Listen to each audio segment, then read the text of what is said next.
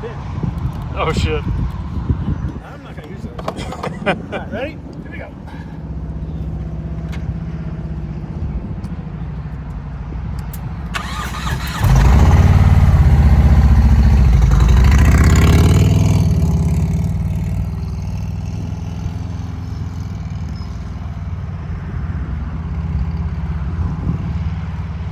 There you go, Nice. cha-ching, baby. Woo!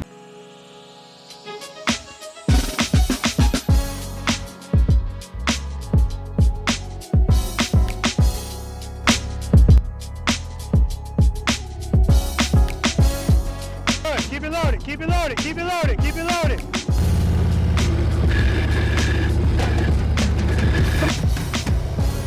Very nice, I'm looking at the camera.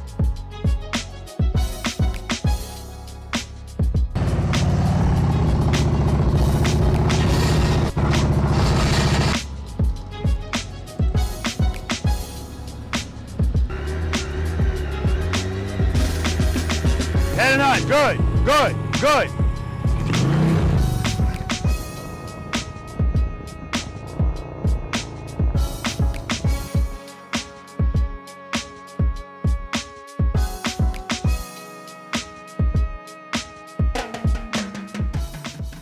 Preloaders, V.I.Preloaders, welcome back to the channel, guys. Always a pleasure to have you guys here with me, and you notice by now, or at least you should. For those of you that have never been to this channel before, welcome to you as well. My name's Robert. I'm a retired NYPD Highway Patrol motorcycle lieutenant. The name of this wonderful channel is Be the Boss of Your Motorcycle. I'm happy, I'm always happy, but I'm laughing because my buddy John, he's a V.I.Preloader, he's here, and we're having a conversation, we're talking. As soon as I started talking to the camera, he started backing up. And he's nowhere near being in the frame, but you know, it's one of those subconscious things. So anyway, shout out to John for being here. You never know where that guy's gonna show up because he just don't mind get on that bike. And I remember he was talking about riding to, but didn't you say he was gonna try to ride to Alaska? Oh my God. Anyway, yeah, all right. But that is someplace I'm planning on going as well. It's actually on my calendar already. It's on my website, Alaska. So if you're looking, if you're in that area or anywhere near there, I don't know where, what's near Alaska?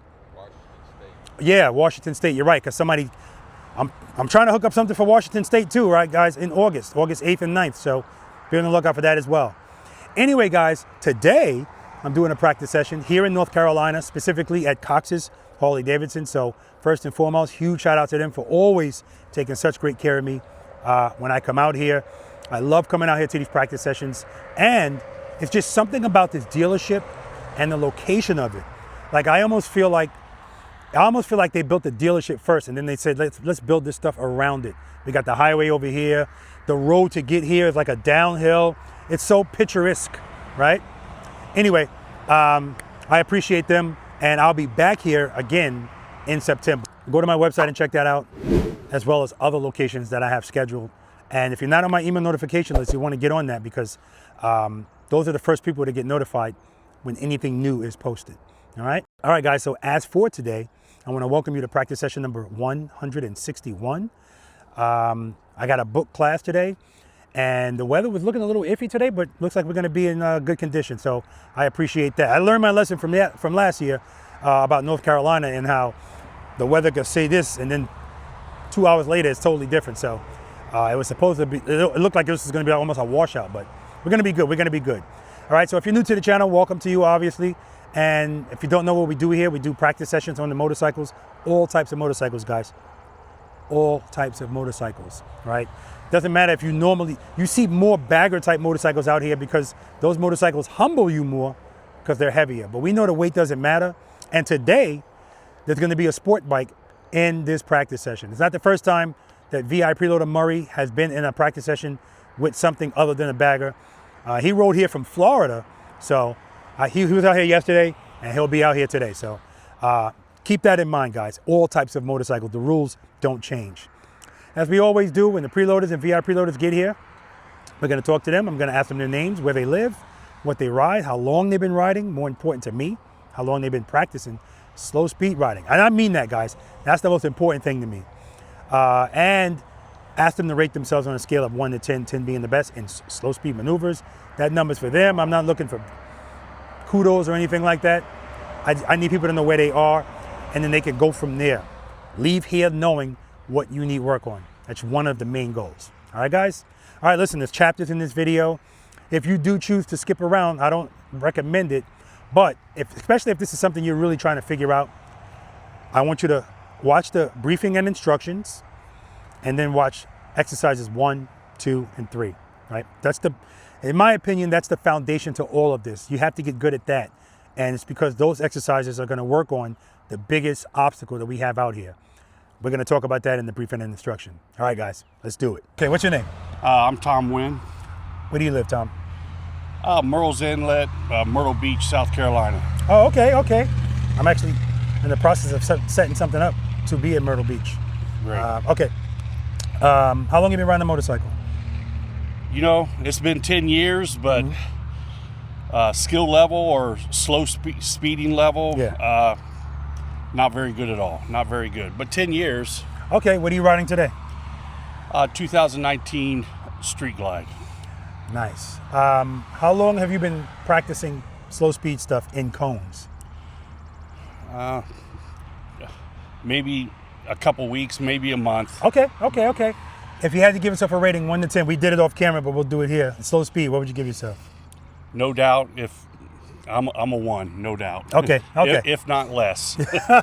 Pleasure to meet you, man. Nice to meet you, Robert. All right. What's your name? Butch Birch. Where do you live, Butch? I live in Morganton, North Carolina. How long have you been riding a motorcycle? Seriously, for about 8 years. Okay. What are you riding today? I am riding a 2012 Electroglide Ultra Classic. Nice. How long have you been practicing slow speed riding? Not much. Okay. If you had to give yourself a rating 1 to 10, 10 being the best slow speed? I'd say 2 to 3. Okay, pleasure to meet you, Butch. Thank you.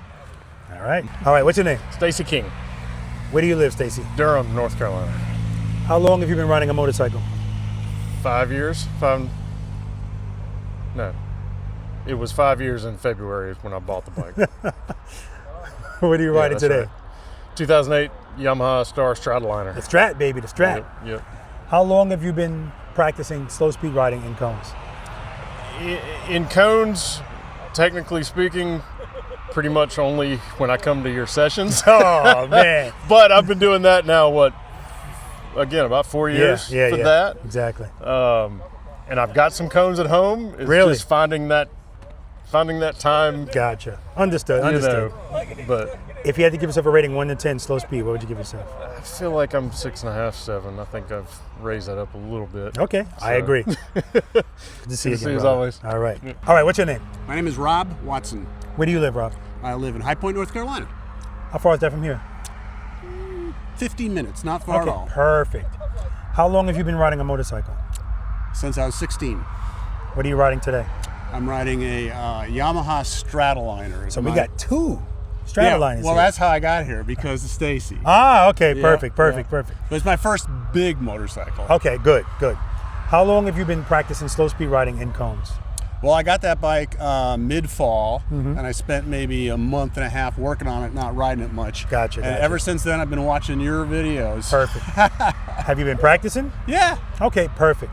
If you had to give yourself a rating 1 to 10, 10 being the best slow speed, what would you give yourself? I would say 4. You know, I'm new at a big bike. Yeah. Now, I used to drag the brake with my 600cc Yamaha and all that, but keeping the throttle steady and getting the balance between the foot brake and the clutch friction zone, and you know, I can do a pretty wide U-turn. Well, we're going to be working on that today. All right. Pleasure cool, to meet brother. you, Rob. I'm so looking forward to it. Thank you, man. I appreciate that. Thank you. Yeah. Okay. Yep. What's your name? T. Ross Young, Where do you live? Troutman, North Carolina, just outside Charlotte. Okay. How far is that from here? About an hour and 35 minutes. Okay. How long have you been riding a motorcycle? About 7 years. What are you riding today? 2017 Indian Chieftain. How long have you been practicing slow speed riding in cones? Never. Okay, good. Day 1. Yeah. If you had to give yourself a rating 1 to 10 slow speed, what would you give yourself? A 0. Oh, nice to meet you, You man. too, Rob. You sandbagging already, a 0. All right, what's your name? Murray, Where do you live, Murray? South Florida. Nice, South Florida. Yeah. Woo! How long have you been riding a motorcycle? Period, any kind. Since I was very young. Good. What are you riding today? Ninja 4RR, ZX 4RR. What year? 2026. Nice. How long have you been practicing slow speed riding in cones? In cones, probably a year and a half. Okay. If you had to give yourself a rating 1 to 10, 10 being the best slow speed, what would you give yourself? 7. Now, in Florida, when we did that practice session, what bike were you on? You remember? I was on a Honda CX 500. Gotcha. So you're all sport bikes. No, that was an adventure bike. Oh, adventure, exactly. Yeah. I remember it was high. And you were saying how much you hated Trust and Belief. Well, maybe you won't hate it as much because this bike isn't as high. No, I still don't. You still hate it? Not a big fan. All right. Pleasure, man. Pleasure. Yeah. good to Listen, see you. guys, this guy rode a sport bike from South Florida to North Carolina, right? And so it's not often that we get sports bikes out here, so I'm glad he's here. The rules don't change. You'll see. I got my own. You got your own. Yeah. What's your name? Paul Casper Where do you live, Paul? in Charlotte, North Carolina. How far is that from here? About 3 hours. Okay, okay. Not too bad. How long have you been riding a motorcycle? Well, I had a bike back in 2013. Had it for 4 or 5 years. Fat Boy Low. Yeah. Got rid of it, and then I got this one last year. It's a lot heavier than the other one, and yeah, I need help. What are you riding today? Street Glide Ultra 25. Gotcha. Ooh, ultra, nice. Yeah. Did somebody abandon you? Like drop you off? So my wife came up here too. And so enough I said. brought the trailer, you know. Yeah, yeah. She wasn't going to hang around. Yeah. Absolutely. That would be my wife too. She's not hanging Yeah. around here. How long have you been practicing slow speed riding in cones? This bike or the other bike? So the other bike I never dropped that one. Gotcha. It was light enough I could catch it, you know. Yeah. I did slow speed riding when I lived behind a church, so I had a Yeah. church parking lot. And now I'm doing it, I have a cul-de-sac, so I'm doing it in my cul-de-sac. So I've been Okay. doing that probably, I got this one, I think November of last year. Okay, okay. So maybe a month of actually like practicing. Good, good, good. Okay, that's good. Watching videos, you know. And going on and practice. Good, Yep. that's important. It's important. Yeah. If you had to give yourself a rating 1 to 10, slow speed, what would you give yourself? 3. Okay. Pleasure to meet you, man. Thank you, sir. All right. What's your name? Chris, Where do you live, Chris? I live in Charlotte, North Carolina. How long have you been riding a motorcycle? Well, I rode one back in the early 2000s, and I just bought this in December. Okay, what are you riding today? Riding a Street Glide CVO 24. Nice, nice. How long have you been practicing slow speed riding in cones? Not at all. Okay, good. So today's day 1. If you had to give yourself a rating 1 to 10, 10 being the best slow speed, what would you give yourself? 3. Pleasure to meet you, man. You too. What's your name? Andy, Where do you live, Andy? Asheville, North Carolina. How far is that from here? That is 3.5 hours. Really? Okay. How long have you been riding a motorcycle? 9 years. What are you riding today? A 2014 BMW RT. The BMW. You're looking good on that BMW, man. Better and better every time I see you. How long have you been practicing slow speed riding in cones? 6, 7 years, something like that. Okay, I'm okay. not sure. If you had to give yourself a rating 1 to 10, 10 being the best slow speeds? Without sandbagging? So between a 7 and an 8. 7 and 8. Guys, that's a North Carolina ambassador for Be the Boss of Your Motorcycle. So he represents in Pula. He's represented in Ohio. This guy's all over the place. So I appreciate you, brother. Thank you. All right. What's your name? Ben Mancy. Where do you live? In Wilmington, North Carolina. How long have you been riding a motorcycle? My whole life, for the last 10, 12 years, I've been riding every day. Gotcha. What are you riding today? CVO, 2019 CVO Harley. Street Glide? Limited. Oh, it's a limited? Yeah. Okay. Beautiful. It's a beautiful looking bike too, man. Beautiful looking bike. How long have you been practicing slow speed riding in cones? I've probably been to 2 or 3 classes. I always try to go to a class Good. just to get better practice. you Good. know. Outside of the classes, do any practicing? Yes, sometimes, not. Good. If you had to give yourself a rating 1 to 10, 10 being the best slow speeds, what would you give yourself? I don't know, 5 or 6, something like that. Okay. Pleasure to meet you, man. All right, guys, 1 through 9 and a bonus. Let's do it. All right, good morning. Good morning. Welcome to practice session number 158. 161. 161. How you guys feel? Good. Who's not nervous? Not, yeah. Okay, good. That's the question I asked because that's my ego question. I'm trying to weed out the egos. We're not doing that today, okay? No arrogance, no judgment, nothing negative, right? Who here is unfamiliar with my channel? Unfamiliar. Good. I got to come up with a better word because unfamiliar, I mean, who here is unfamiliar with the terminology on this channel? All right, we're going to find out. You are. Okay. We're going to find out because I'm going to ask questions. Even if you all raised your hands, I'm going to ask the same questions because I want to make sure we're all on the same page. I want to make sure you understand what I'm saying. So please, if you don't understand something, please ask. We're not going to be doing this stuff if I got a question. Or wait until we're done and then pull me, hey Rob, I got to ask you a question. Yeah. Unless it's something about my wife or something. If it's about motorcycle related stuff, I want everybody to hear your question. Because trust me, I'm sure you're asking something to somebody else, even if it's not somebody here, somebody watching, okay? All right. This is an each one, teach one environment. I asked all of you how long you've been riding. I asked all of you how long you've been practicing. I care more about the second question more than the first. I don't give a shit how long you've been riding a motorcycle. I don't care how many miles you have. It's totally different out here. And some people tell me, wow, I've been riding all my life. I feel like I'm starting all over again. And in some ways you are. But the good thing is this is proof it's never too late, right? Now, as I say, I don't care about the first one. I don't care about it as much. It still matters. Some things are gonna come easier for you. Some things not, because then we gotta get over those humps. Bad habits, instincts, fear. Fear is number one. So that's the number one thing we all have to get over. Goals. All right, I'll start with you, Rob, because I know your name. Great name. Yes, it's a great name. It's very common. What are your goals today? I'd like to be a little less apprehensive about Okay. practicing in church parking lots, which is Gotcha. what I've been doing since I got the bike in fall. Love to hear that. And you know, I think my biggest weakness is slow speed. You know, I sort of got the idea of the clutch and the drag and the brake, but Yeah. I tend to go too fast, and then I end up a little bit too much throttle, a little too much brake, and Yeah. I go, oh, slow down, dude. Yeah. But I got to catch myself to get to that point where I slow down. I love that answer. I love that answer. What's the best answer? It's the answer that leaves no question. It all boils down to the same stuff. Now, I want you all to realize what we're doing out here today. This is not that complicated. Let me not say it's not it's not complicated at all, right? This is what we're dealing with, that fear. So yeah, I'm not minimizing how you feel by telling you this is not complicated, but it simply isn't. Throttle, clutch, rear brake. That's three things we got to deal with. But we got to be able to put all those things together. What's standing in the way of that is fear, right? And so the first exercises that we do out here are, the main purpose of them is for you to feel discomfort. I want you to wallow in that discomfort.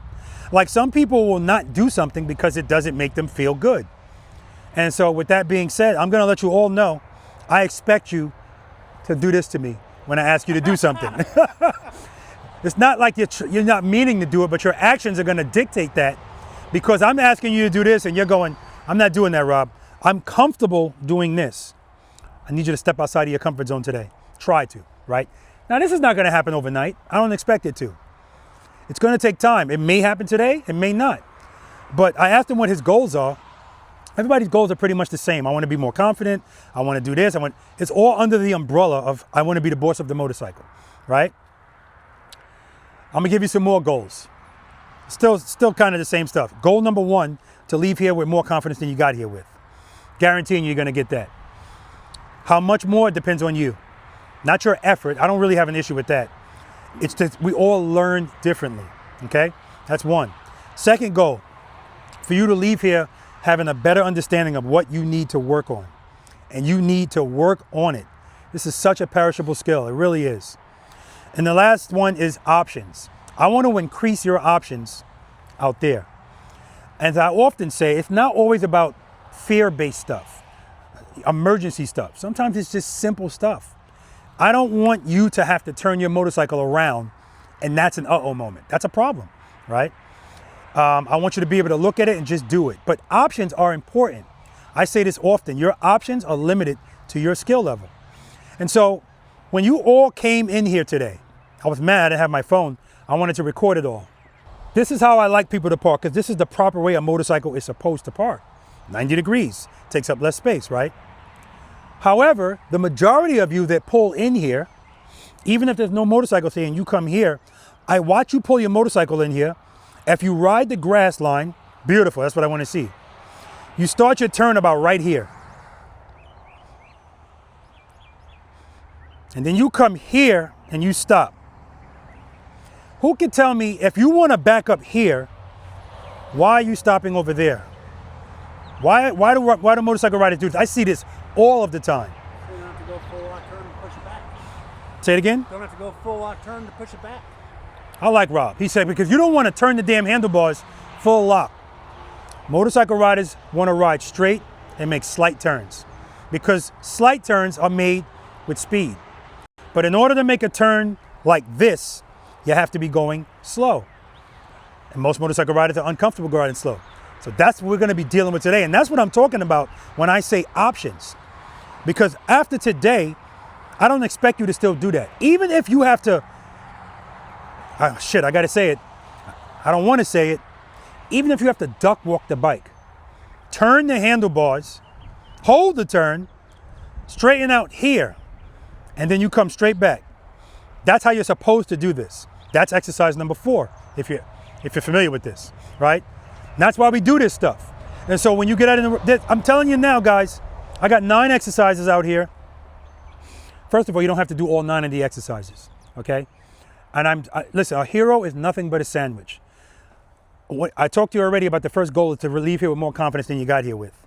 That's not going to happen if you're trying to do stuff you're clearly not ready to do, all right? So I have people that come out here, they get through 1 through 3.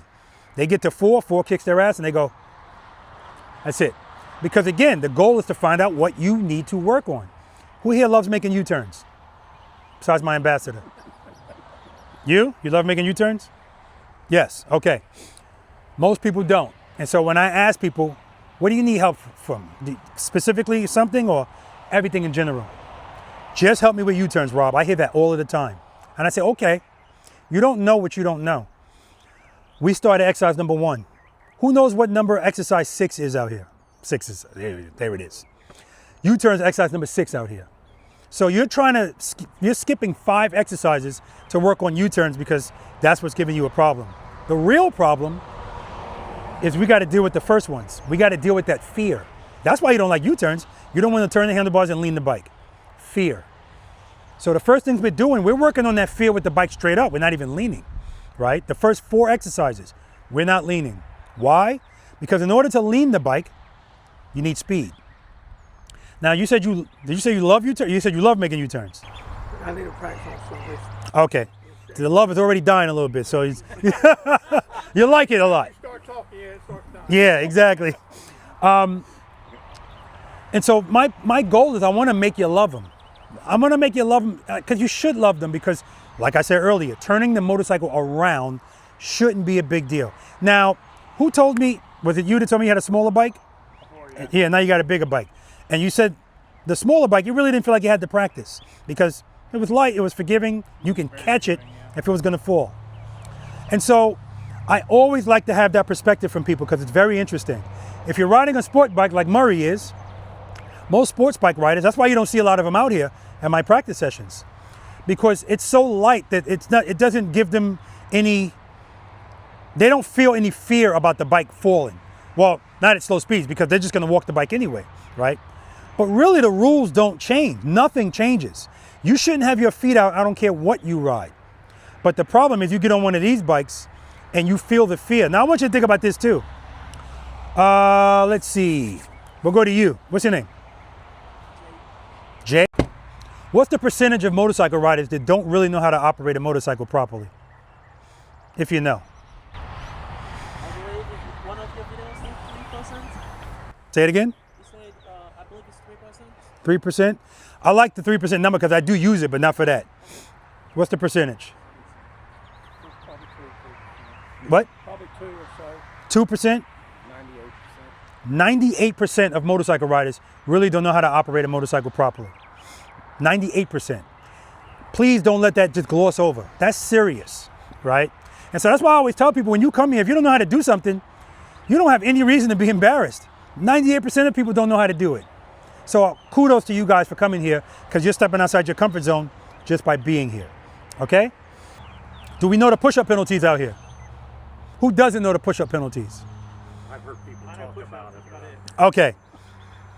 So I'm a nice guy. People used to be doing push-ups, hands on the ground, hands in the grass. So I got you. Look at that. Wrists. This is perfect. They're called perfect push-ups. I'm going to put some electrical tape there because they don't have to be perfect. You don't have to do them either. But the point is, this is for accountability. We're not duck walking today. So I watched a bunch of you come in here and duck walk. That's fine. That's it. Right? That's it. Get it out of your system. We're not doing. Now, again, like I said earlier, I don't expect you to just stop doing it. But again, I want you to step outside your comfort zone. Try to say, okay, and after we go over the spiel of what I want you to do, you'll understand more so. If you duck walk, if your foot touches the ground while the bike is moving, it's 10 push-ups per step. Are we clear? That includes you getting ready to move the bike and you picking up your foot and doing this. That's 10. We clear? Also, this is not the military. You don't want to do them, you don't have to do them, all right? It's accountability. V.I.Preloaders, raise your hand. Okay, you guys, if you want, you don't have to, nobody has to do the push-ups here, but if you want to do them at home and record it, send it to me. I'll put it at the beginning of this video. And I title it, Disciplined V.I.Preloader, okay? All right, front brake grabs. I witnessed a lot of that too. Get out of your system. We're not using that front brake. That's while you're in the slow speed maneuver. If you're riding across the parking lot and you're going 12 miles per hour and you want to start on the front brake, perfectly fine. But once you slow that bike down, rear brake only. We clear?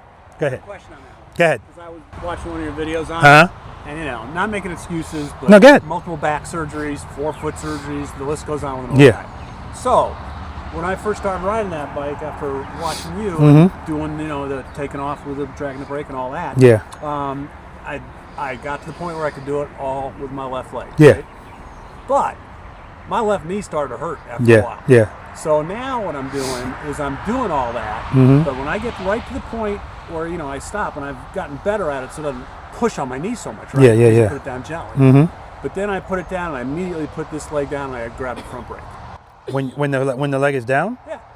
Doesn't matter once the leg is down. But it happens pretty quick. Yeah. Once the leg is down, you can use the front brake. The bike's not moving anymore. Okay. Right? Make sure. I Yeah. have to do too many push-ups. Plus, also, it doesn't have to be push-ups. Some people, there was a guy, 81 years old, never forget it.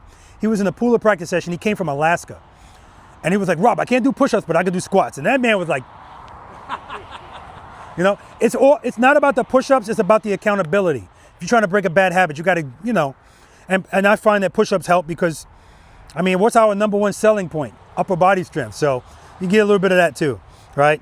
Also, let's keep in mind, I'm glad you brought that up. If you have ailments, none of this stuff is absolute. If you have to change something based on, so I'm glad you brought that up too. Anybody have any physical disabilities that will prevent them from doing any of this?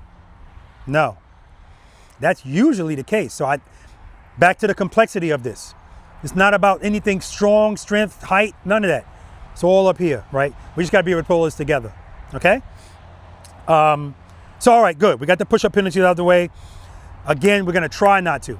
If you hear me say that's 10, I'm telling you, if I'm 10, 20, 30, I'm counting your steps. And if you give me the 10, 20, 30, 40, front brake, 50, 50, okay? All right. I'm going to ask you guys some knowledge-based questions just to make sure we're all on the same page. Does everyone know what preload and keep it loaded means? Who doesn't know? Perfect. You don't know.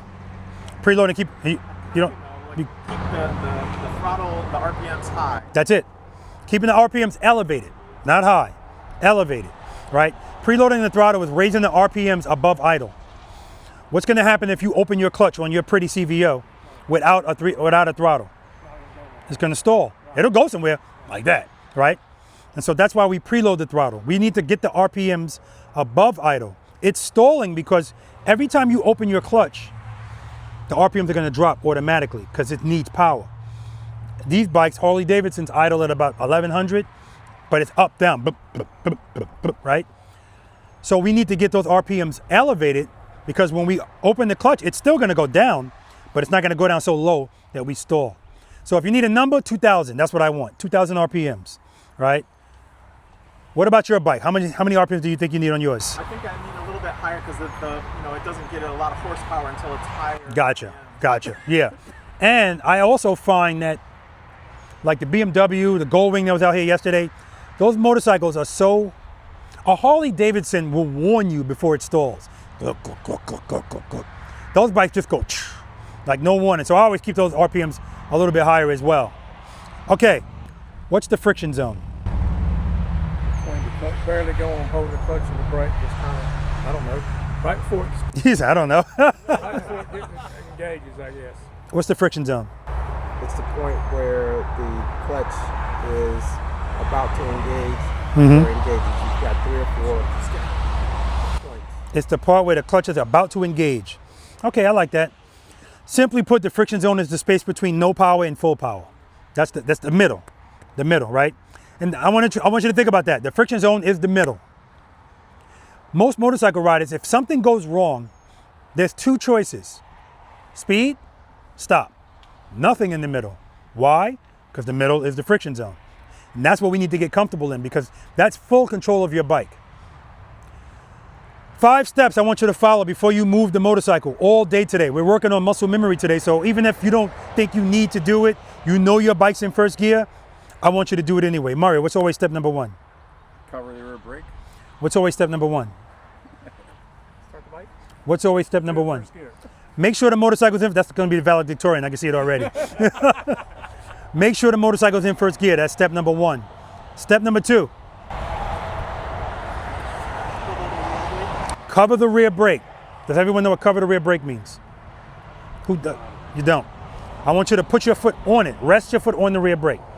Resting your foot on it won't apply it, so don't worry about that. Okay? Step number 3. Stacy. Preload and keep it loaded. Preload the throttle and keep it loaded. I need you to listen to that all day. That's your lifeline. The bike's only going to drop for 2 reasons out here. A, you pull a clutch in 98% of the time. That's what people do. Or B, it stalls. Okay? Keep it loaded. Step number 4. Slowly release, get your clutch to the start of that friction zone. And as it starts to engage, it starts to pick up, then you lift your foot off. I like this guy already. His first answer was going to be slowly open the clutch, because that's what I used to tell people. Step number 4 was slowly release the clutch into the friction zone. I had to modify that. Here's why.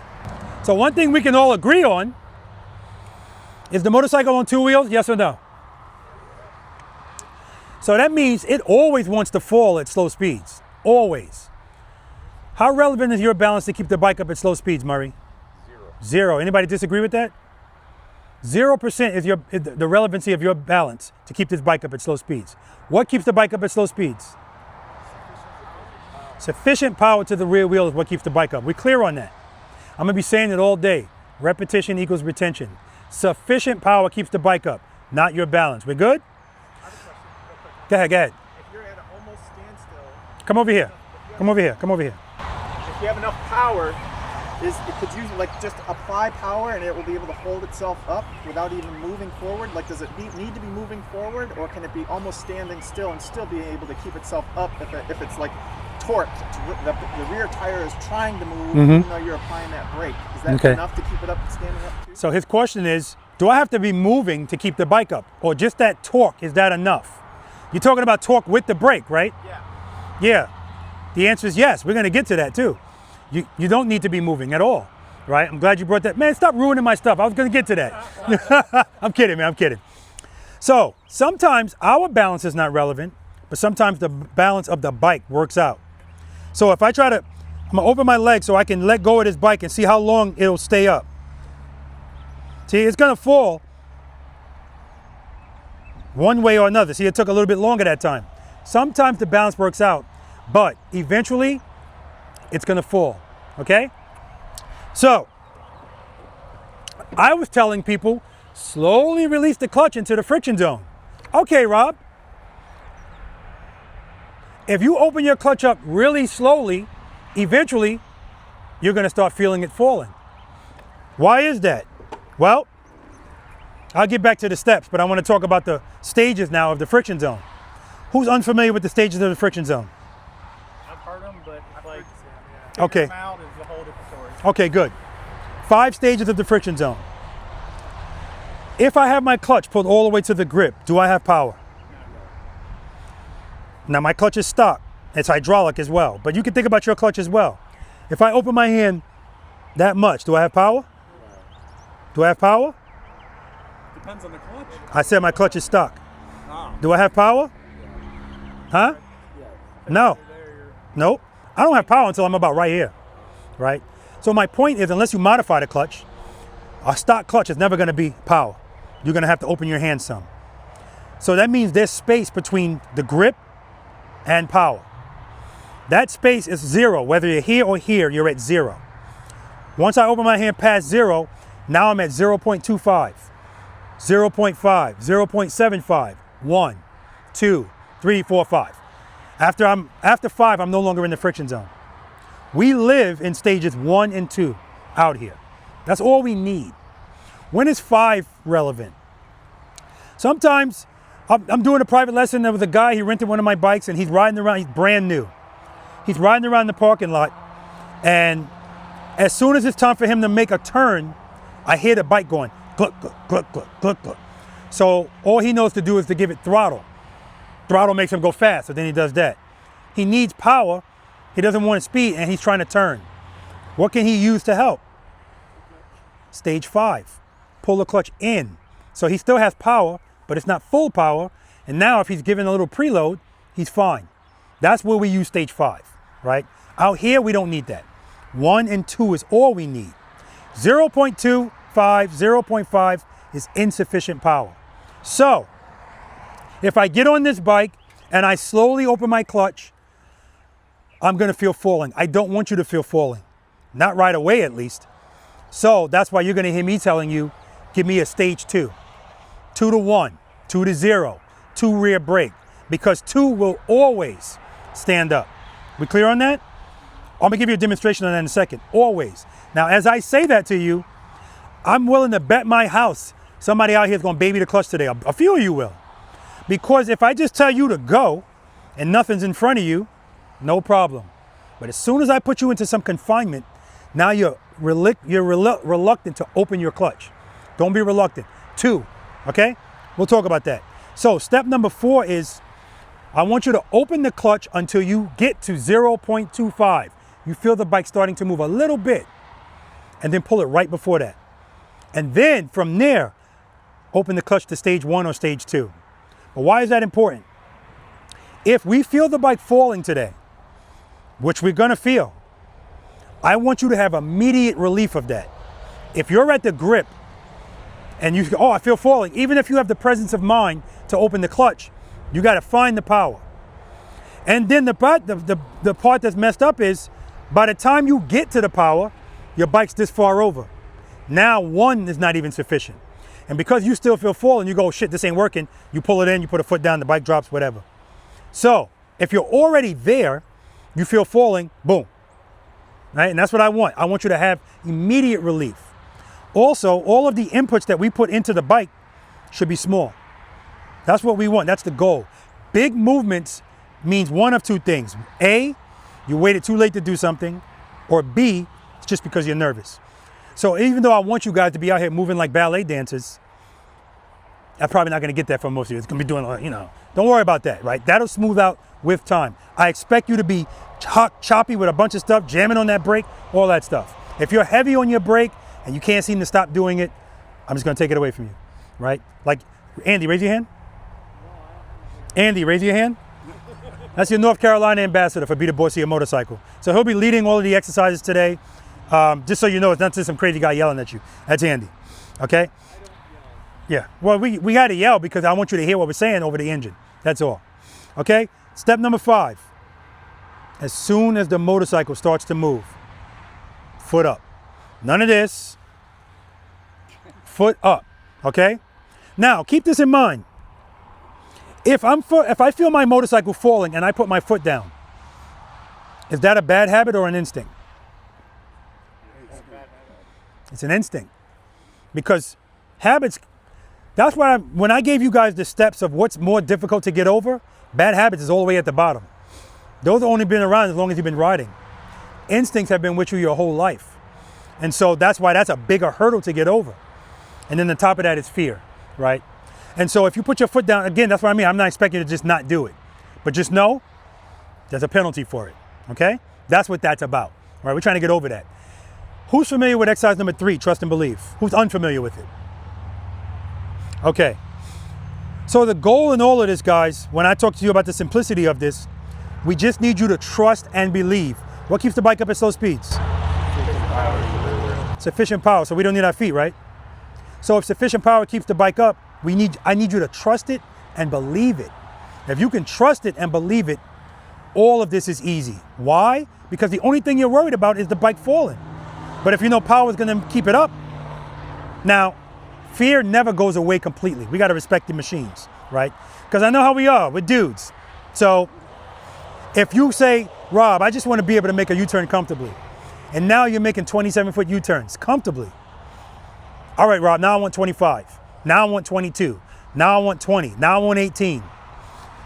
What's the difference between a 30-foot U-turn and a 20-foot U-turn? Don't say 10 feet. Fear. Fear. That's the only difference.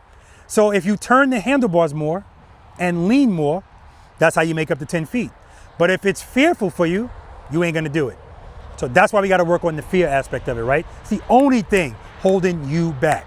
It ain't your bike, it ain't none of that. So that's why when people come out here and they got soft tails or smaller bikes, I always tell them the next owner's gonna love that bike. I cost people money all of the time because once you get it, people pick motorcycles based on their confidence. So I wanna get this bike because it's small, it looks less intimidating. Picking the bike off the kickstand, people are immediately intimidated. But you know, power keeps it up. So who gives a crap how heavy the bike is, okay? All right, now, the 5 stages of the friction zone that I was talking about. Remember, if you didn't know, I made this up, it doesn't exist. But it's giving you a reference. When you get on your motorcycle, you need to find out where these stages are on your bike. How do I do that? Stage 1 will pick the bike up. I know it will. But I ask you for a 2, because I know if I ask you for a 1, you're gonna give me less. So I want a 2. A 2 will always make your bike stand up and go straight. The handlebar straight. I'd prefer to feel this than this right from the start. If you feel this, you're not giving me a 2. That's all I need you to know right now. And that's important because even if you say, all right, he said give me a 2. All right, you want a 2, Rob? Here's a 2. And you go like this and you give me a 4. The bike is still gonna go like this. And that's what we want. But that's why we use the rear brake. What does the rear brake give us? Correction and control. Correction and control. We're all clear about that. Correction and control. The correction is, he said give me a 2, I gave him a 4. Correct it. As soon as you feel it, boom, and you're good. The control is when we're doing stuff at slow speeds and we're dragging the brake, blah, blah, blah, okay? We understand the rear brake gives us correction and control. We're gonna be using that while we're in the friction zone. That's part of what his question was. So we're gonna go to that question. Guys, this is not a trick question. Don't overthink it. If I want to make a turn on this motorcycle with the handlebars locked, straight up, I'm not leaning, and I want to hold that turn in a circle, I'm using the rear brake as well. Can I ever be going too fast to do that? I'm guessing no, but I have no idea. He's guessing no. Yes. Yes. No. Yes. No clue. All right, let's think about this. What keeps the bike up at slow speeds? And I want you to say this shit out loud because we got to get it in here. I need you guys to be able to articulate everything that you're doing on the motorcycle because it helps you learn it more. And if somebody asks you, you can articulate it to them. So the question I asked you guys earlier, what's the friction zone? If I didn't know anything, am I clear about what it is? Probably not, right? What does the motorcycle want to do? I'm sorry, what keeps the bike up at slow speeds? With sufficient power, what does it want to do all the time? And go straight. Those words. It wants to stand up and go straight all the time. It's a gyroscopic machine. That's what it's designed to do. We good? So, with that knowledge, if I want to keep these bars locked and make a turn and stay in the turn, can I ever be going too fast to do that? Yes, right? I told you it's not a trick question. It's not my opinion. This is physics, right? Because it always wants to go straight. Can I ever be going too slow to do that? Yes. Yes. No? No. No. The answer's no, I can never be going too slow. That brings me back to your question. His question was, do I have to be moving to keep the bike up? No, as long as the bike is straight up. If the bike's leaning, can I ever be going too fast to hold that turn? Look at you, you're still thinking about it. It's always yes, because it wants to go straight, right? Think about that. It always wants to go straight. So you can always be going too fast if you want to turn. Can I ever be going too slow to do that while the bike's leaning?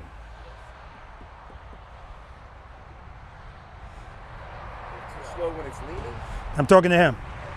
Yeah, if you're leaning and going too slow, then I would think you don't have to. Can you ever be going too slow? That's the question. Can you what? Can you ever be going too slow when the bike's leaning? Don't second guess yourself. I would say yes. Yes, don't overthink this. It's physics, yes, because it always wants. No, I'm sorry, because in this case, you need speed for the bike to stay up. Leaning, yeah, exactly, right? I want you guys to know, I don't ask trick questions, but I do realize that when I ask people questions and I go, people just freeze up, you know? Don't overthink it. You're amongst friends. You're fine. You're not going to get clowned. I always keep a little bit of levity because I want you guys to know we're going to have fun. It's not that serious out here. It just really isn't. And it's the best environment to learn in. We need to be relaxed, okay? Yes. So I'm going to give you guys a stage 2 demonstration. Stage 2, I'm referring to the clutch. I'm going to start out right from here. Now, maybe I might have to move it back. I don't know. Because John, move your bike over there, please. So if you guys are on your motorcycle, you know what? Who am I going to come to? I'm going to come to you because you like U-turns. Yeah, I'm talking to you. I'm going to come to you. If you're on your bike right here, all of this is right here. Hold on, let's watch him. Put up, good. Oh, see, he just reminded me of something. No leaning today, guys, until I authorize it. 0 leaning. I noticed that one of the issues I have is when you're talking about sufficient power, but when I go to stop, the bike usually wants to tilt to the right. Now, if I'm putting my left leg down, am I leaning? Am I giving sufficient power? What's going on with that? You can't really give sufficient power when you're trying to stop. You answered your own question.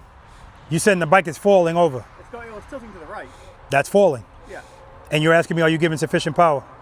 That's what I'm asking. If you're going to stop, you still give that It's asked and answered. If it's falling, you don't have sufficient power. That means you got to give it. We'll get to that. Okay. We'll get to that. It's a good question. All right, back to you. Your bike's right here. All of this is right here. And I say, do me a favor. Tell me your name again. Ben. Ben. I say, Ben, bring your bike over here. Or bring your bike over there. What are your options? Based on your skill level. I'm not talking about what's possible. What are your options? Probably back up a little bit. Exactly. Most people, what he said is, I'm probably going to back up a little bit. That's what most motorcycle riders are going to do. Back up or duck walk the bike. So this is one of the things I'm talking about when I say I want to increase your options out there. What am I going to do? What is Andy going to do? What is Stacy going to do? What got me is obstacles right here. Exactly. I think I can do it. I'm scared to. Exactly. He said what got him is the obstacles. He thinks that he can do it, but he's scared to do it because of the obstacles. What I want you guys to focus on today is a place I want to get you eventually. Don't let obstacles take the space of technique. If you know how to do something, I did a video, I put it out. It was a short video, It's me in the parking lot. I remember I went to my barbershop, and when I got to the barbershop, I saw there were 2 empty parking spaces, and then there was a car in one and a car in the other. So I went there with my bike and I just started doing circles. And then I came back out and went in the other way. And what I put on the screen is, I practice all of the time in 18 feet. So I know I can visualize 18 feet or less. I know I can do it. If I know I can do it, then all I have to do is get into space, turn my head and my eyes, turn the handlebars, dip the bike, and hold the turn. I'm not concerned with the cars because the space is adequate for me. So it's the same thing here. I know what this motorcycle can do. One of the benefits of a touring Harley-Davidson motorcycle is this. That Indian, that's what you get. Murray sports bike, right there, right? But these bikes turn like that.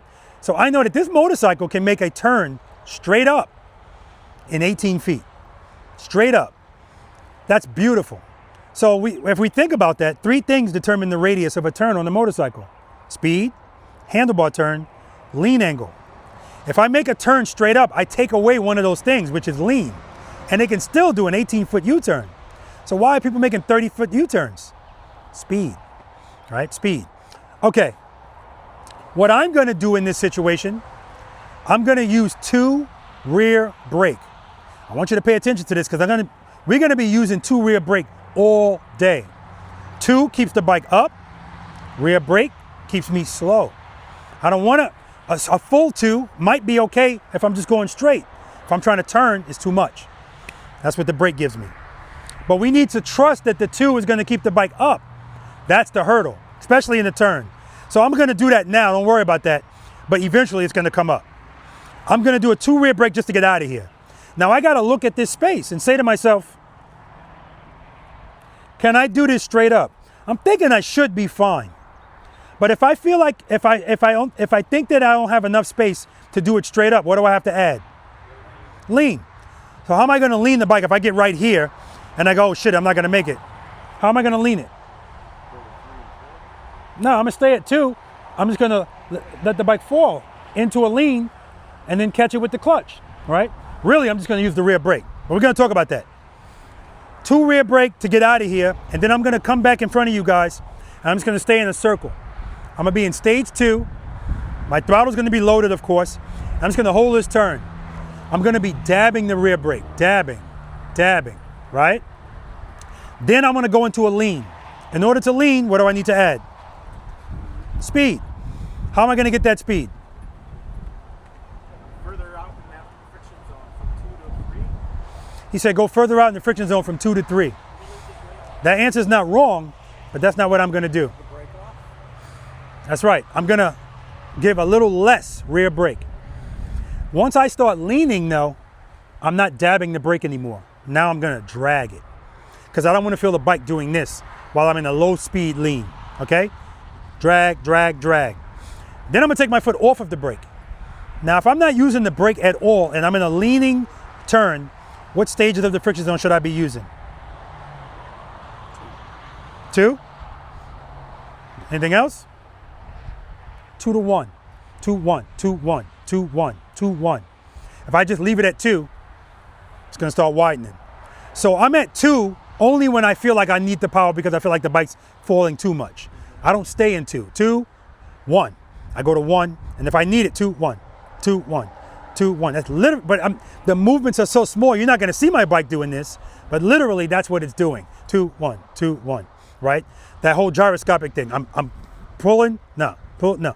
All right, so that's what I'm doing, 2, 1, 2, 1. But I prefer to use the rear brake because it gives me correction and control. This is not a competition out here today, guys.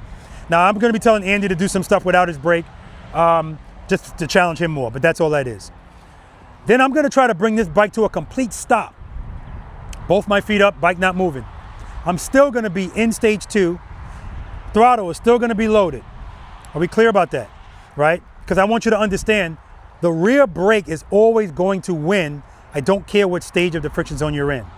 But if you start going higher than 2, now you're making your bike fight. That's how you burn out your clutch plates. You're making it fight. Okay, we'll talk about that. All right, but I'm gonna follow the first 5 steps every time, every time. Andy, can I make this straight up or do I need to lean? I need to lean? Okay. I don't know, we'll see. And that's the beauty of it, it's options. I can either lean right from the beginning or I can say, no, actually I know I don't have to lean. If I was all the way up there, maybe.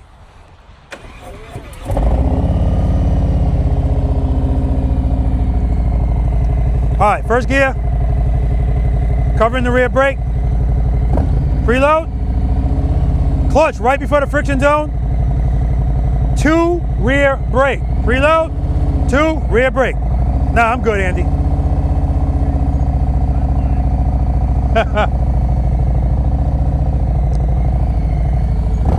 All right, slow it down. My clutch is in stage 2, keeping the throttle loaded, dabbing the brake. Dabbing the brake.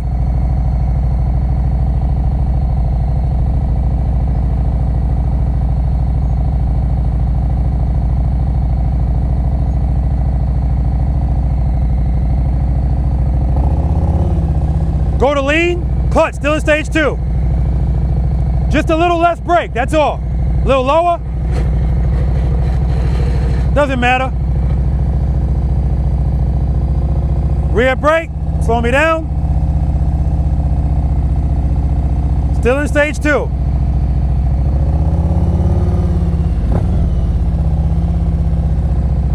Friction brake, clutch, clutch, clutch, clutch, clutch, clutch, clutch. Smooth stop.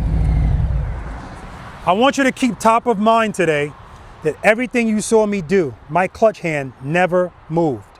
I stayed in stage 2. All I'm doing is using the rear brake to control my speed. So when I talk about the complexity or lack thereof out here, and we're only dealing with 3 things, right? Throttle, clutch, rear brake. Okay, if I told you preload the throttle and keep it loaded, if you keep the throttle loaded, we can eliminate that. Don't have to worry about it anymore. Just listen to it. Then Robert said, keep the clutch in stage 2. If I can keep that where it is, now I can eliminate that. All I gotta worry about now is the rear brake. Okay, let's see if you guys help me out, because I've been getting screwed on this lately. Who has seen the movie Avatar? Thank you. I'm asking people who's seen the movie Avatar. How could you not have seen that movie? Thank you, guys. Okay, remember when they wanted to fly one of those things, they had to connect their braid to it?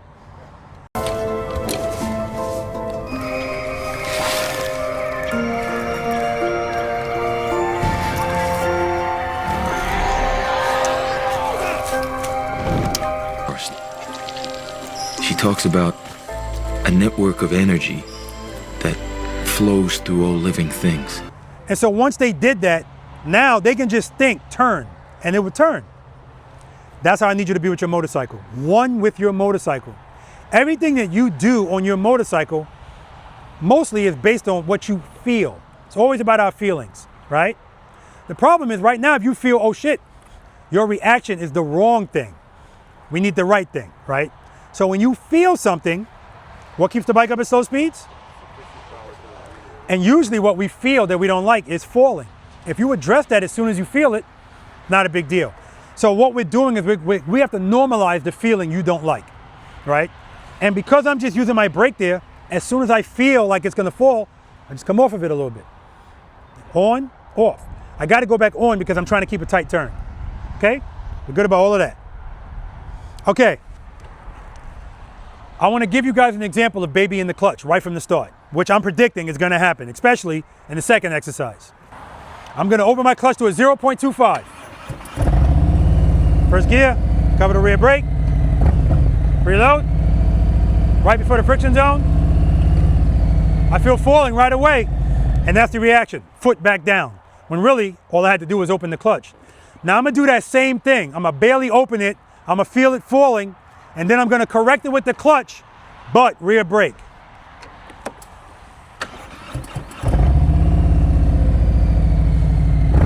Preload.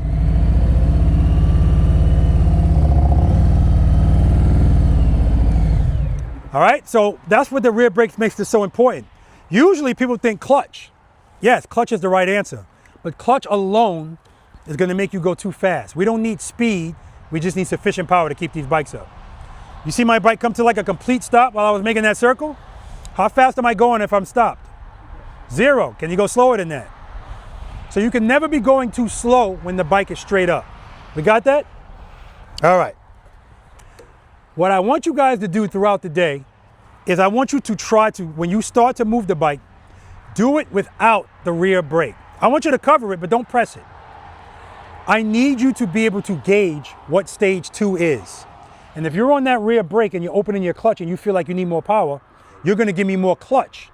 Now you're making it fight unnecessarily. So use the clutch to open up so you could feel, all right, that's not enough. Okay, that's good. You're training your brain and the muscle memory of your hand based on your clutch. How much do you need? So, and remember, if you give a little bit too much, it doesn't matter. As soon as you give it, you can take it back. You can take it back. So I'm gonna do this, no brake.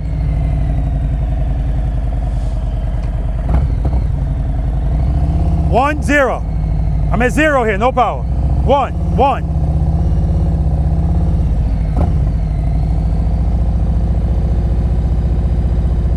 2, 1, 2, 1. Too much speed, I don't like it.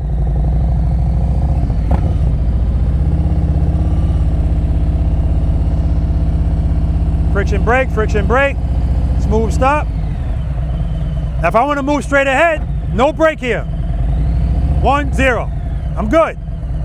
Especially since I'm going down a hill here, right? You don't need a lot to get what you want. You might seem like you do, but you don't. Any questions about any of that? Go ahead, Rob. I'm not sure I understood one thing you said about when you're standing up straight. Did you say don't drag the brake, but just kind of stab at it? I said that, I never used the word stab, Rob.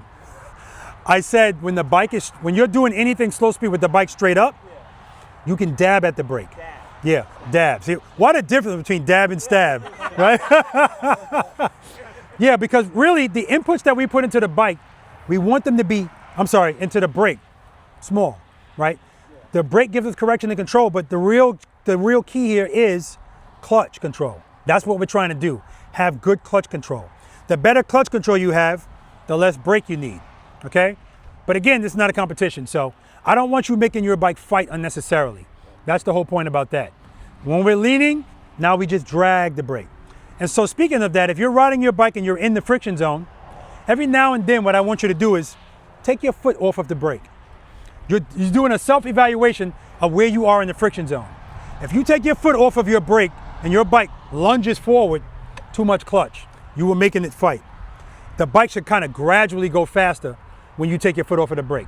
I do that every now and then just to test where I am, because again, everything's based on what I feel, okay? All right, and as we say that, I'm gonna see that really in exercise number 4. Now, even though I tell you not to stab the brake, I allow one stab. And here's what I'm talking about. Sometimes that stab helps. If I wanna make a turn from a stop, what I tell people is, if you're gonna go straight and then turn, that first brake, you can stab it, it's okay. The front suspension will compress, and when it comes back up, now you can resort to just using it like a normal human being, right? But don't be stabbing it throughout the whole turn. I'm not saying you have to do it, I'm saying it's authorized. All right, let me start out straight. Stab. Now I'm good. Now I can just go back to dabs. All right, here I'm just dragging it.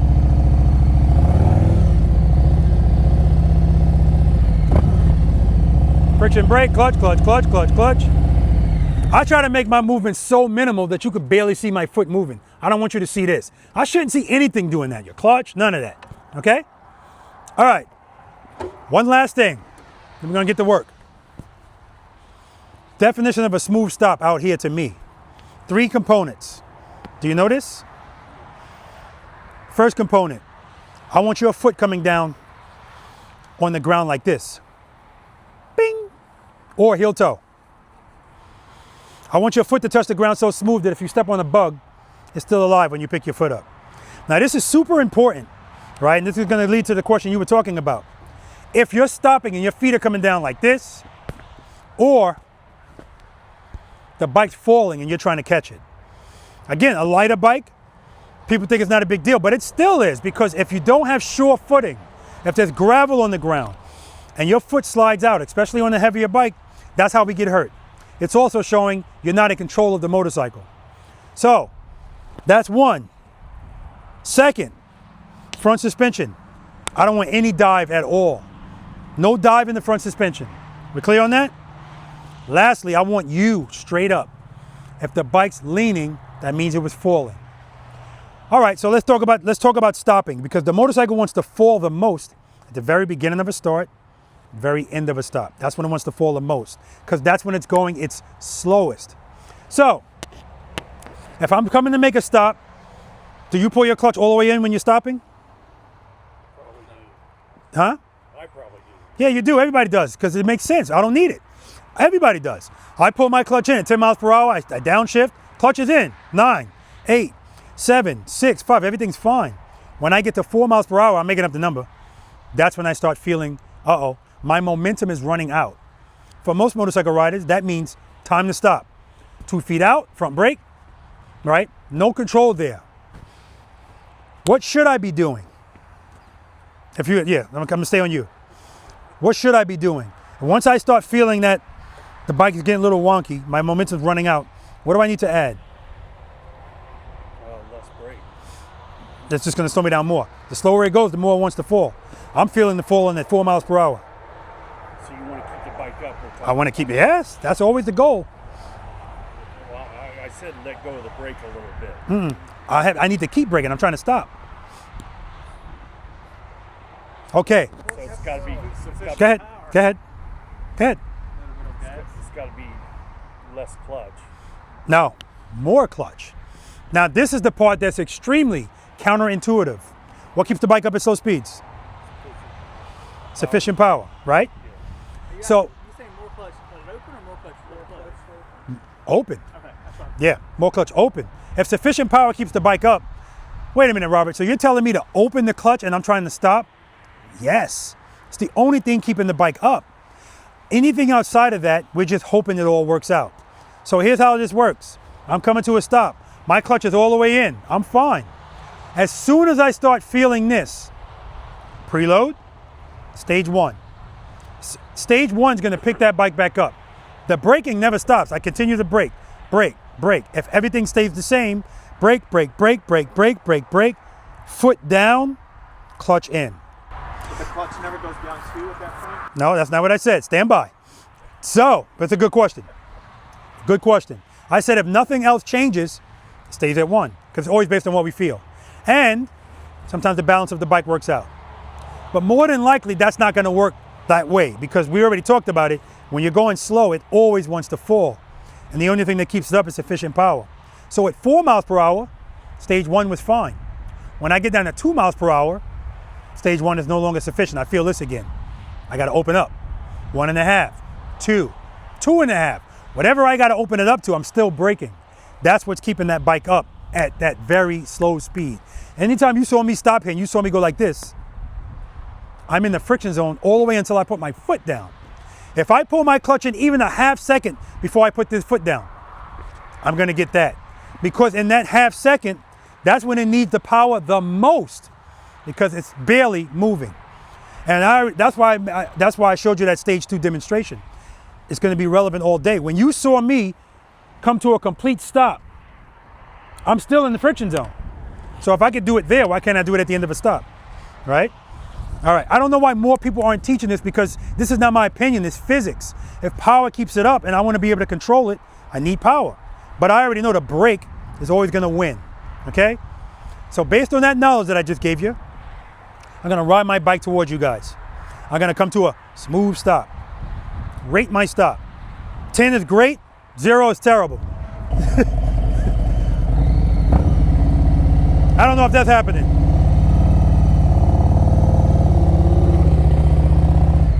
Clutch in.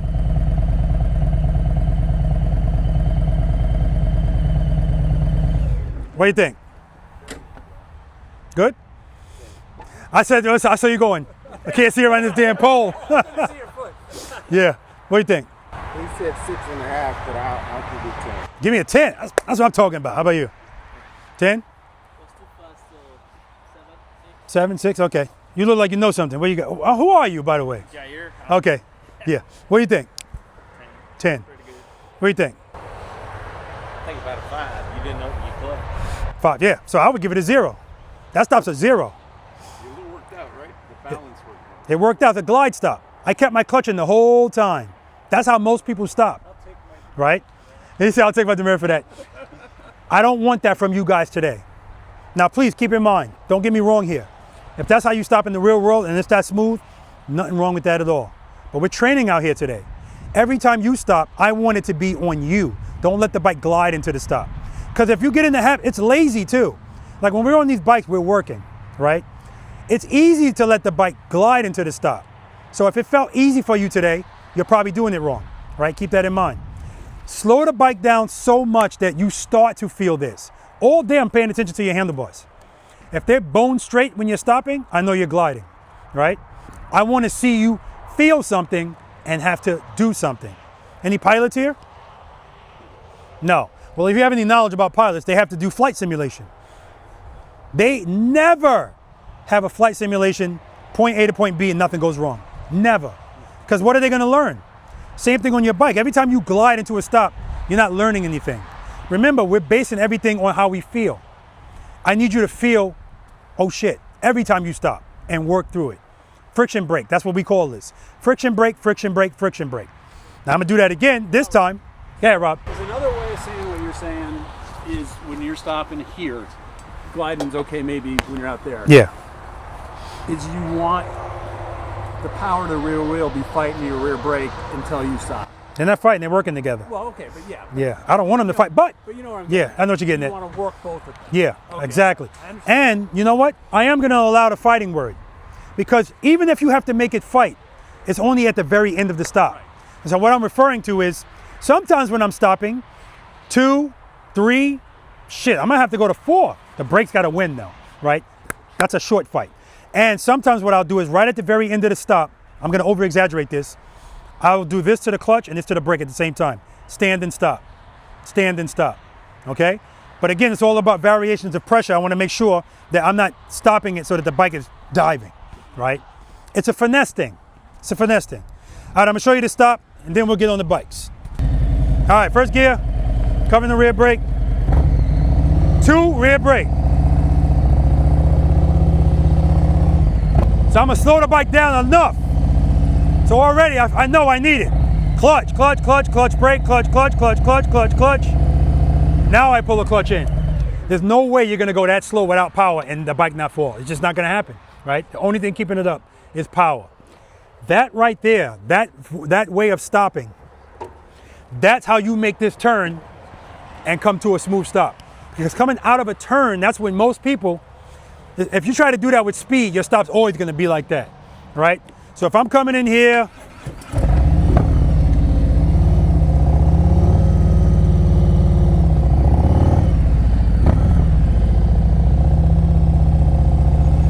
I'm coming in here and I'm gonna park. I'm already in the friction zone right here. I'm dragging the brake, head and eyes, turn the handlebars, friction zone, brake, brake, brake, clutch, clutch, clutch, clutch, clutch, clutch, clutch, and now I get back up.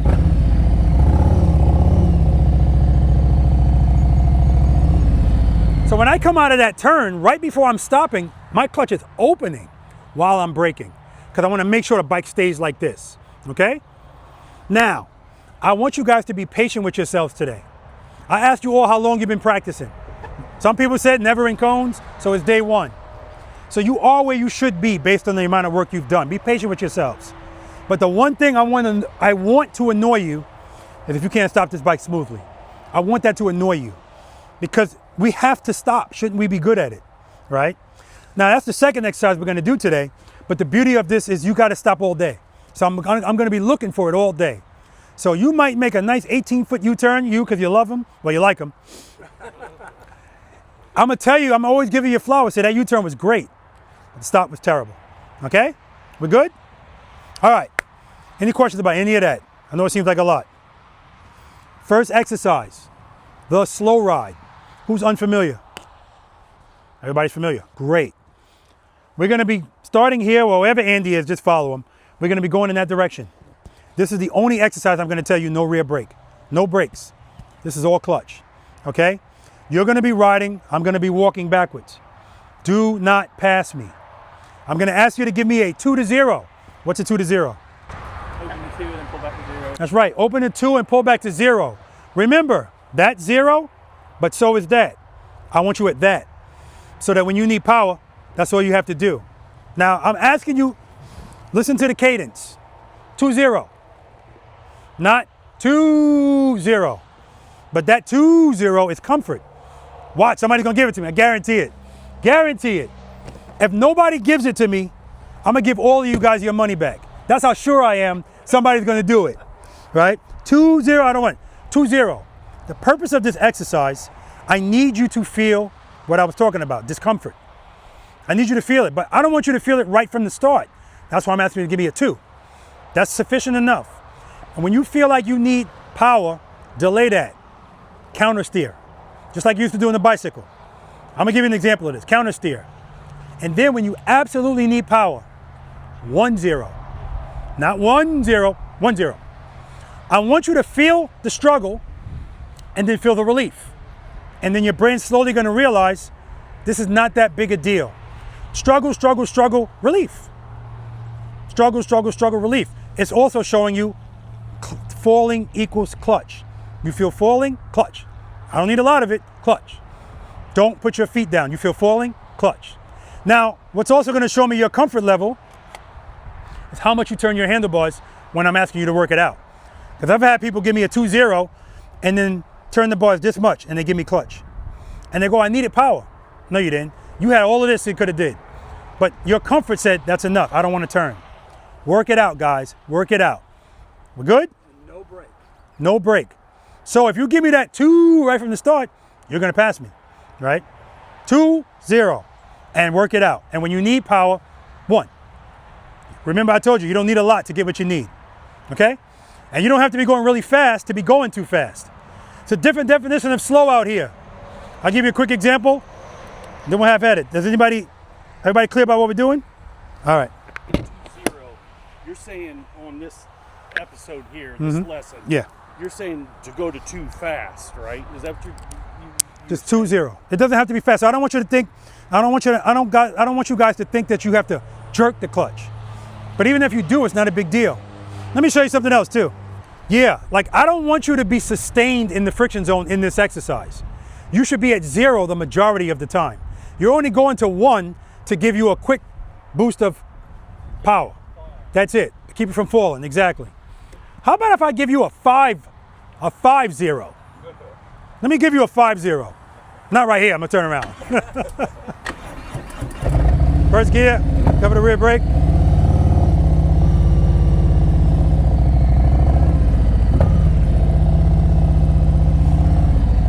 How about this? I do it facing this way. Hey, I want you to see my foot.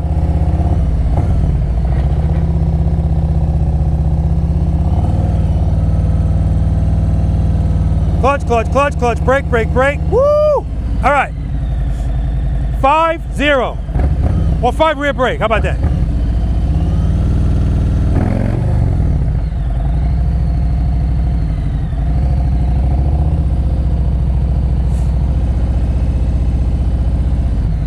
Friction brake, slow it down. Clutch, clutch, clutch, clutch, clutch, clutch, clutch.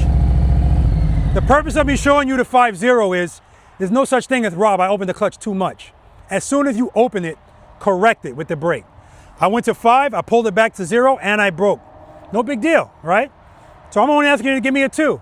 I'd rather you give me more than that versus less. Okay?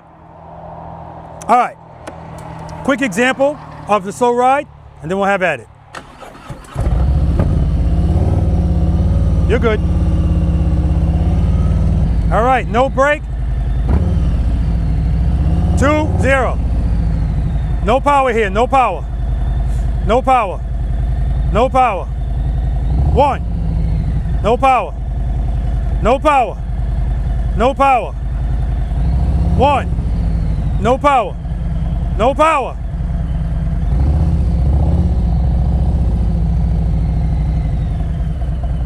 Now, see right here, I got no power. So I'm gliding, hoping that all works out. Bike's falling to the left. If you hear your bike clicking, that means that you're trying to give me what I'm doing. I'm doing the clutch and the preload at the same time. If you don't want to have to coordinate them, just keep it loaded the whole time, lightly. You don't need 2,000, okay? All right, let's do it. All right, slow ride. Andy's first. Now I stand really close to Andy when I start too, but I know that I'm gonna wind up leaving him. I'm gonna start standing right at his damn front tire. And I get to the last cones and I wait patiently. Because I'm a patient guy. Now you guys don't have to go as slow as Andy's going. Remember, we're not using the rear brake here. So this is all clutch. He's moving his handlebars a lot too. Look at that front tire. That's what I want to see, that's comfort. But every time he feels like, okay, I need it, bam, quick 1. I mean a very quick 1. You don't need a lot at all, but that's how he stays so slowly, so slow. Smooth stop. Outstanding, Andy. Oh my God, brother. Giving you a head start, don't pass me. Head knives up. Good. Clutch in, good. Keep it at 0. Keep it at 0. Good. Work it out. Good. Good. Good. Stop, stop, stop, stop, stop. Come to a stop, come to a stop. Come to a stop. Not bad at all, man, not bad at all. You only passed me by this much. And basically, it's what I expect. You don't like the way it feels, so your handlebars right now are like this. Eventually, we're gonna get them like that. Okay? Good job, man. I'm gonna keep trying. Yeah, that's all we can do. He did really well. He told me, man, I think I'm in over my head. I can see it in his face. He's gonna be fine, man, because that wasn't bad at all. Again, you gotta be able to see life through my eyes and see the things I've seen. I know he's basing it obviously on what he feels, but how he feels based on what I saw, he doesn't have to worry that much. Back it up. Okay, so what happened there? All right, he just cost all of your money. I told you it was gonna happen. All right, you just didn't give me a 2, that's all. You gave me a 0.5. There we go. Good. So I told them all. Okay, back it up. All right.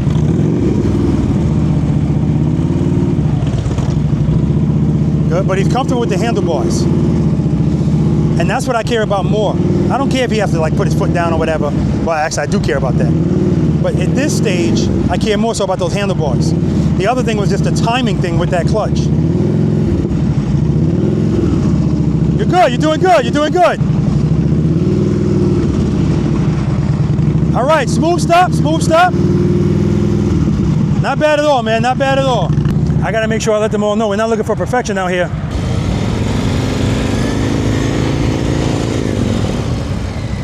Your baby in the clutch, 2-0.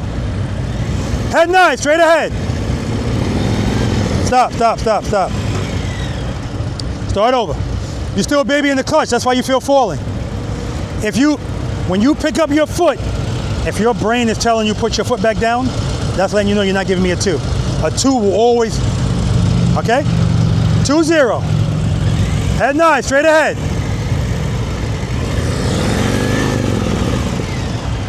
All right, same thing, you're not giving me a 2.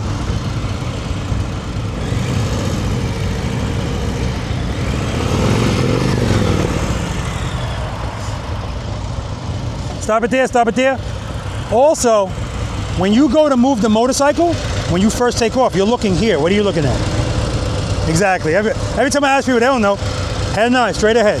Okay, give me a 2-0. 2. What happened there? Oh, with the 5. No, that wasn't the issue. It stalled. Keep the bike loaded. More power. Yep, keep it loaded. Head 9's up. 2, 0. Good, work it out. Good, work it out. Clutch. Okay, now I saw exactly what was happening there. Start opening your clutch, just slowly. I just want to see where the power starts. Go ahead. Right there, pull it in.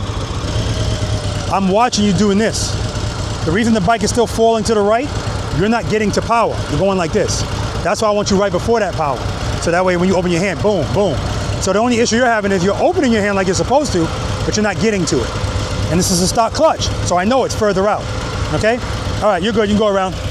Preload. Foot up. Yeah, we're gonna work on that.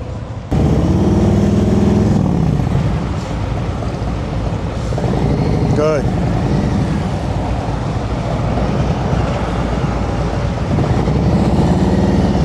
Stop. Restart. 10 push-ups, front brake grab. 2-0, good. Work it out. Too much clutch, don't pass me. Good, clutch. Yeah, you had it, man, you had it. Okay, let's go again. Foot up. Keep going.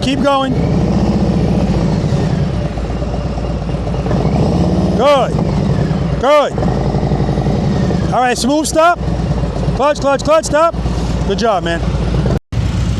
So when I give you 2 to 0 and I'm fighting with the bike, am I supposed to walk the clutch out or just keep it at 0? Keep it at 0. Okay. Wait until the last minute and then, so you're not blinding me. Okay, sorry. And then 1-0. Okay. Right, so you're gonna go like this, you're still at 0, 1. Okay. Okay? All right.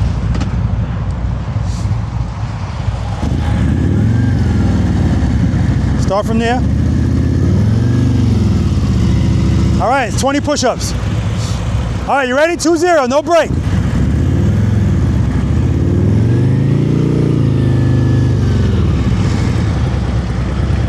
Keep it at 0, keep it at 0. You don't need clutch, keep it at 0. See how straight his handlebars are? But he's giving me clutch. Good, good. Clutch, clutch, clutch, good. Good. All right, smooth stop. Yeah, the end of it was great. But at the beginning, you gave me a 2. That's why you passed me. And you was using the brake. Yes. All right, good job, man. Yeah, and that's why the beginning of all of this stuff to me is super important. Once people get going, everybody's more comfortable. But how comfortable do you feel at that start if I'm not allowing you to just fly out?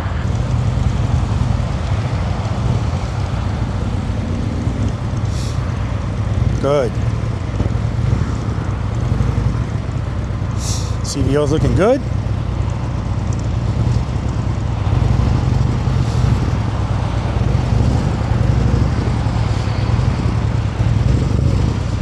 Very good. He's giving preload when he needs it only. He's a throttle blipper. We got a throttle blipper. All right, smooth stop. Smooth stop. Smooth stop. Smooth stop. Stop. Stop. Stop. Stop. Stop. I got a reduced clutch in there, so I'm trying to. No, that was good. I was telling you to stop all the way back there. You're still going. Now you're showing off.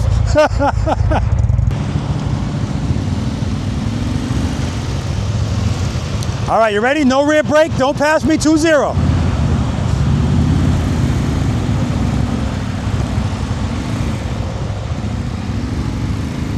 All right, so we got an adventure bike in this session today.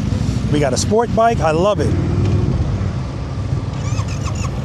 What happened right there? I always get nervous that I put too much gas on, and that freaks me out, and then all of a sudden I pull the clutch all the way in because I'm afraid it's going to stall, and that's what happened. It stalled on me. Yeah, so you said you're worried about giving it too much preload. Yeah, because I feel the motor really revving high, and then I end up like freaking out and like releasing the clutch too much. It drops, it like either accelerates too fast, and then I get freaked out, and then I pull it back. Well, let's think about it this way. What is the #1 contributing factor to power to that rear wheel? Throttle or clutch? It's the clutch. Exactly. So don't worry about how high that is. If you're at 5,000 RPMs, but you're at a stage 1, it's just going to be loud, but you're going to be going this slow. So that's why I said to you before, I'd rather you be higher than you need to be than lower. Okay? I think hearing it high makes me worried. I talk about that all the time too. We're going to talk about that. Remind me. Okay. Okay. All right. 2-0.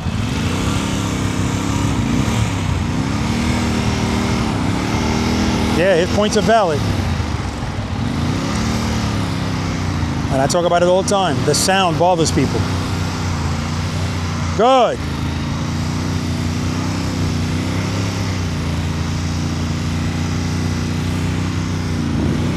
Smooth stop. All right. Don't worry about that. That's the next exercise. But that looks good, man. Excellent work. All right, thank you. I already saw that he was fairly confident. Oh, we got push-ups going on over there. That's what I'm talking about. Accountability, baby. Accountability. Good work, brother. All right, you ready? No rear brake. Don't pass me. 2-0. Preload.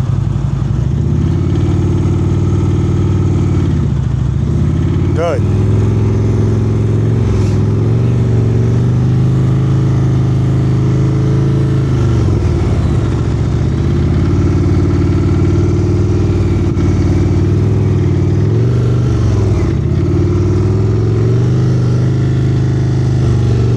Doing good.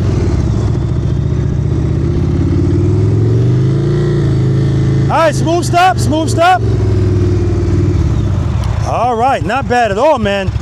Now, why do you need that if you got a heel toe shifter? Just move that part down. The what? If you just move this part down, yeah, you don't need this on your boot. Yeah. But I know with the Indian, if you move that down, the back's gonna come up. So, all right, good job, man. That's 10. Good, work it out, good. Good. There we go. Good.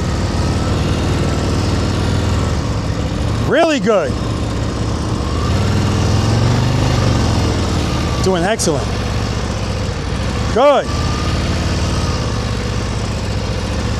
All right, smooth stop, friction brake, clutch, clutch, clutch. Excellent, man, excellent. So I'm talking about the right side leaning. I wasn't, well, that's because you didn't have enough clutch right there. We'll talk about that in the next exercise. Also, it's gonna lean to the right because once you're coming to a stop and the bike's going slow, just you pressing the brake. Yep. Yep. Remember guys, when we're going really slow, like at the end of a stop, everything matters, right? So it's not gonna take much at all to throw the bike one way or the other because it always wants to fall at very slow speeds. Murray said he's been practicing this. Murray's got like 17 motorcycles.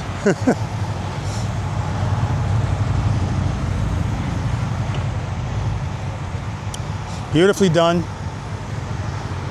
Small inputs. Right now, I'm just looking at his clutch hand. But you see he's got good handlebar movements. All right, he gave me a big one right there, but he's got enough buffer space where not gonna bother anything. Smooth stop. Beautiful, Murray, beautiful. Murray said, I'm gonna come out here and show these touring style motorcycle riders how it's done on a sport bike. All right, guys, this guy should have been up near the front, but he chose to be in the back because he's with his buddy Rob. Show him how it's done, Stacy, don't pass me. No rear brake.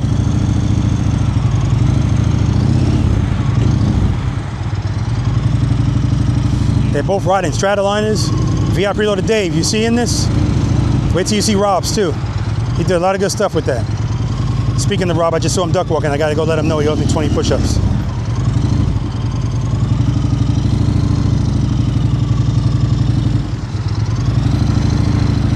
Stacy's rocking the Indy Ridge boots.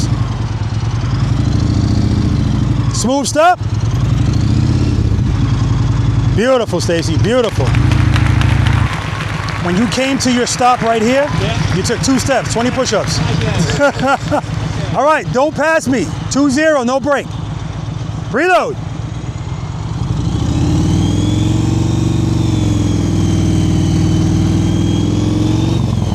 Good, keep it at 0, work it out.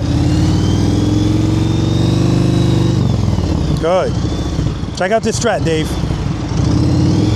He did a lot of stuff to it. Look at that chrome piece at the bottom wheel. At the bottom wheel, at the back wheel, on the bottom. All right, Rob is passing me. All right, front brake, 10 push-ups. Other than that, excellent work. All right, I'll meet you over there. All right, guys, we're gonna talk about what happened here, and then we're gonna move on to the exercise that really gives people a hard time. Smooth, short starts and stops. All right, let's do it. Any questions, comments, concerns? I don't do complaints. That was really humble. It is. Oh, I forgot to tell you guys. This is Humbleville. It happens all the time. But I expect that. That's why I made that promise to you guys. I said, if you don't baby the clutch, I'm gonna give everybody their money back. I get it right away because you're still fearing. Oh, tell me your name again. Kevin brought up an excellent point because I usually talk about this. But I usually only talk about it when people are reluctant to give me preload. I'll get people out here, they're giving me preload like I'm charging them extra for it. I understand why. If you don't have any concept of what the bike is supposed to sound like, your brain's gonna tell you less is more. And so when I say less is more, I'm talking about the sound, especially if you have a modified exhaust. And then here this guy comes saying, give me 2,000. I hear the preload and I go, no. I come to the bike and I point to the number. And when they raise it to that number, they go, really? And I go, yeah. So already they're uncomfortable with the sound. So because the sound makes them uncomfortable, what do you think they're gonna do with the clutch? They're gonna baby it. When really, what reigns supreme when it comes to power going to that rear wheel? Throttle or clutch? Clutch. So I don't give a crap if you're at 5,000 RPMs. If you open up to a stage 1, it's just gonna be loud, but that's all you're gonna get, right? So don't be reluctant to preload the throttle and don't be reluctant to open the clutch. Remember guys, we're in a training environment. What does the rear brake give us? Control. Correction and control. Even if you give too much clutch, immediately you can correct it. Why? Because you're covering the rear brake. Gives you confidence after doing that exercise. Now, you know what's funny? Confidence, control, and consistency. That's preloader nation, right? But you're right. What he's referring to is, I took your rear brake away from you. But if you think about it, what'd you need it for? To not pass me. That's the only thing you needed it for. Other than that, just work it out, right? It wasn't bad at all. And tell me your name again. Tom, I saw it in his eyes and everything. He's like, man, I feel like, I don't know about this. I feel like I'm over my head. He did great. He did great. So it's important that you guys know, I'm not looking for perfection out here because it doesn't exist, right? And I know everybody's their toughest critic. So if I see you beating yourself up, I'm a referee that. I'm like, no, guys. You know, it's like, how many days have you done this in cones? I've only practiced a couple times. Yeah, exactly. You are where you should be, right? This is really the warm-up. Now, the second exercise we're gonna do used to be the first. I had to switch it because it's just too much for people. I need to get you to get the concept first of not babying that clutch, opening it up. Some of you guys, your stops were terrible and that's fine. I said, don't worry about it. We ain't doing that yet, but we're getting ready to, okay? Okay? Because it's important. It's always important. We always want to be thinking about how we're stopping the bike.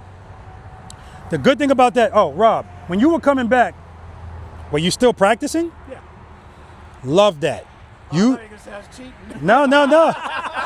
Use your time out here wisely. If you felt like that was a struggle, what good is it to come back at 35 miles per hour, right? But here's the funny thing. I'm looking at Rob, and I'm giving him his kudos. That's excellent. But guess what Rob's doing? Push-ups. No, going too fast. If I leave you to your own devices, you're always going to be going too fast because that's comfort. That's why it's good to have somebody next to you going, slow down. And so what might always, if you don't have anybody with you, just try to picture, I don't know how much this is going to work, but try to picture somebody walking next to you at a normal pace. Can I walk next to you at a normal pace? That's the question. Not, I don't want to walk like I'm a crackhead, right? A normal pace. What you got, Andy? A suggestion is if your speedometer's not registering, you're probably going slow enough. If your speedometer's not registering, you're probably going slow enough. Unless you have a digital, one of the new ones, that's all I'm about to say. You're probably not gonna, especially if it's an old analog one, it's not even gonna come up. Yeah, and so remember, I forgot who it was. I think it was you. Yeah, it was you. Every time you would start, you're looking at your dashboard. And I asked him a question I ask everybody that does that. What are you looking at? And they all give me the same answer. I don't know, right? It's just a habit to do that. Get your head and your eyes up. 2, 0, okay? Work it out, right? And that's something you guys can practice pretty much anywhere, right? Okay, just keep that in mind. Okay, no questions? Exercise number 2, smooth, short starts and stops. Now listen, this is gonna kick some of your asses. Don't worry about it. This takes time, right? It just takes time. It's that simple. We're gonna be right where we are, the same cones, but now the cones are gonna matter. We're stopping at each cone. Fixed fairing people, raise your hand. Okay, fixed, yeah. Fairing people, period. Whether it's fixed or not, you can't see your front wheel. So this is part of the dating process. I forgot to tell you guys. Most of you just bought your bike and got married to it. You never dated it. Well, this is the date, and we're gonna be slow dancing with the bike today. Part of you learning your bike, you need to know where that front wheel is, whether you can see it or not. I don't want your front wheel passing the cone that you're stopping at, right? We're starting that as well.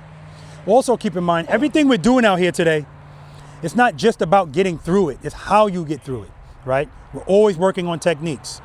But what I will tell you is from 1 to 9, it's not a bunch of techniques. Like I told you, this is not that complex, okay? We'll talk about that.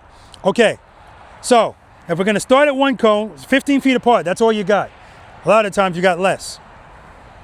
Again, I want you to give me a 2 rear brake, or I might tell you to give me a 2 to 1. Depends on what I'm seeing. Sometimes people are just too fast. Now, if you want to have difficulty stopping the bike smooth, go fast. That's always going to make it more difficult because we don't want dive in the front suspension. So, preload, 2, rear brake, and start slowing that bike down right away. As soon as you start moving, start braking. Don't do this to the brake. Progressively brake, brake, brake. Stand by and wait to see what you feel. If you started at a 2, just like I showed you, you can stay at the 2 and brake, brake, brake, brake, brake. But eventually you might feel like you need more power. Open the clutch up a little bit, but keep braking. This is a coordination thing too. And I get it. If Rob said my preload's too low. If I ask you for 3 things, you're gonna give me 2. So now that your preload's too low, now you focus on that. Now you forget about opening the clutch, and that's why you feel falling. Tell me your name again. Paul said to me, see Rob, there it is. Every time I stop, I feel like my bike is falling to the right. Paul doesn't have enough clutch. And because he doesn't have enough clutch, remember, the slower it goes, the more it wants to fall. And it's not gonna take a lot to throw that bike one way or the other because you're going so slow. So just because he's pushing the brake down, that's why the bike's falling to the right at the end of the stop. But that, for any time you feel this, you need power. When you're starting to move, if you go to move and you feel your handlebars turning, that's the start of a fall. If you feel that, not enough clutch. You're not giving me a 2. If you go to move and you want to do that, 866 pounds, this ain't doing nothing, but your brain is saying, I feel falling. Your instinct is saying, foot. That means you're not at a 2. Just give me the 2. Your brain won't send the signal. You'll be fine, okay? Any questions about any of that? Friction brake, friction brake, friction brake, bing. That's what I want. A lot of times I talk to people about their motorcycle technique IQ. That's what I call it. What's your motorcycle technique IQ? It's going to be based a lot on your options. So what I'm referring to is when I'm riding my motorcycle, all of us out there should be scanning the road. We're always scanning the road. When your confidence goes up, you're not scanning the road out of fear. You're scanning the road of based on options on what you're going to do. So if I'm coming to a stop and I got the picture in my mind of a road in Savannah that's kind of wavy. I know at 3 miles per hour, that's going to affect my stop. So I get out in front of it before I even feel it. I go into stage 1, 1.5, and that way when I feel it, I don't have much to give to correct it, okay? So right now I'm looking at my bike. I don't want to back up. That ain't going to happen. What's my options? I don't want to back up. I'm going that way.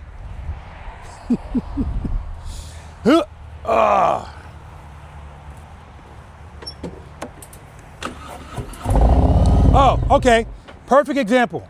That's pretty tight, right?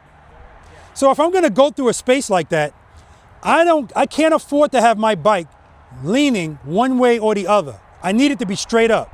So what do I have to ensure that I have? Sufficient power. I'm gonna open that clutch up like crazy, but I'm not trying to speed through there. Rear brake. I also see grass, and I know at a slow speed, as soon as my tire touches that grass, it's gonna wanna fall. But if I got sufficient power, it's gonna keep going straight. That's what I mean when I say, I ain't going that way, shit. That's what I mean when I say, don't let what you see change what you know, which is sufficient power keeps the bike up. First gear.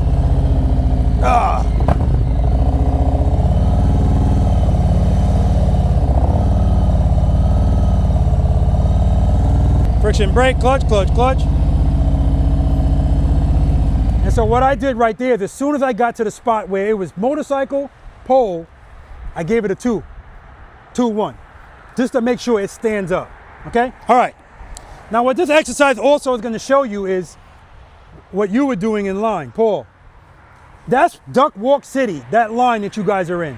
When the line progresses, you go, it's only 3 feet. No, we're not duck walking, right? That's what this exercise is. I don't care the distance that you have to move the bike. Let the bike do the work, okay? All right. Cover the rear brake, preload. 2, brake, brake, clutch, clutch, clutch, clutch, clutch. Smooth stop, clutch in.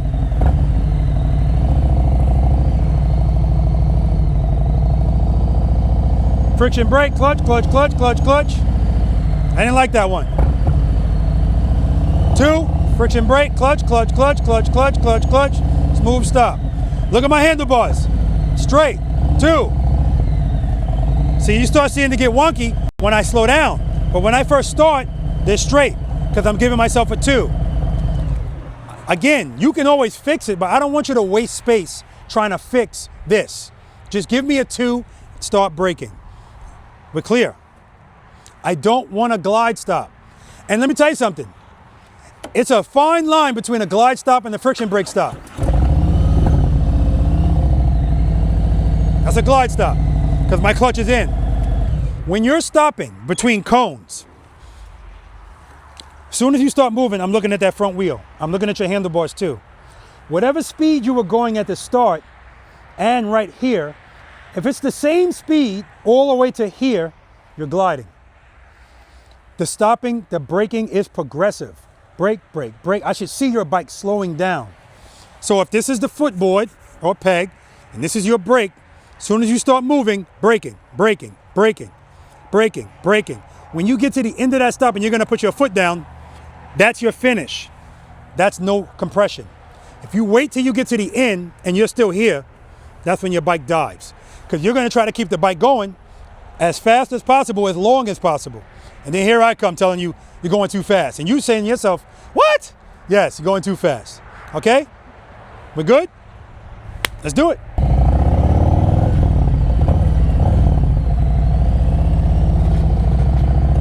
Friction brake, friction brake.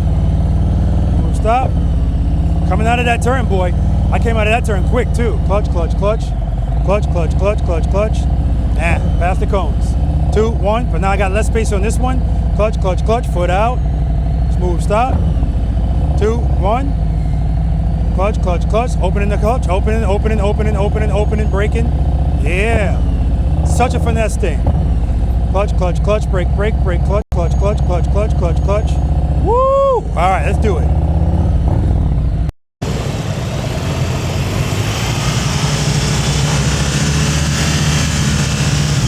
All right. See how fast Andy started? But it doesn't matter. He's going to use the brake.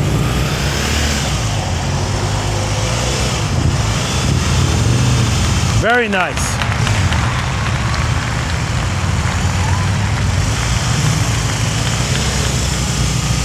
Good. Clutch, clutch, clutch, clutch, clutch, clutch, clutch. Beautiful, Andy. Again, notice how much foot Andy gets on the ground. Good, good, good. Okay. You're good. They're not going to all be perfect. The Andy's spoiled. Good. Clutch, clutch, clutch, clutch, clutch, clutch, clutch. See that foot? Just the toes. That's it. So it's even more important that Andy knows how to do this properly so he can stop smoothly. All right, Andy, good job, man. That's 10. Brake, brake, brake, brake, clutch, clutch, clutch. All right. That was a glide. The balance just worked out on it. That's a glide stop. You got your clutch in the whole time. Okay. Don't glide. Preload. Glide stop. Too much speed. As soon as you start moving, start braking. Good. Brake, brake, brake, brake, brake. Too much speed. Too much speed. You're gliding. Give me a 2 to 1. 2 to 1. 2, 1. Braking. Brake. That's a 0. I said 1.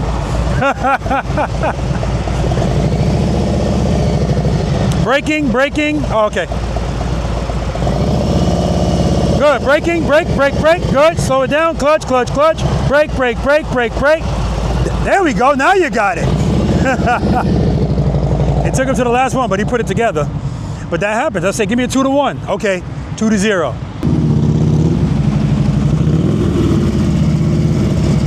All right. Don't give up on it. You felt it falling. That's why your foot came down quick. Clutch.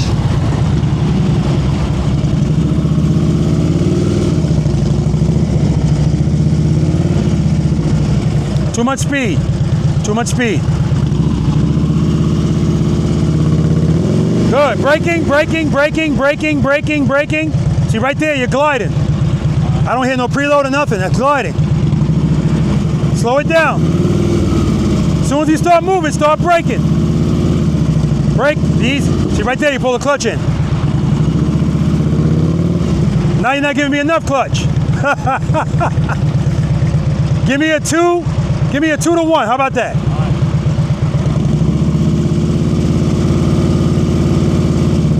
Good, braking, brake. Yeah, now see, good. That's what I want you to do, and when you gave me what I wanted, that was the result, clutch. So, all right, okay. Braking, clutch,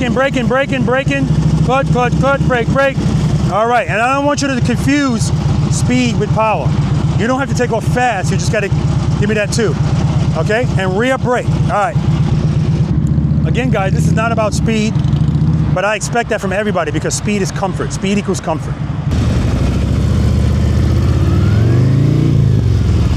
I don't have to say it, do I? Too much speed, way too much speed. Brake. Too much speed. As soon as you start moving, start braking. As soon as you start moving, start braking. Good, braking, brake. Still too much speed. Also, your bike's doing this. It's because you're doing this to the brake. Remember, I said, we're not doing that. As soon as you start moving, brake and keep pushing it down. And if you feel the bike starting to fall, start opening the clutch a little bit, but keep braking. So am I giving too much throttle? Huh? Am I giving too much throttle then? At first you were, yeah.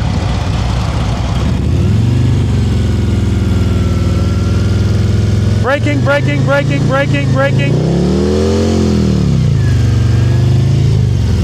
Too much throttle, but much better, right? Listen to those RPMs, listen to it.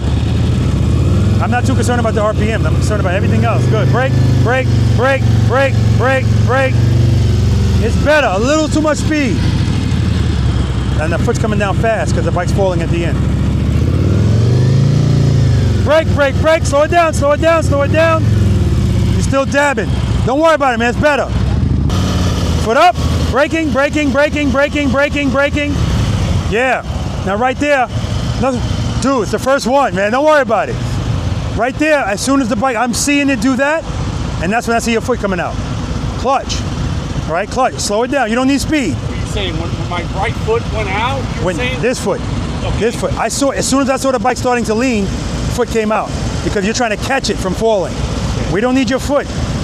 Stay on the board. Stay on the board. As soon as you feel it starting to do that, clutch, just start opening it slightly, right? More power. That's right, and that's your power in the clutch, because we're keeping it loaded. We don't have to worry about that, okay? 2,000, right? 2,000, about. You're good.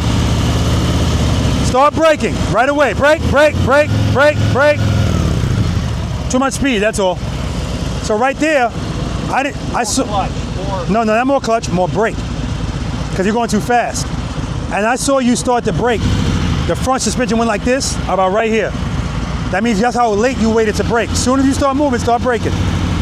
Preload. Head nod, straight ahead. Foot up, braking, brake.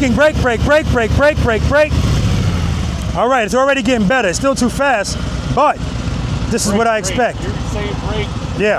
brake. Yeah, but it doesn't matter. Your brain is saying, I'm not going no slower than this. Good, start braking. Brake. Good, brake, clutch. That's okay. Progress, baby, progress. We got the braking, now we got to add the clutch at the end, that's all. You say clutch at the end, meaning take power away, right? No. When you say clutch. Clutch always means give clutch. Open it. Give power to the rear end. Give power. Because remember, when we get to the end of the stop, that's when you need it the most, because that's when it's going its slowest. That's why at the end you feel this. I want more power at the end. You want more. To be more smooth. To be stayed up. I'm stopping with that brake. You're stopping with the brake, but the reason your foot's coming down like this, because the bike's falling, because it doesn't have sufficient power. It was sufficient there, it's not sufficient here. All right, so at the end, open up the clutch. If you need it, sometimes it works out. Start braking, brake, more brake, not enough brake. So too much speed right there. All right. How about this? Let's try this. Give me a 2 to 1. Right now? 2 to 1. I just want to see. Because now what that's going to do is, I should see your bike go like this. You want to go 2 to 1 down there? Yeah. I should see your bike do this when you start. But if you give me a 2 to 1, you're probably going to have to go back toward 2 at the end. I just don't want you going too fast. 2, 1, 1. Good. Break, break, break, break, break, break, break, break. All right, so you gave me what I wanted. But usually when people give me what they want, they don't like it. That's all that was. But right there, you were going this slow. That's what I need you to be comfortable doing. That's good, right? That's great. We'll work on that. Yeah, he said it's that good. That is great. That's what we want, because see, that's when you're riding the motorcycle that slow, straight up, obviously straight up, that is testing your comfort. It's pushing the boundaries of your comfort. And once you get comfortable with that, all of this becomes easy. Head 9, straight ahead. All right, what's step number 2? Cover the rear brake. So before you start moving this bike, 1 foot should be on that brake. I should only see 1 foot down. Because as soon as you start moving, you're gonna start braking. Don't jam it. Progressively, brake, brake, brake, brake, brake, okay? All right, preload, let me hear it. Preload, let me just hear your preload. Good, that's good, 2,000, that's good. All right, 2 rear brake. 2, braking.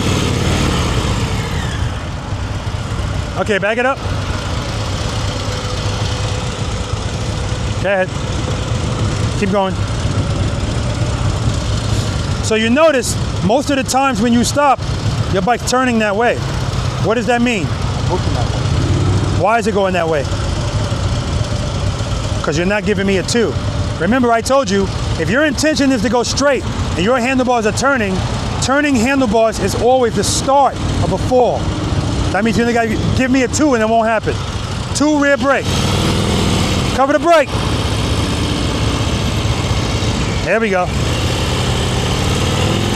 2, brake, brake, brake, brake, brake. All right, here's what we're gonna do. We're gonna do every other cone. So you're not gonna stop at that one, stop at the other one. But I'm giving you the extra space to get your stuff together, not to go fast. We're gonna go slow, okay? Good, foot up, clutch, clutch. Pull the clutch in a little, keep it in, brake, brake, brake, brake, brake, clutch. Yeah, so right now what you're doing is, when you're braking, you're pulling the clutch in. That's why you keep feeling the bike falling at the end. Oh. You gotta keep the clutch in the friction zone until your foot's on the ground. Oh. Then pull it in, okay? We're gonna go to the last one. 2 to 1, 2 to 1. 2, 1, 1, 1. Braking, braking, braking, braking. Clutch, clutch, good, clutch. Now right there, I was saying 1, 1, and you were saying, screw you, Rob. Your clutch never came back in. I want you to give me a 2, 1. I want to see your bike go like this. Let's do that again. 2. Stop, stop, stop. All right, back it up. Right now, you're babying that clutch again. Remember, we don't want to feel the falling. So to get past that, you got to give me a 2. I don't want you to feel falling right away. Cover the brake. 1, 1, pull the clutch. Yeah. No brake, I just wanted you to give me a 2 to 1. Cover the brake means rest your foot on it. You're hovering your foot over it. Just rest your foot on the brake. You're fine. Okay, all right, you ready? Preload. Give me a 2 to 1. 2. All right, go ahead around. We'll talk about it, brother. And so that's his big issue right now is he won't give me that 2. So every time he starts to move the bike, it's falling one way or the other. Got to give me that 2. And you know, once he gets comfortable, he'll realize you really only need a 1. I know Kevin's got this kind of worked out. All right, Kevin, too much speed and you pass the cones. So give me a 2 to 1, 2 to 1. Good. Brake, brake, brake, brake, brake, brake. Yeah. Too slow. You stopped. Well, not too slow. You can't go too slow. All right.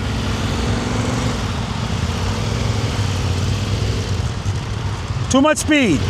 So remember, as soon as you start moving, start braking and don't dab the brake. Open the clutch to 2, start braking and progressively brake, brake, brake, brake, brake. That's what we're doing here. We want to go slow. Foot up. Braking, braking, braking, braking, braking, braking, braking, braking. All right, it's better, but you see how, no, you keep going. You see how it's diving at the end? It's because you're waiting till you get right here to apply most of the brake. Slow that bike down progressively so that by the time you get here, you have to make that judgment based on how fast you're going and where you want to stop, how much pressure you need to give, okay? Brake, brake, brake, brake, brake. As soon as you start moving, 2, brake. I want you slow. Good, start braking, brake, give me more. Yeah. Braking, braking, braking, braking. Easy on that brake. Yeah. And so right now you're dabbing. We don't want to do that. Progressive, brake, brake, brake. We'll talk about it.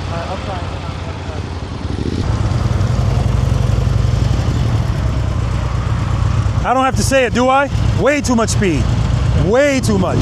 You pulled the clutch in back there and glided all the way here. Way too much speed. As soon as you start moving, get on that rear brake.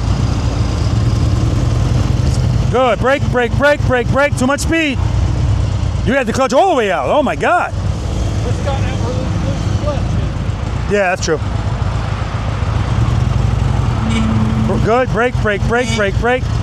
That's why I don't like a recluse clutch. I want to be in full control of what I'm doing. But the brake's always going to win, so it's okay. Braking, braking, brake, good. Brake, brake, brake, brake, brake, brake, brake. All right, it's a glide stop. Too much speed. Braking, good. Keep brake, good, good. Slower, slower.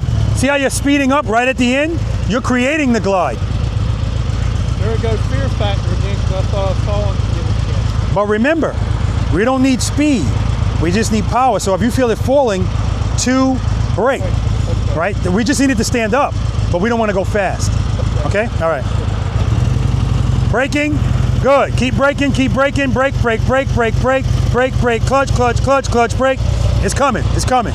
Good job. Yeah, he's got a recluse clutch. If you guys don't know what that is, it allows him to, almost makes it like an automatic transmission. He can have the clutch open and it's almost like he's in the friction zone. So me, I don't want anything like that. I want to be in full control of everything that's going on the bike. Good. Brake, brake, brake, brake, brake, brake, brake, brake, brake. Beautiful. That's what I'm looking for right there, guys. See, right from the start. Brake, brake, brake, brake. Nice. Look at that front suspension. I see it dive right there. All right, too much speed on that one. The dive is him pressing it and then coming off of it. I don't want him to dab it. See, dive. Very nice, very nice. A little bit of a glide. But no big deal at all. He worked that out. Brake, brake, brake, brake, brake. All right, too much speed on that one. A little too much. Brake, brake, brake, brake, brake. Good, good. Yeah, that's what I want you to feel right there. Good job. You see the difference in that stop? When I tell you it's such a fine line, the stop right before that, it was smooth, but it was a little bit of a glide.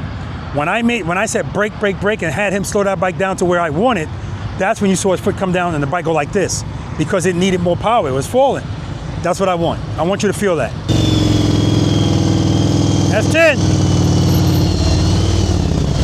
All right, too much speed plus, I like this that you added. But it gets in the way when I put the foot down. Exactly. If you pick your foot right up, it's not a problem. I know. All right. As soon as you start moving, start braking.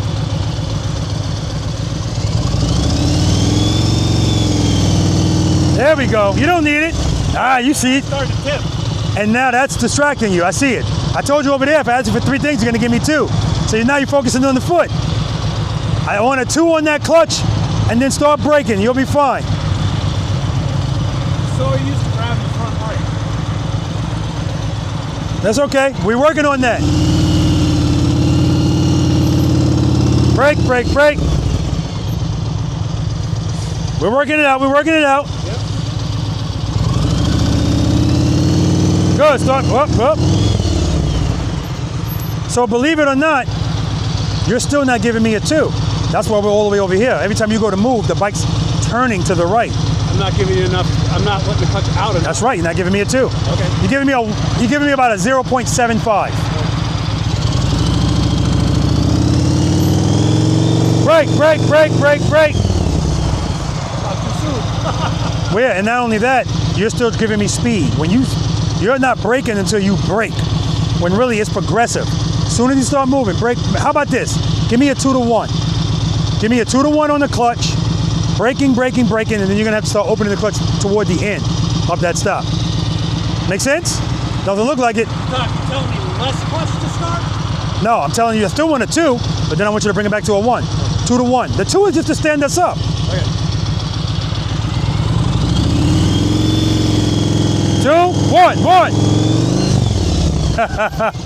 So you said you want a 1, Rob? Here you go. 1. But at least you did it. 2, 1, stay at that 1. It's nerve-wracking. I know.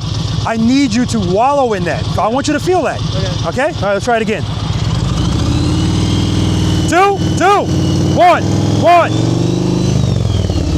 Yeah, you said screw you, Rob. You're not getting the 1. All right, we'll talk about it, man. We'll work on it. Thanks, buddy. All right. All right, you ready? Don't pass those cones. Don't baby that clutch. 2, rear brake, not 0. Okay. Head nose up, good.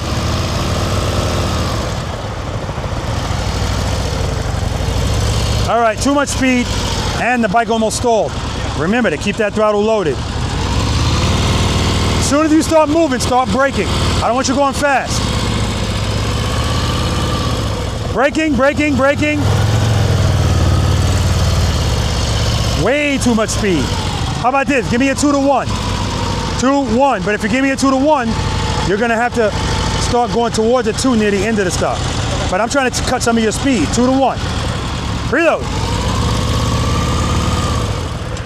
Keep it loaded. Good. Brake, brake, brake, brake, brake. Ah, don't give up on it. Ride that clutch to the end. But the 2 to 1 was beautiful. Do that again. Keep it loaded. Listen to it. Yeah, keep it loaded, brother. Brake, brake, brake, brake, brake. All right, you didn't give me the 1. 2 to 1. Preload. Brake, brake, brake, brake, brake. You didn't give me the 1. 2 to 1. As soon as you hear me say 1, pull it in a little. 1. Brake, brake, brake, brake, brake, brake, brake, brake, clutch. Straighten it out the boys. There you go. All right, brother. We'll talk about it.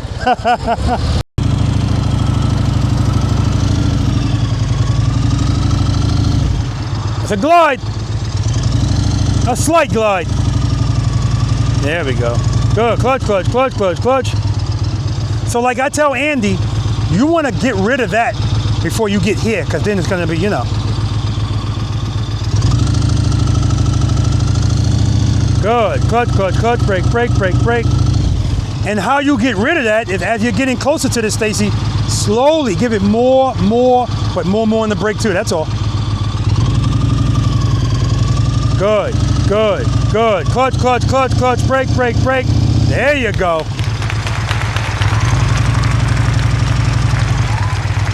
Good, good. Brake, brake, clutch, clutch, clutch.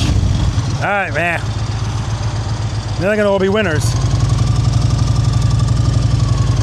Good, good. Brake, brake, brake, brake, brake, brake, brake.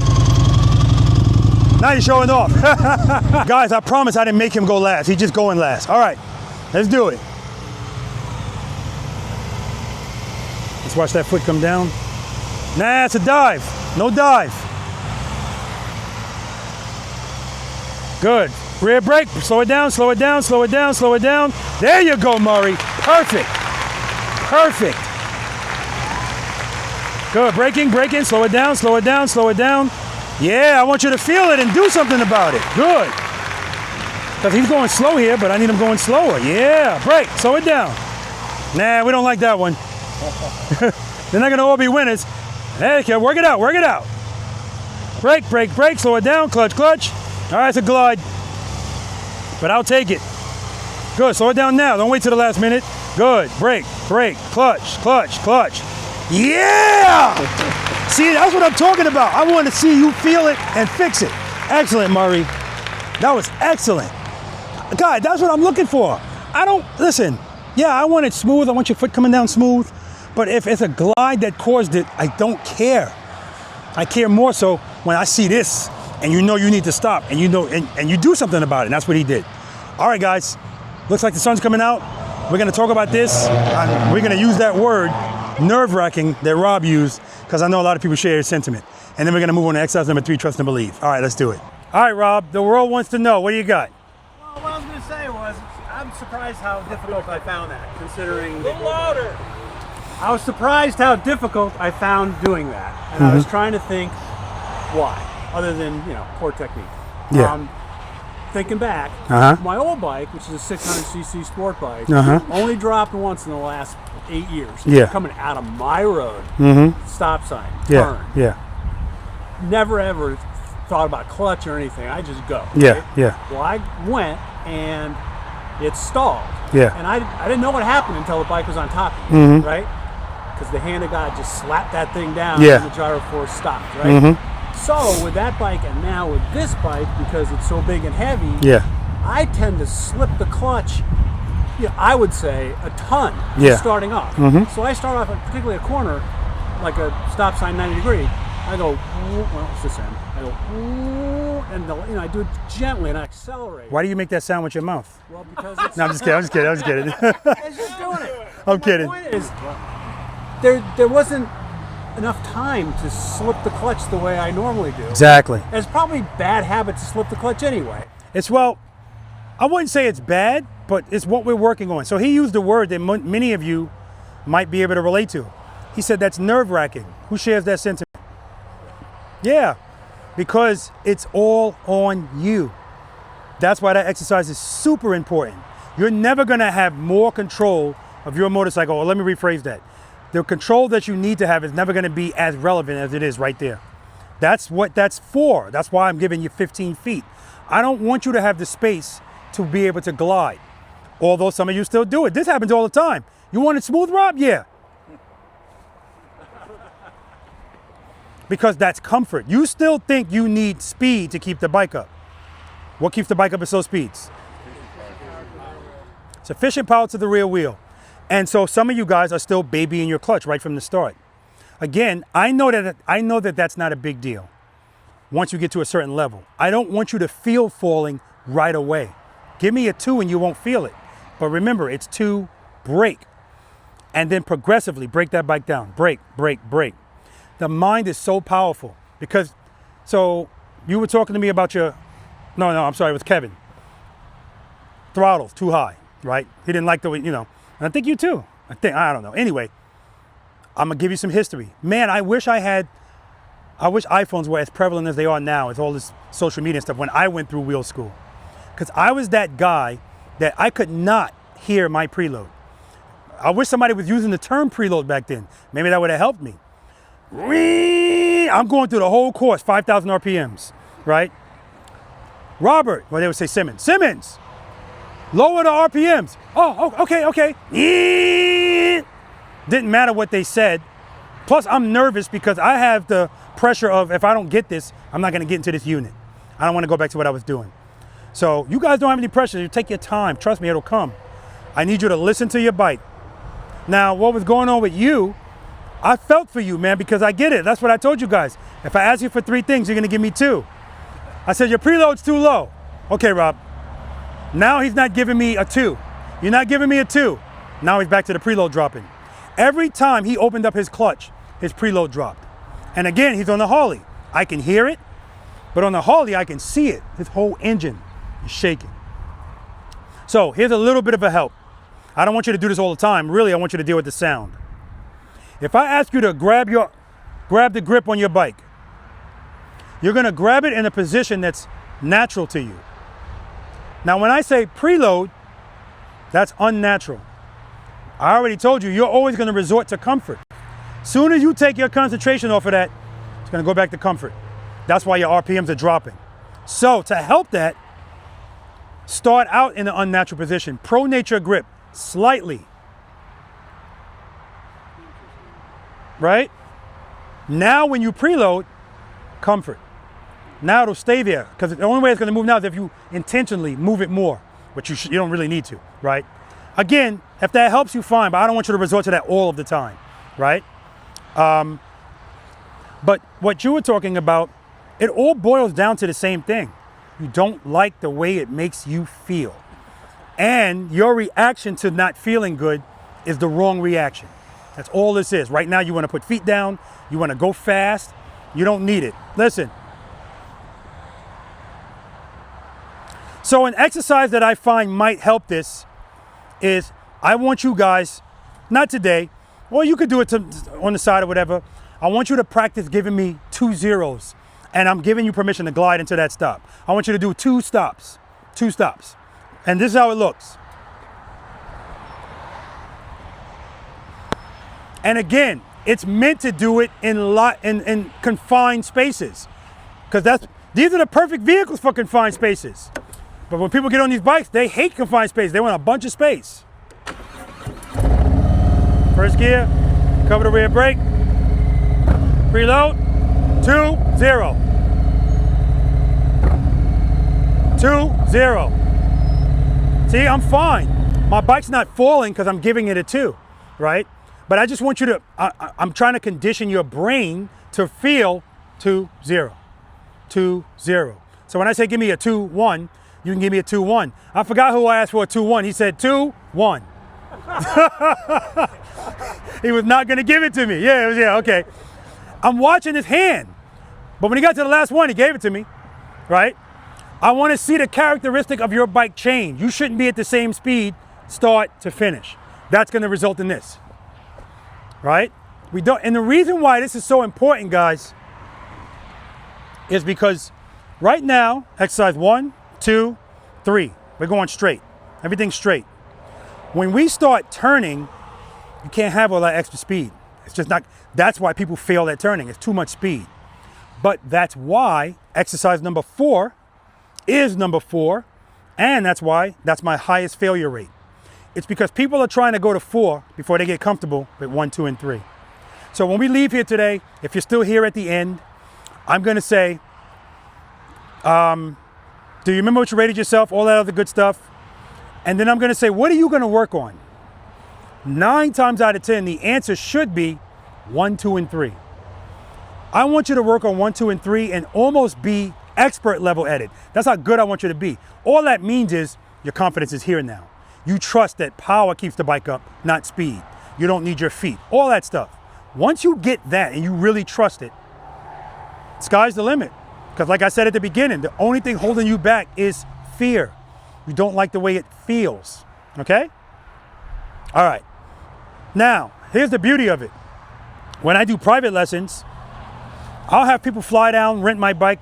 They're with me for a week. 5 days, 4 hours each day. We don't get past 2. So I don't want you, my point in telling you this is don't beat yourself up over this if you ain't getting it. Most people don't, because it's the ultimate control of your bike. We're not just going slow, because I want you to be comfortable doing that. I told you I should be able to walk next to you. And some of you guys are just, you want to go fast, I get it. But I'm asking you to stop, and I want it smooth. Damn, God, you're asking for a lot, Rob. Yeah, well, I can get this, I know I can. But once you get it, and you stop like this, you don't ever want to stop any other way. You're going to always want it. And who's heard the term, you can't hide money? Yeah, nobody? What the fuck? Yeah, okay. You can't hide practice either. Because the numbers are so staggering, you're going to always stand out among motorcycle riders. People that don't ride motorcycles, they're not going to appreciate the fact that you stop like this or that you make a nice U-turn. Because people that don't know, as far as they're concerned, well, isn't that what you're supposed to do? I'm not going to give you congratulations for that. You turned around, whoopee, right? But people that ride understand. That's why you're going to stick out like a sore thumb. That's another reason why I want you guys to get this. Because people are going to see how you ride, and it's going to start a conversation. Whoa, were you a motor? They got to label you with something because you're out of the ordinary. Are you a motor officer? Do you competitions? No. And then you can just talk about your journey and how this started. Be the boss of your motorcycle, because some people's egos won't allow them to come out here. So I say, I don't care how you get it. Watch the videos and then go practice on your own. Some people could do that. Some people, this is always gonna be more beneficial, and then some people prefer one-on-one, right? Okay, any questions about any of that? Now, some of you might say, I wanna keep doing that. You don't need to, because all day you are gonna be doing it. I'm letting you know that now. And as I say that, watch all the glide stops coming up to me, because the comfort's always gonna be there, and I'm there to take it away. I'm the killjoy. Only when it comes to the comfort, I'm the killjoy. All right, we're gonna move on to exercise number 3, trust and believe. Who's unfamiliar with it? The rest of you are familiar with it. Who's never practiced it? Oh, okay, so isn't that crazy? This many people are familiar, but they didn't practice it. Well, you're gonna practice it today. All right, so let me explain what this exercise is. So what this is also gonna do for you guys is it's gonna change your lens. You're gonna start realizing, holy shit, I know he said 98%, it might be 99. Because everybody you see, everybody's bumbling around, right? Just know it's far more important than duck walking. It's you putting on display, I don't really know how to ride a motorcycle properly. But that's gonna change, right? That's gonna change. But remember, we're not gonna get this and now be trying to clown other people. No, that's not what Preloader Nation's about. We're gonna try to help other people. Because you're gonna run into that guy. I ran into one yesterday. I've been riding this long. I ain't never dropped the bike. You know, I don't care how long you've been riding. And you not dropping your bike, if you tell me that, you're telling on yourself. I know for a fact you don't know what you're doing. It's impossible to learn how to ride one of these things and never drop it. It means you're not trying to do anything outside your comfort zone. And you're duck walking all over the place. All right. Trust and believe, guys. Step number 1 is always step number 1. Make sure the motorcycle's in first gear. Step number 2, we're gonna cover that rear brake. Don't hover, cover, rest your foot on it. Step number 3, preload and keep it loaded, Paul, right? Now, I'm saying Paul, but it's for everybody, because this exercise, it happens more so than others. As soon as they go to open the clutch, they forget about the preload. Step number 4, I want your clutch right before power, right before it. Find it, move a little bit, pull it right there, keep it there. Step number 5, stand by, wait for my command. The command is gonna be foot up. As soon as you hear me say foot up, pick your foot up, but don't open the clutch. Pick your foot up. And stand by and wait until you feel falling. As soon as you, don't overthink this, guys. Don't overthink this. As soon as you feel it, address it, and then come to a smooth stop. Now, I can say come to a smooth stop till I'm blue in the face. But people that are drilling, there's always some. Yesterday, a guy was out here with a breakout. He's got anti-lock brakes. He locked up the rear wheel. Because it's like this, I get it. Listen, all this exercise is exercise number 1, but not moving. When I tell you to wait until you absolutely need power and give me a 1, that's trust and believe. Trust and believe is we have to reprogram your brain to associate falling with putting your feet down. Falling equals clutch. Falling equals clutch. Falling equals, thank you. We got some donuts or something for these guys? some, you know, they need some energy. Falling equals clutch. That's what this exercise is about. So when you pick up your foot, if you put your foot back down, that's what we're trying to avoid. You feel falling, clutch. You don't need a lot of clutch, but remember, you're never gonna give me too much clutch. If anything, you're gonna give me not enough, right? Because as soon as you give me that, you can pull it back in, all right? So don't worry about that. Here's what I'm expecting to see. Preload, right, good, clutch, right before the power. Ready, Rob. Foot up. That's what you're gonna do. Or, I'm gonna say foot up. You're gonna pick up your foot. Remember, it doesn't take much. And now you're gonna feel the bike falling this way, and you're gonna put this foot down, right? Or you're gonna be doing this shit, right? Don't worry about it. Foot up means foot up. And when you pick up your foot, I'm looking at the front of your bike, I'm looking at the wheel. I don't want it moving at all. Trust and believe, that's why it's called that. Do you trust and believe that as long as you have sufficient power on the bike, on the rear wheel, the bike won't fall? I trust and believe in you, that's a true statement. Let me rephrase the question. I'm not asking in theory. I'm not asking in theory. I'm asking you, do you trust it and believe it? I trust and believe it. Horseshit.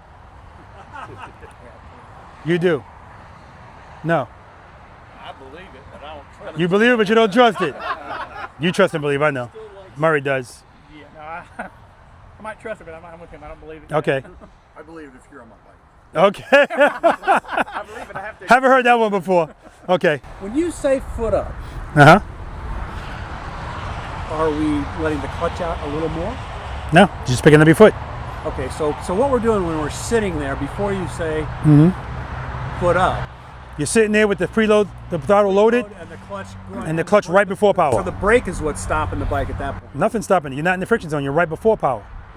Right before power. I don't want you in the friction zone. And sometimes people are so, this messes with people so much. I'm literally watching their bike inching forward and they just keep readjusting their feet. I'm like, pull the clutch in. Oh, I need you to always feel what's going on with the bike. But trust me, I get if you're not hearing or feeling things right now, perfectly fine.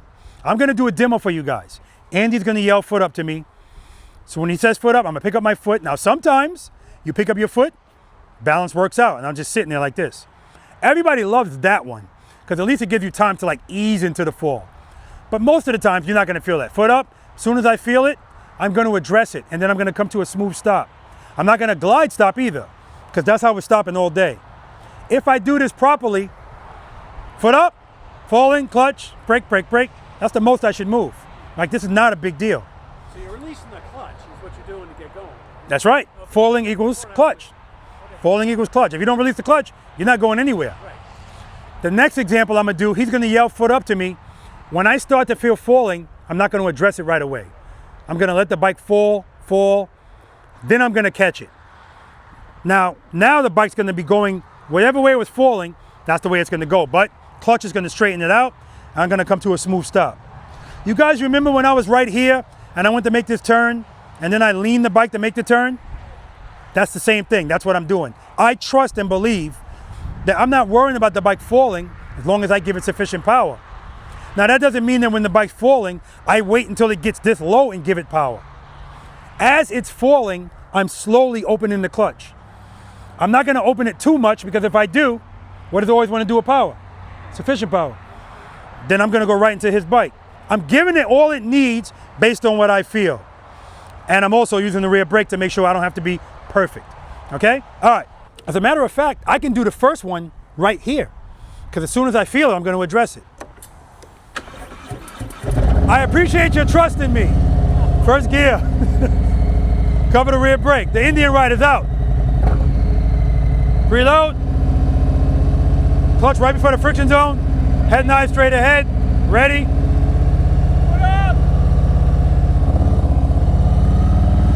Smooth stop. As soon as I felt it falling, I addressed it. You know which way it was falling by which way I go. The bike started to go left. No big deal. Now I'm not gonna do the next one this close. Thank you, thank you. How much? Push it more. You want the bike to tip before you let the clutch in. That's right. I need you to feel, we're back to the feelings, feel falling. But as soon as you feel it, address it. And remember, that's why we're right before power. I don't want you to have to make a big move. Feel it, boom. Remember, it's a small move here. It's a bigger move here. I don't want it to get there. Even though this time I'm gonna do that on purpose. Going that way. First gear, cover the rear brake.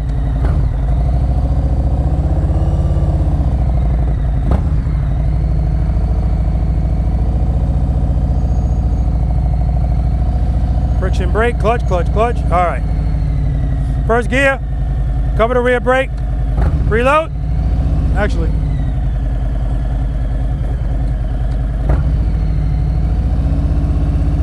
Ready? Put up.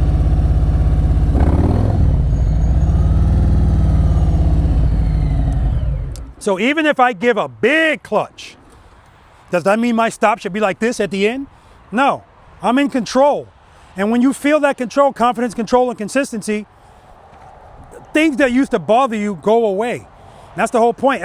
The less you know, the more you worry. That's true about everything, right? And so that's what we're doing here. We're building confidence, and then other stuff falls to the wayside. Now, what is gonna replace that is things that probably didn't bother you before, like group rides. Because now you know the numbers, and it's like, oh shit. Imagine riding around all these people, because I want you to think about this. Andy brought this up yesterday, and I saw a video on it. If you're in a group ride, you're riding in a staggered formation. The person in front of you stops abruptly. If you know what to do, you're not gonna have a problem. If you don't, I see it all the time. people locking up front brakes, bikes dropping, and then causing other people to crash. And usually, because of the numbers, it's a domino effect. Everybody's crashing now. Because nobody knows to just emergency brake, swerve. That's what exercise number 5 is about, right? We'll talk about that when we get to it. All right, we good? Robert, I have a question. Good. I noticed when you started, you said cover the brake, but your foot was slightly on the brake. Is that what we should do? Good question. His question is, I noticed you said cover the brake, not hover, but it looks like your foot was on the brake. It was. I was actually applying the brake because I was on a downhill. But we're going to be doing it over here, so you're not going to need to do that. Just cover it. But again, it's based on what I feel. I don't want you to have to use it. Because what happens is if I have you on the brake, I say foot up. If I get you to open the clutch, because this is where rigor mortis of the hand comes from. Foot up, people just can't open the damn hand. But if I get you to open it and the bike doesn't move, because you're on that brake like this, okay? Good question. Anything else? All right, follow Andrew. Andy, glide, stop, and a lean. Remember, everybody's gonna do what you do. That was not what? Oh, of course it was. No way. Out of all of that speed, you really don't think that was a glide stop? My clutch still went out and my... Glide stop, man. It's a glide stop. We're gonna watch the video. Guys, never mind. I want you to watch it. I'm gonna leave this in now. All right, you ready? No glide stops, no leaning, please. Thank you, North Carolina Ambassador. You ready? Put up. Good job.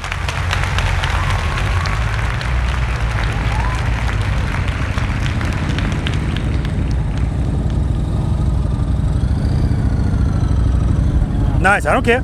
I don't care. That's 20. All right, you ready? Foot up. Oh, hold on. What'd you say? I said, I think so. Oh, okay, okay. Nobody's trying to hit it anymore, Stacy. Foot up.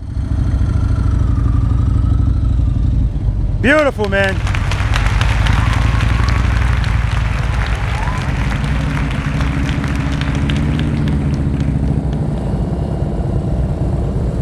Beautiful. All right. First gear, yes, covering the rear brake. Don't forget you're coming to a smooth stop. Foot up. Up, up, up, up, up. All right, we'll try it again. You had it, then you put the foot back down.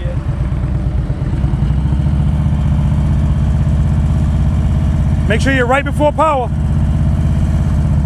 There we go, right before it. Foot up. Smooth stop.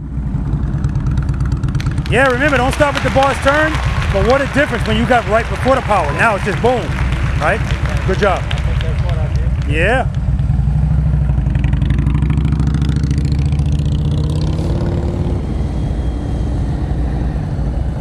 Friction brake. Yeah, remember, step number 2. Before you move, make sure you're covering the brake. All right, first gear, covering the rear brake. Preload. Don't forget you're coming to a smooth stop.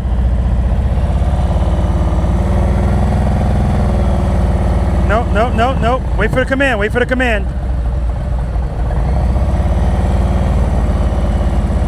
Foot up.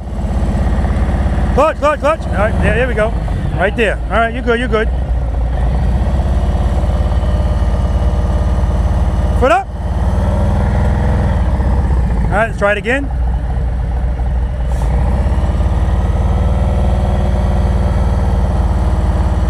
Foot up. Clutch, clutch. Okay, try it again, you're good. Trust me, this is everybody. Foot up. No, you're moving, make sure you're not moving. Try it again. Make sure you're not moving when you hear foot up. Foot up. One more time. One more time.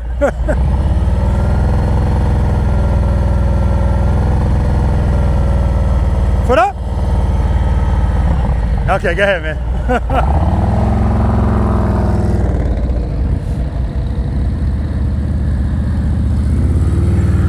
See all that speed? It's too much speed. Too much speed. All right. First gear, good. Covering the rear brake. Preload. Don't forget you're coming to a smooth stop. Foot up. Okay, good. Next time, no foot. Clutch.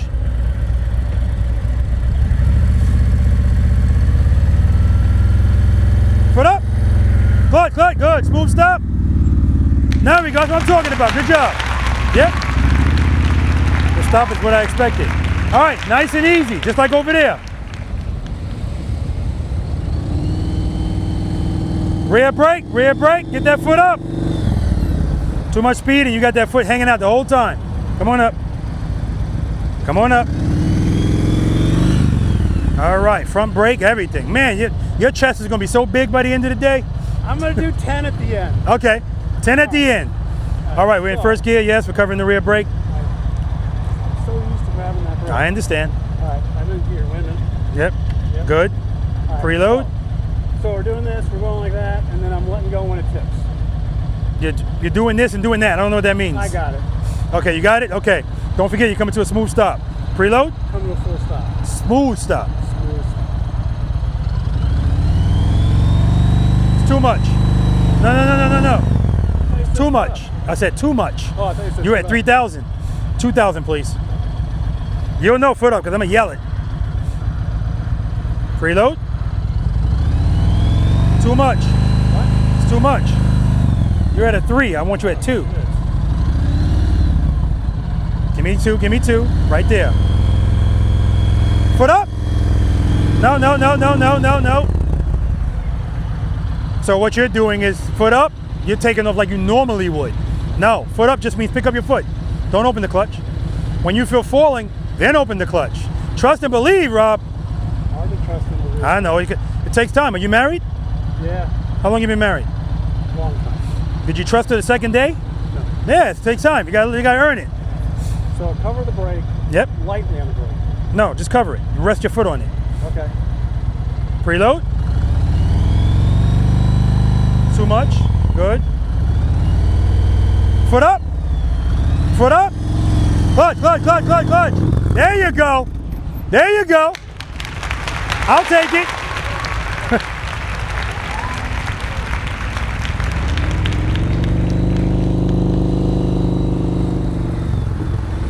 All right.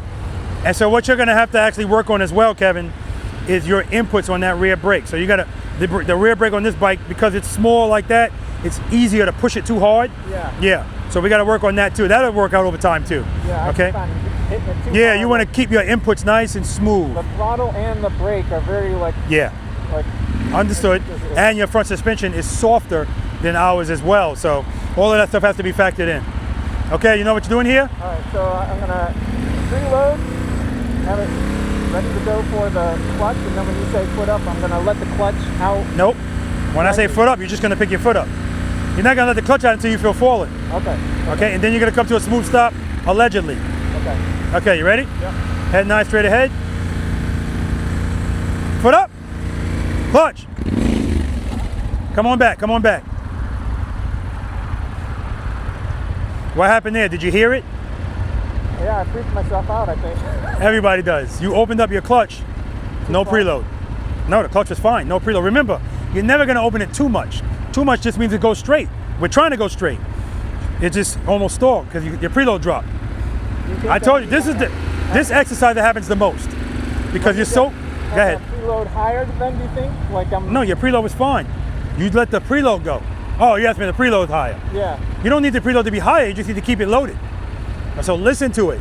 I know it's hard because right now, whenever I do this exercise, all you're concentrating on is the foot up, opening the clutch. Yeah. So you forget about that. So if you need to pronate the grip a little bit when you preload, Joe, do that. Now, do you dynamically adjust the preload? Like, because as you open the clutch, you need to give it a little bit more. I don't, because it's enough. Okay. If when I let it go further, then I give it more. But if I'm just correcting as soon as I feel it, what I have is fine.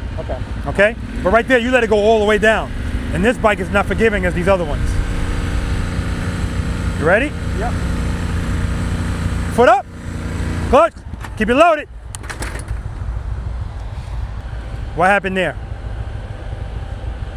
I let the clutch out, but it didn't move forward, so I don't know. Same thing. It stalled. Same thing. Stalled. Like I told you over there, in this exercise, this happens the most. Because your attention's not on it, as soon as you open the clutch, this goes back to normal. So again, I want you to try to pronate your grip. Go a little bit further. And then when you preload, now we'll be in comfort. All right. All right, now. Now am I putting the brake on as well? Or No, just holding it, unless the bike's moving backwards. Stop, let it go. Pronate. Not that much, slightly. Now preload. Okay. Clutch right before power. Foot up. No, you're moving, you're moving. I know, if it ain't one thing, it's another. Right before power. Pull it in a little. Pull it in a little. Okay, good. Yeah, I don't want you in power. That's why I want you right before it. Okay, you good? See how it's moving? Good, good. Head nice straight ahead. Give me some more preload. Foot up. Clutch. Now you pulled the clutch in. Now I got the preload, not the clutch. If I ask you for 3, you're gonna give me 2. All right, let's try it again.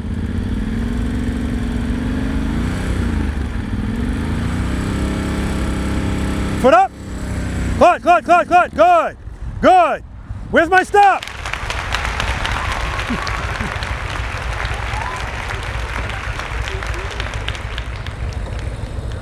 He said, F your stop. Brake, brake, brake. See?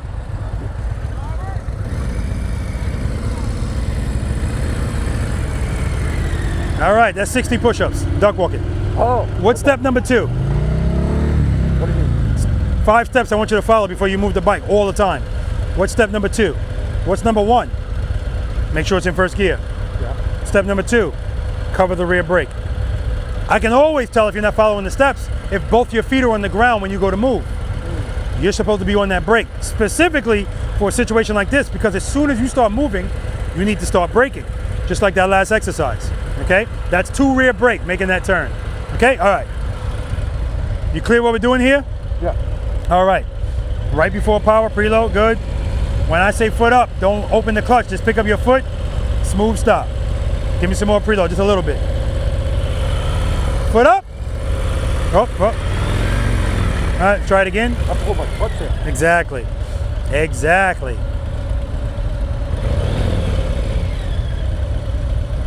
Good. Cover that brake. Good. Preload. Good. Good. Foot up. Clutch, clutch, clutch. Come on back. Come on back. All right. That wasn't bad at all, man. At least I got you to open the clutch that time. All right, let's try it again. Good, head nice straight ahead, good. Give me some more preload. Foot up. Watch that foot, brother, watch that foot. Right there, your heel came all the way back to that saddlebag guard. You don't want that to happen.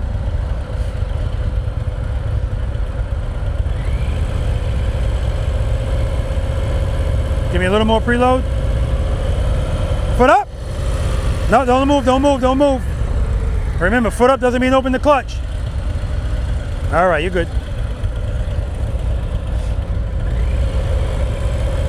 Good, good. Give me a little bit more preload. Foot up. Clutch, clutch, clutch. All right. Nice and slow. Good, good. Good, good. Clutch, clutch, clutch, clutch, brake, brake, brake. Love it. All right, you know what we're doing? Yeah. All right, don't forget you're coming to a smooth stop. Preload. Foot up. Stop. I told you it's gonna happen. Foot up. All right, all right, all right. Come on back, come on back. You're good. You're good right there, stop. So far you've done 2 of the things I told you. This is what I'm looking for. We're good.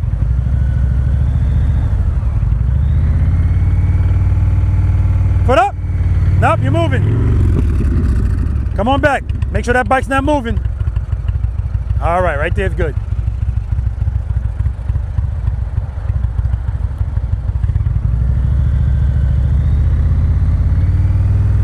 Foot up.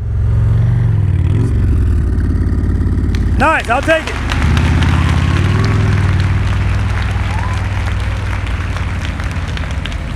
Cover the brake, cover the brake.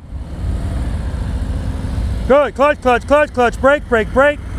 Dude, that's already 100 times better. Just that right there. But remember, what's step number 2 before you move the bike? You got to make sure it's in first gear. That's one. Step number 2 is Cover the brake. Cover the brake. I can see right all the way from the other side of the parking lot whether you're doing that if you're starting with 2 feet down. And remember, in this situation, you're not moving far, so you're going to be using the rear brake as soon as you start moving, just like that exercise we did. 2 rear brake. All right. Don't forget, you're coming to a smooth stop. Head 9 straight ahead. Pull the clutch in a little bit. You feel the bike moving? Good. Good. Keep it loaded. Nope. Pull the clutch in. If you feel the bike pulling, you're in the friction zone. Foot up. Clutch. Okay, all right.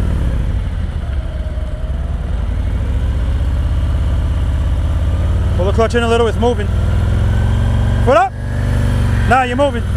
Make sure it's not moving.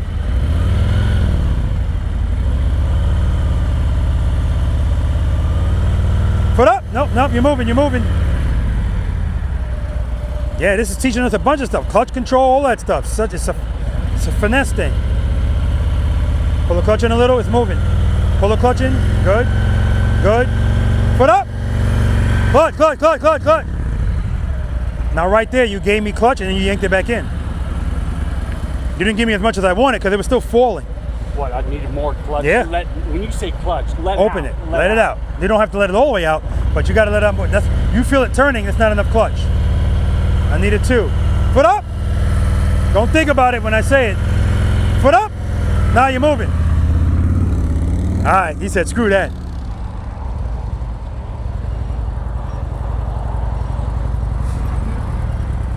Too much speed, that's 20, 30, 40. 40 push-ups. What's step number 2 before you move the bike? Preload. That's 3. 1, make sure it's in first gear. 2 is cover the rear brake. You're starting 2 feet on the ground. So I already know you're not doing step number 2. And in this kind of turn, you're starting on the brake anyway. At least you should be using it because it's short distance. That's why you come in here with so much speed. Okay? All right. You know what you're doing here? Lift the foot up, got it. Don't forget that you're coming to a smooth stop at the end of it. All right? Preload. Give me some more preload, please. You're being cheap. 2,000. Pull the clutch in. Oh, you're recluse. Okay. Foot up. All right. Try it again.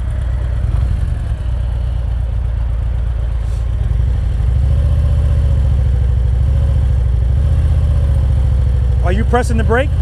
Yeah. Don't.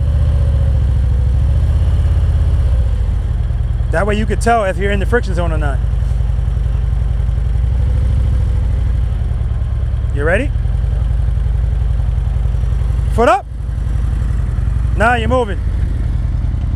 Come on back. Remember, foot up just means foot up, not clutch.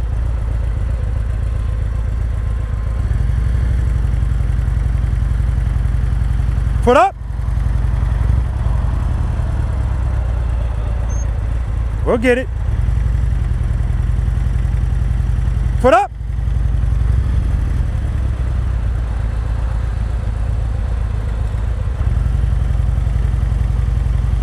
Foot up.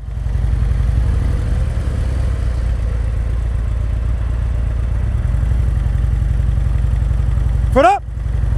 Clutch, clutch, clutch, good. Smooth stop. Nice. Not smooth stop, but I'll take the first part. Rear brake, 2 rear brake. Good. Brake, brake, brake, brake, brake, brake, brake. Yeah. Too much speed, that's all. I know that speed. I know, well, it's because of the speed, that's why. That's what I was about to say. I know the speed makes you feel more comfortable, but when it's time to stop, it's going to make that more difficult for it to be smooth. Well, I think I'm trying to still get the friction zones, in my head. Well, where they're at, kind of thing. Well, so here's the thing that's going to help you. Well, eventually. Yeah. If it's falling, it's not a 2. Okay. If you're trying to go slow and you're going too fast, it's too much clutch. But really, it's not. You just got to give me more brake. Okay? All right. Don't forget, we're coming to a smooth stop. Preload. Good. Right before power. Good. Preload. Keep it at 2. Listen to that sound. That's your lifeline. Foot up. Yeah. That's what this is about. Instead of putting that foot down, we want to do that. Falling equals clutch.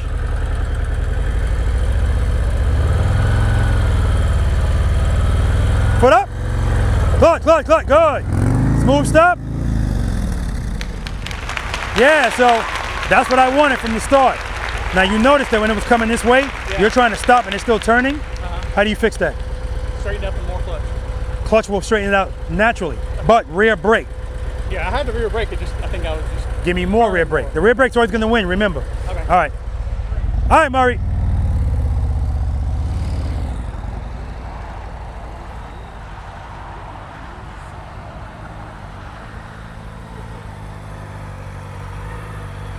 Beautiful, Murray. All right, don't forget you're coming to a smooth stop. Yes, sir. All right. Let me know when you're ready. Ready. Foot up. Smooth stop. That's what I'm talking about, Murray. Show these damn guys how it's done. That's right. Definitely. Because he hated this exercise. You go back and watch the prior practice session that Murray was in. Hated it with a passion. But if he hates it, that means he should be practicing it more, not avoiding it. All right, guys, we're going to move on to exercise number 4, right turn. Nope, I renamed it. 90-degree right turns, left turns. All right, let's do it. Any questions about exercise number 3? Trust and believe. Now, he didn't say it, but I think Murray is saying, I'm going to show these touring motorcycle riders how to do this, right? Now, what do you remember what practice session that was in Florida? 121 and 122. Practice session number 121 and 122. He was on an adventure bike at that time. And he kept saying it in the video, trust and believe. I hate this exercise. I hate it. All right. I hate this exercise. I hate it. I've been practicing it. I hate it. Okay, good, man. Well, that's the whole purpose of doing it, so that you don't hate it anymore. All right, you ready? Head 9 straight ahead. Make sure you're preloaded. Foot up. Clutch, clutch. All right. I hate this exercise. All right, you ready? Yeah. Foot up. Now you're moving. Try it again, try it again. I hate this exercise. Ah, see, you got, stop saying it, man. Stop saying it. You're manifesting it. But if you hate something, you need to do it more. Don't avoid it. Don't avoid it. He's super comfortable now, too. You could tell right afterwards, he said, practice, man. Can't hide practice, like I said, right? So if you find that that's difficult, I want you to practice it. And the reason I want you to practice it is all we've been doing since exercise number 1 is wallowing in what we don't like. And if you like it, it means you're doing it wrong. Smooth, short starts and stops. If that stops, it's like, ooh, I like that. Going too fast, right? I need you to feel something and do something about it. That exercise, trust and believe, is just doing it without the bike moving. So it's taking it up a notch. It really isn't. It's just messing with your mind more. But that's what we have to do, because this is the only thing holding us back, right? The more we can get you to see it's not a big deal, because falling equals clutch. So I forgot who went, and I told him to put the clutch right before power. Yeah, it was you. That was the difference maker, because it's already scary. I don't want to be trying to find it. As soon as I feel it, I want it to be right there, right? That's my relief. Yeah, I know I feel like it's gonna fall, boom. And slowly but surely, it gets into your muscle memory that that's all you need to do. Your fear starts going down. Trust and believe is important for that. Now, trust and believe is not something I want you doing in traffic, right? The first 2 exercises, you could practice that anywhere. Now, technically, you could practice trust and believe in traffic, because remember, if you do it properly, right, you're not waiting for the bike to go like that. You do it properly, boom. Smooth, well, you're not stopping in, and just go straight. Now, didn't I tell you guys? Watch when you watch the video. Smooth stop, now Rob. Right? Because you're up here. I get it. Now, what was your question? You forgot, didn't Is you? there anywhere we can go to get the setup for your course? His question is there anywhere to go to get the setup for my course? Yes. BeTheBossOfYourMotorcycle.com, my website. Not only does it give you the dimensions, but for each exercise, you get the dimensions, you get a short video of me demonstrating it, and you get a link to a video relative to it, right? So I want you to know exactly what's going on with it, all right? Any other questions about that? All right. 10.5? I mean, repeat? Cones, they're expensive. Like any place to go and Amazon. No, I have a link for these cones in particular. And the reason I like these cones, I don't know if you guys can see that faded orange little hockey puck cone? Yeah. That's what the MSF uses. These cones are 4 years old. They don't fade. You can run them over. They're tough, and the wind won't blow them away. Ask me how I know. Because the first cones I bought, I wanted to get the cheapest ones. My whole practice session moved over. I'll never forget that. I was pissed. We put it all back and it did it again. And I was like, that's it. Because I wasn't marking it out at that time. All right. Any other questions? Beautiful. All right, guys. Now it's going to get real. Exercise number 4. 90-degree right turns, left turns. Who has never practiced this? Okay, the majority of yous. All right, so I wanted you guys to look at it. I want you to look at it before you ride in it. Is this too big for any of you? You guys need me to move it in a little? No? All right. I don't want you to overthink this, but the discomfort here is people not wanting to turn the handlebars. But the other discomfort is people don't want to ride slow. That's why I kept trying to emphasize to you guys, slow down, slow down. Dude, wow. So I'm looking at it in real time. When you guys pull up here and you stop, now I ask you to come to me. Quite a few of you, 2 feet out. So I already know you're not following the steps. You're not covering the rear brake, which you should be, because you should be using it as soon as you start moving. It's a short distance. But if you wait till the last minute to brake, that's why you're giving me the dive. 2, brake, brake, brake, just like exercise number 2. That's what that is. That's what this is, right? But the difference is you're not gonna stop. When we come around here, guys, the slow ride, the first thing we did without the brake, you can use the brake now, unless your name is Andy. He can't use the brake here. This is the time to get it together. Preload, do I like the way it sounds? I'm gonna keep it there. Clutch, what stage of the friction zone am I in? If I'm not going too fast, I'm good. But even if I am going too fast, rear brake. I want you to get all of that together before you even get to the turn. Now, all you gotta do is turn the damn handlebars, right? What comes first, head and eyes or handlebars? Head and eyes. I'm gonna turn my head and my eyes right here, and then I'm gonna start turning. This is when it falls apart. Because when people start turning, they don't like the way that feels. And so if they don't like the way it feels, they're gonna do something, and it's gonna be something drastic. Either clutch out, clutch in. Remember that stage 2 demonstration I showed you? All I'm gonna do is use my rear brake to control my speed. Everything else is gonna stay exactly the way it is. Hold the turn, hold the turn, hold the turn. Straighten out. I want you in the middle. That's the goal. If you're here, I don't care. If you run over the cones, I don't care. If you're over here, I don't care. I don't want you to give up and just say, screw it, and go straight. Hold the turn. Now, I will tell you this. Ask me how many times one of these cones has made somebody drop their bike. The cone's not making them drop. Well, I guess it is. It's a contributing factor. The feeling of the cone makes them go, I don't like that. Clutch in. That's why the bike drops. I don't use big cones for that reason. I don't want all my cones to be this size.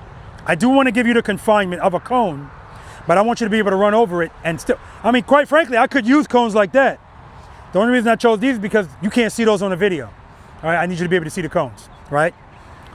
Like I said before, don't let the environment change the techniques, okay? You feel that, as long as you're in the friction zone, you're gonna roll right over it, okay? All right, I usually start on this side. I'm gonna come over here. What's your strength? The question is, what's your strength? Right turns or left turns? Right turns. Right. Right. Right. Left. Yeah, right turn. Right. Left. Left. Left. Right. Right. I say left. Left. Right. Right. Left, I think. Left, he thinks.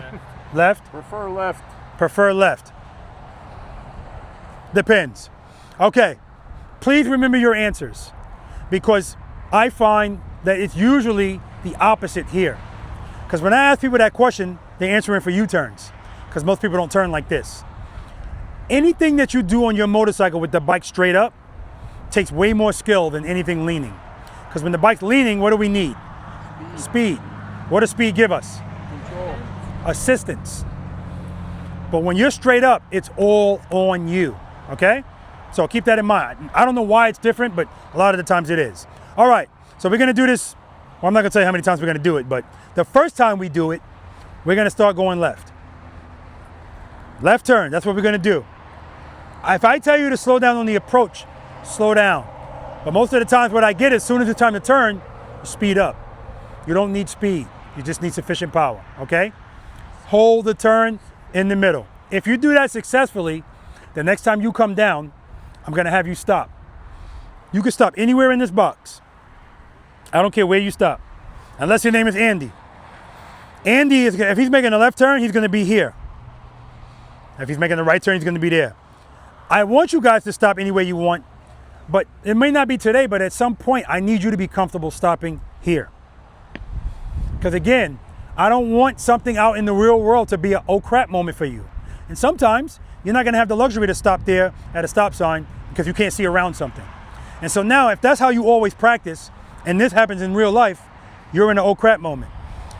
And here's what happens. You need to make this right turn, but it's one of those intersections that's kind of busy. So you're gonna have to go when you can go. You can't take your time. What do you think people like that do? You open the clutch, they have no concept of the rear brake over the double yellow line. When really, 2, rear brake, or 2 to 1. All you gotta do is cut power, whether it's the brake or the clutch. Then you can make that turn, okay? Have any of you guys ever been making a turn and you find like it feels like your bike's fighting you to make the turn? That's because it always wants to go straight and you're trying to turn it, it's fighting. All you have to do in that moment is just give me a little bit of brake. It's gonna naturally go that way. Because think about it, that's why we don't stop when our handlebars turn. The bike always wants to fall in the direction the handlebars are turned.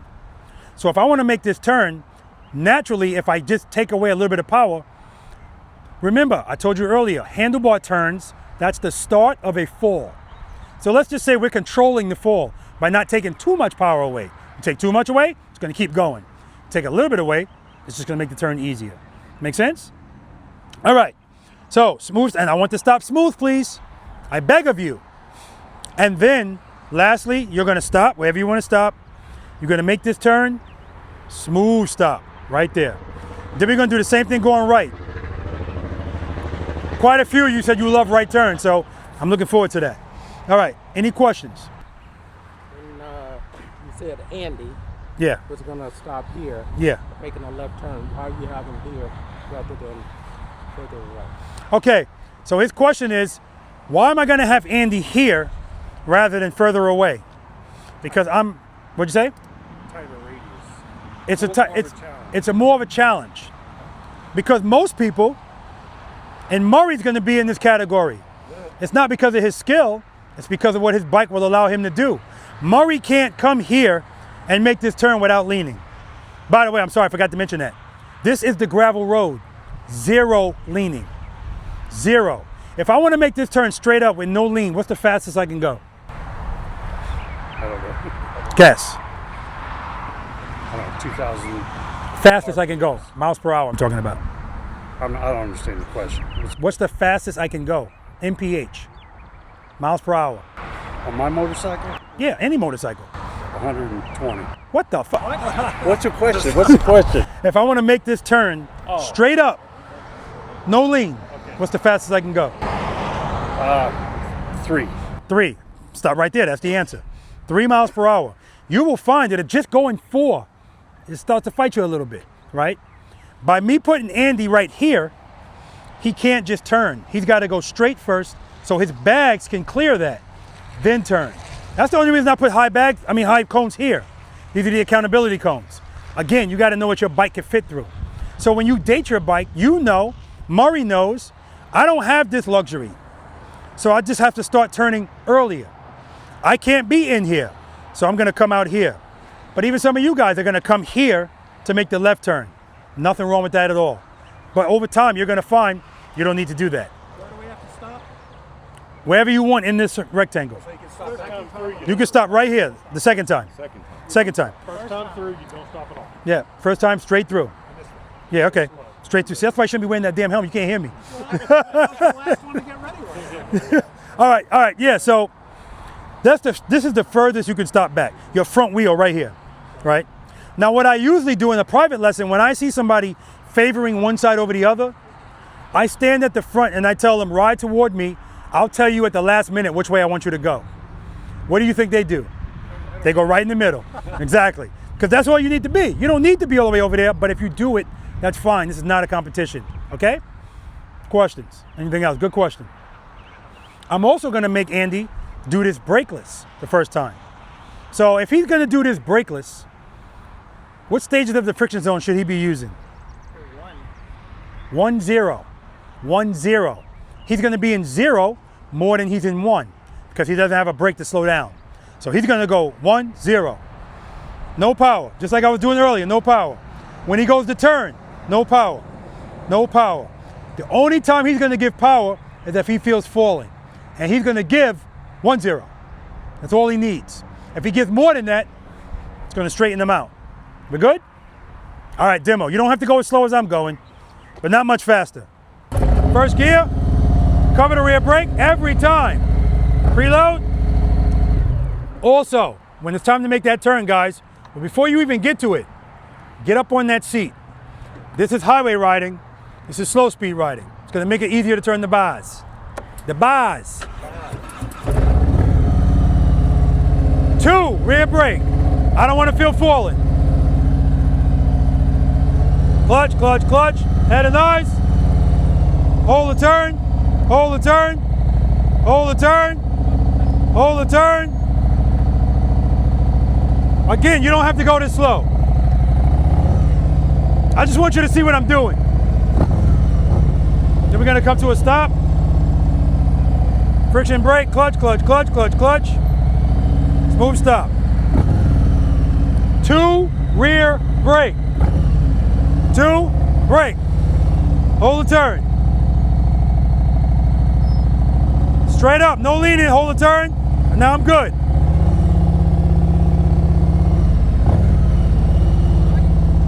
Slow it down. Friction brake, clutch, clutch, clutch, clutch, clutch, clutch, clutch. All right, now if I'm gonna do it from up here, what's different? Am I using 2 rear brake or something else? Anyone? Bueller. Bueller. Bueller. Bueller. Bueller. The answer is no. 2 rear brake. I told you earlier, we're gonna be using it all day. 2, because I don't want the bike to lean. Rear brake, because I don't want to go too fast. Remember I told you you get 1 smash? 2 rear brake. First gear, cover the rear brake. Start with the handlebar slightly turned, or even if I didn't. 2, rear brake. And now I'm right back to where I was before. Light dabs on the brake, light dabs.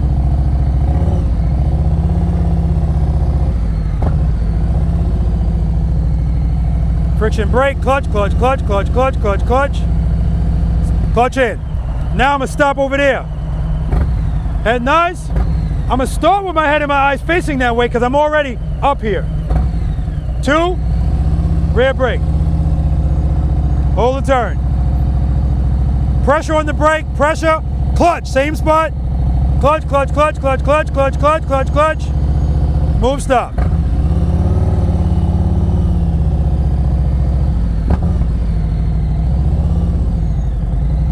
Friction brake, clutch, clutch, clutch, clutch, clutch, clutch, clutch. Any questions about any of that? All right, one more thing I'm gonna show you guys. Because I don't wanna give you the misconception that 2 means big. 2 doesn't have to be this, right? Preload, 2, 1. Now I'm at a 1. I'm at a 1.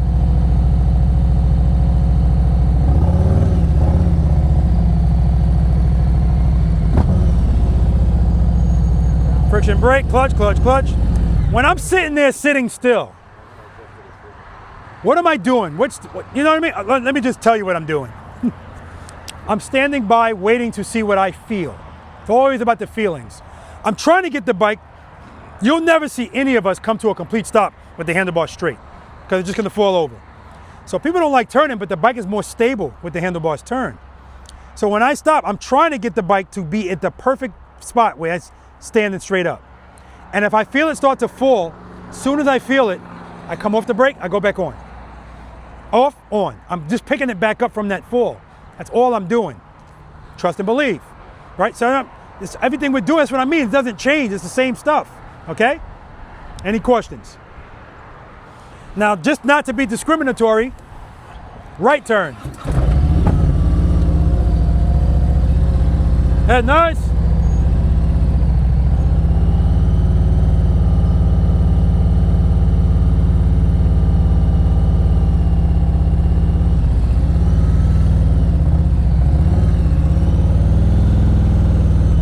Okay, I got no power here. Glide stop. Right there, you see me trying to balance the bike, right? Now, did you see me go like this and then go like that? The first exercise, what did I tell you I wanted you to do before you gave power? Counter steer. My point is, it's an option for me. I'm trying to give you more options. You don't always, that's where some people right there, that's just a foot down. Me, I know, all I gotta do, I feel it falling, I don't want it to go, straighten it out, clutch, rear brake, boom. All right, we're gonna go left first. When you make this left turn, that camera is gonna be right here. Look at my camera and keep looking at it. Don't molest my cones with your eyes. You can look at them, but don't stare at them, it's inappropriate. Look how small they are. All right, questions? Let's do it. No brake.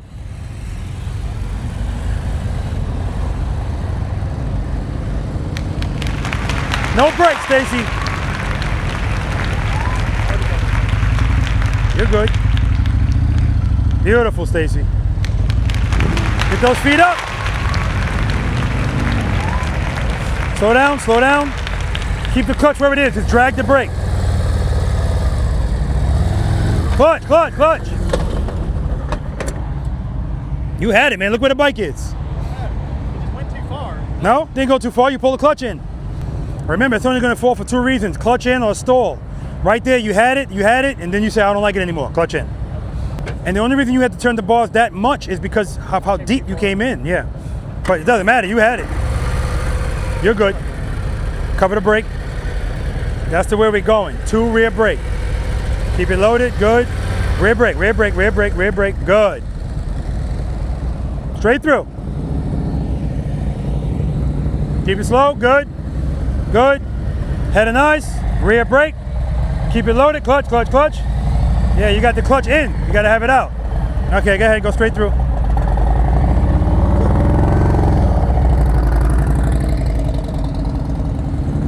Cover that brake. Slow down. Go ahead, nice. Keep it slow. Keep it slow. Nice.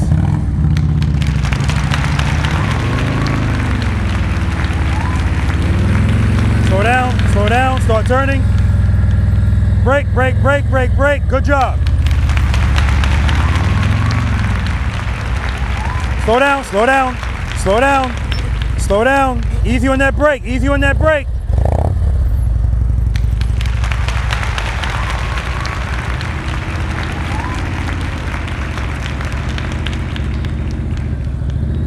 Good. Head nice. Rear brake, rear brake, rear brake. All right. A little bit of a lean, but he used the brake to slow it down at the last minute. Slow down, Murray. Slow down, slow down. Good. Head nice, head nice. Good, hold that turn, hold that turn, hold it. Beautiful, Murray. Woo! Right in the middle. Murray's killing it.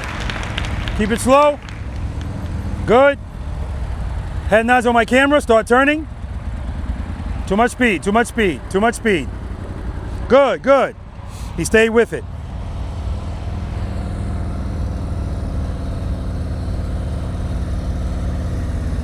Foot up. Braking, braking. Keep the clutch where it is. Easy on the brake, easy, don't jam it. Start turning, head nice. Head nice.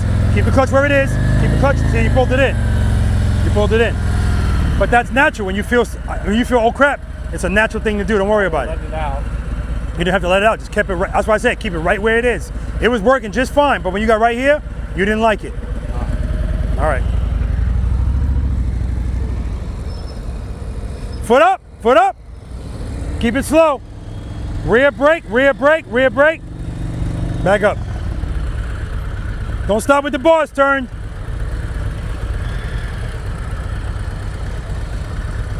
All right. Remember, 2 rear brake.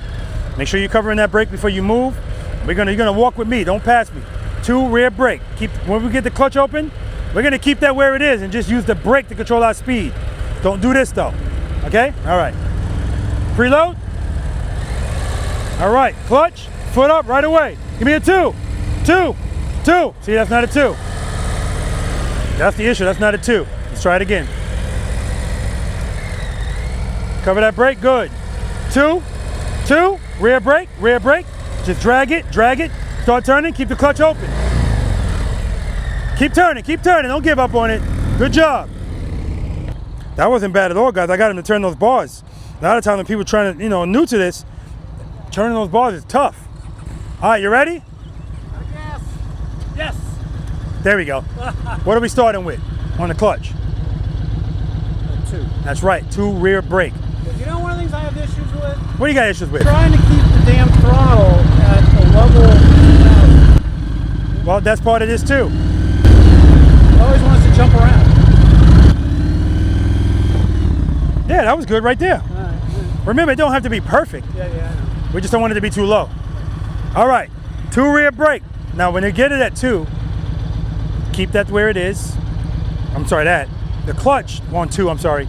We're gonna keep that where it is. We're gonna use that brake to control our speed. But try not to do that. So this is all pretty much brake control. Bro, it's steady. Keep it steady, but you still gotta pay attention to it so it still counts as throttle control. Okay, ready?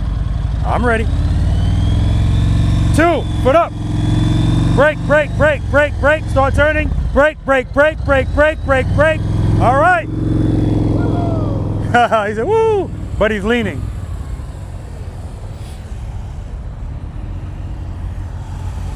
You can use the brake. Nah, straight through. I said, don't worry about what I say, man. I'll let you know. But yeah, we'll do it. We'll do the stop. Okay. Hold up. Yeah, let's do that.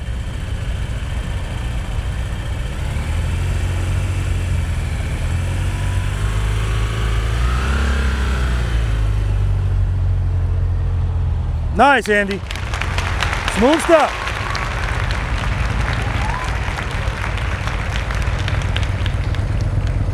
Beautiful. All right, straight through. Head nice. Excellent, Stacy. Straight through, straight through. Don't stop. Rear brake, drag it, drag it. Start turning, turn the bars. Brake, brake, don't dab it, just drag it.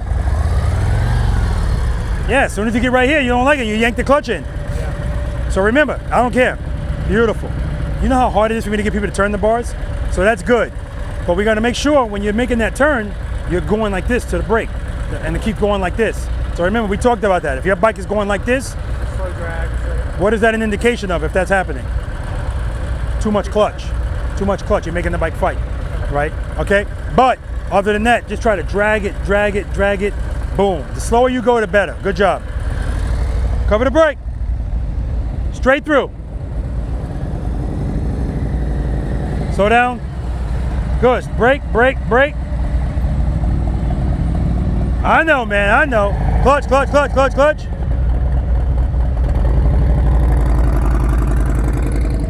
Smooth stop wherever you want.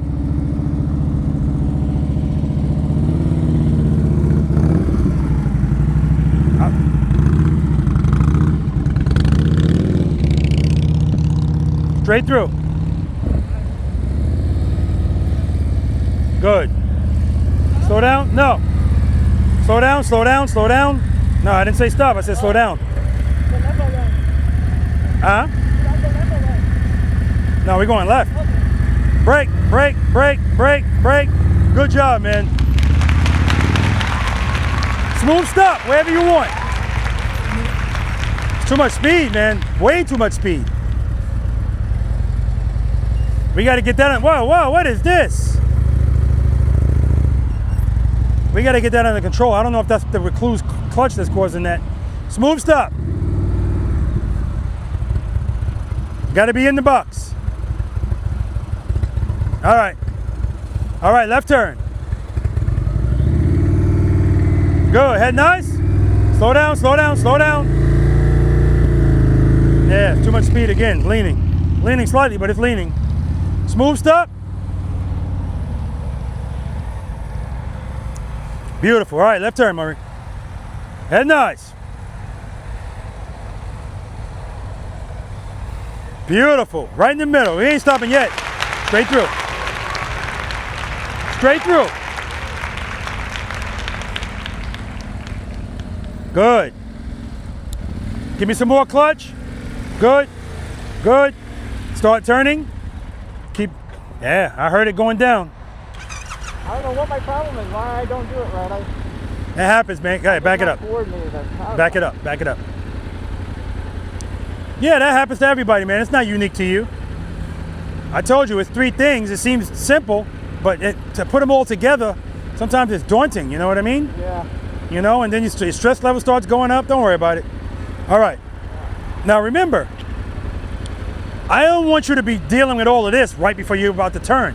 If you're still feeling all of this, you need a little more clutch. But if you give me more clutch, you got to give me more brake. Okay? The goal is to get it so it can just be like this. Not like this. I don't need to go fast to be like this. 2 is keeping it up. That's the question you asked me earlier. All right, let's do it. Preload. Give me a 2. 2. Good. Rear brake. Brake. Brake. Good. Good. All right. So, no, why are you stopping? Oh, I thought you said stop. No, so you go straight through. Okay. Back it up. Damn it. That's the first time I got you to go at a nice speed, everything straight. I'm so sorry. No, we're going to do it again. That's all. All right, copy and paste. So are you saying to like hold the brake while it's preloaded, and then don't let up the whole brake, let the clutch to 2 while the brake is still on? Don't hold the brake from the start. Okay. From the start, I want you to open the clutch to 2 without the brake. I need you to feel what 2 is. And then as soon as you start moving, start braking. You're going to know how much brake to use based on me telling you slow down or if you're good, right? You should be able to be right next to me. Okay. Preload. All right, give me a 2. 2, rear brake. Good, keep it at 2, brake. Now start turning, keep it loaded. Yeah. Okay, we gotta work on it. Right there, he's turning, smash the brake. Straight through. Good, keep it slow. We're going straight through. Good. All right, start turning. Stop, back it up.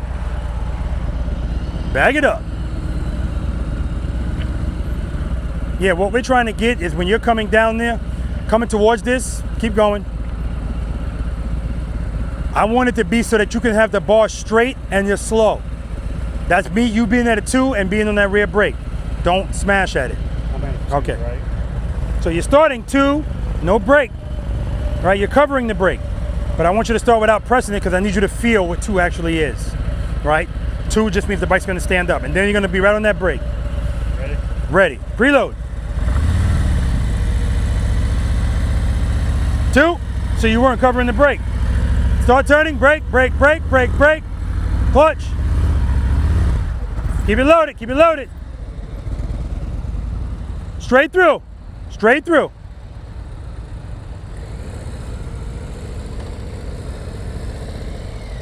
Keep it slow.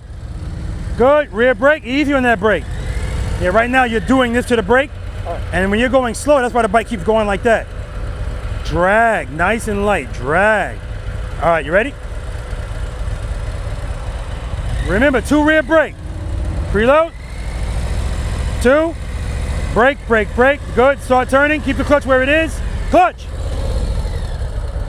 All right, don't do that, you're gonna hurt yourself. Shut it off. Let me hear throttle blip. Okay. All right, 2 rear brake. As soon as you go to turn, keep that clutch right where it is and just use the brake. I know it's tough to be gentle when you're nervous, but that's what we gotta do, okay? Good, give me a 2. 2. Rear brake, brake, start turning. You also keep starting with your feet on the ground instead of covering the brake. So then when we start moving, now you have to go to it. You're giving yourself something extra to do. We cover it so that when we need it, we're right there. If I'm already there, I'm less inclined to do that, okay? We're going straight through. Slow down. Too much speed. Leaning. smooth stop, Andy.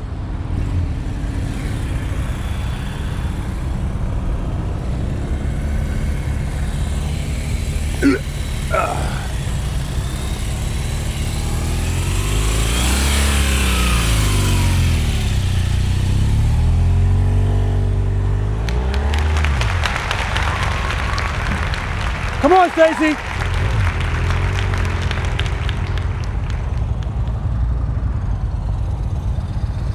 Smooth stop back here.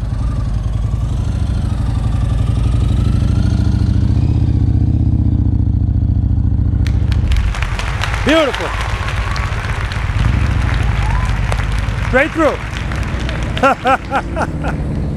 Straight through. Good. Keep it slow. Good. Start turning. Brake, brake, brake, brake, brake. I'll take it, man. I'll take it. That's progress. That's progress. And the only reason you didn't get inside of those cones more is you're still coming off of the brake. Every time you do that, it straightens you out. Straightens you out. Right turns next. Straight through. Foot up, foot up.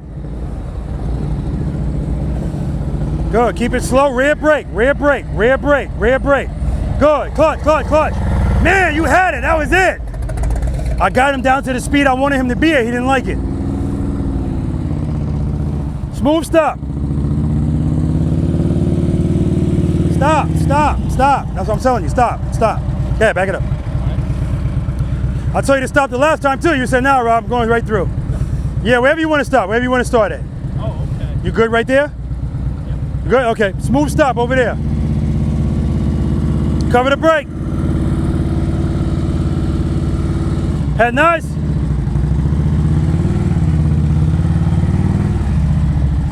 Okay, too much speed.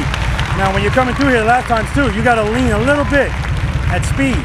Gravel doesn't care why the bike's leaning. So more brake. More brake. To slow it down. All right. But you can stay at 2. You don't need more power. You need more brake. Your power's fine. Okay. Because if you're at 2, you're fine. We just want the bike to be able to stand up and turn. Okay. We don't want you, no lean. Okay? Right turns next.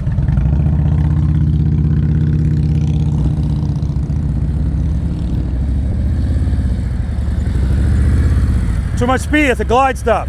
All right, make up for it. Give me a smooth stop right there. Looking good, man. 2 rear brake. Head nice.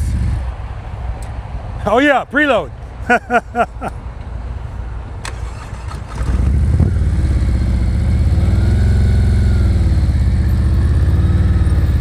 Good.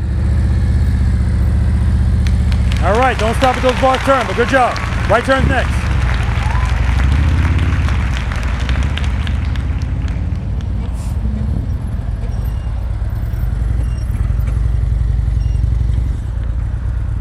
Back it up, back it up, back it up.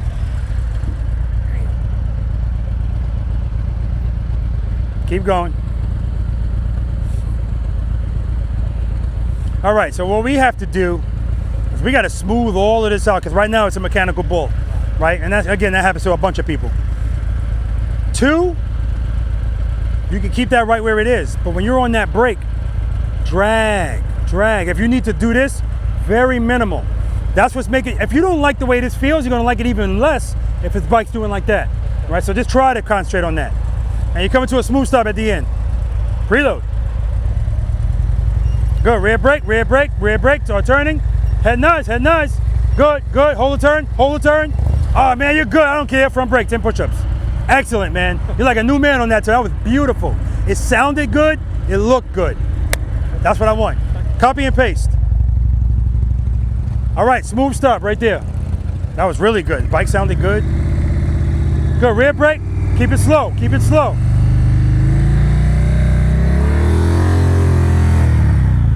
So every turn you made, when you got into the turn, you kept speeding up. So you got a slight lean.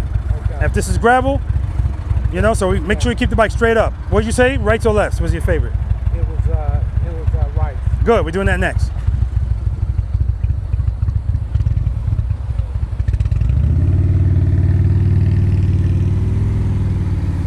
Smooth stop, Murray.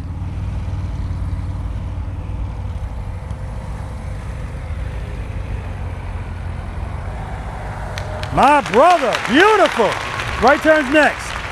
Straight through. Good, good. Clutch, clutch, good.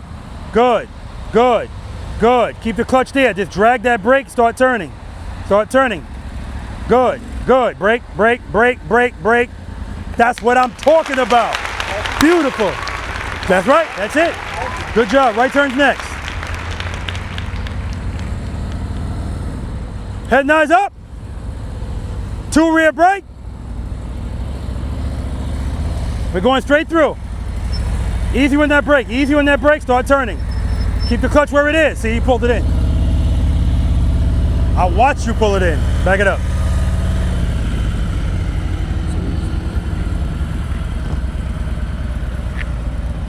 That's the key here, brother. Keep that clutch where it is. If it's working coming, it's gonna work going.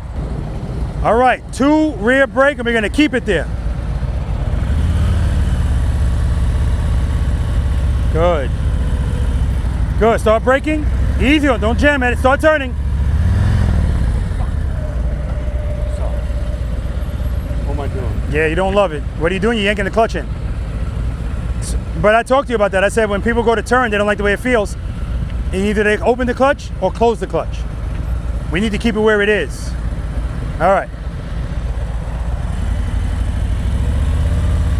Foot up, good, start braking, drag it, start turning, drag it, keep the clutch where it is, drag it, keep going, don't give up on it. All right, good job.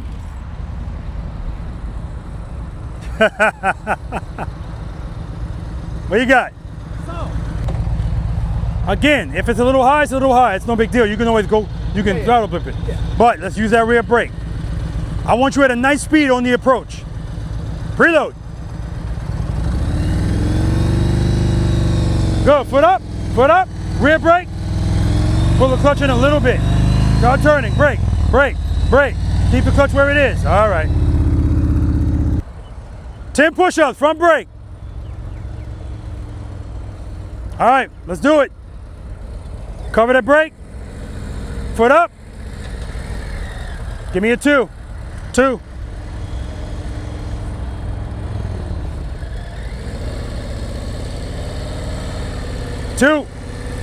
Good. Drag the brake, drag the brake. Light pressure on the brake, start turning, keep the clutch open.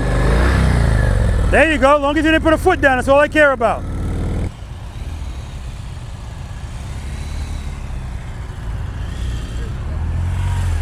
Nice turn, Andy. No brake. You can use it there. If you need to use it up there, it's fine. Because you are going down a hill. Turn it like you mean it. There you go. Good job.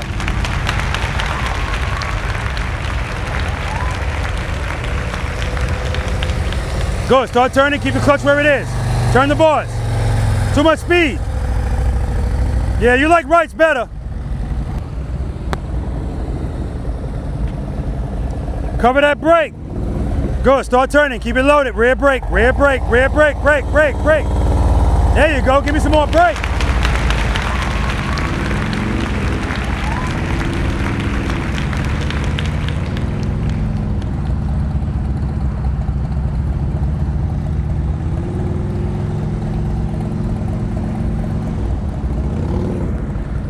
Keep it slow. Slower. Good. Good. Good. Head nice.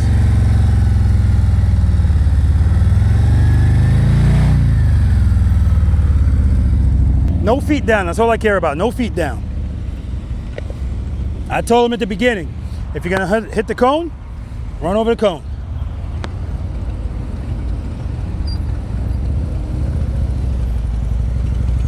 Good, nice and easy. Give me some more brake. Just drag it. Don't dab at it. See, you're dabbing at it.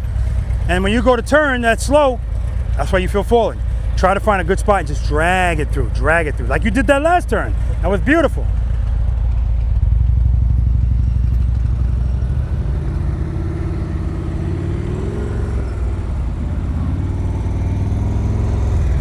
Good. Keep it slow. Stay on that brake. Stay on that brake. Brake, brake. Give me some more, more. You're off the brake.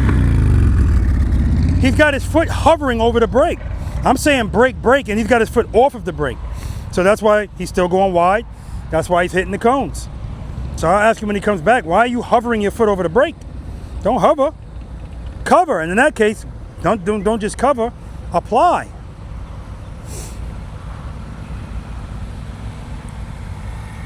Good, head nice. Rear brake, rear brake, rear brake. There we go, keep it slow, Murray. Good job, man.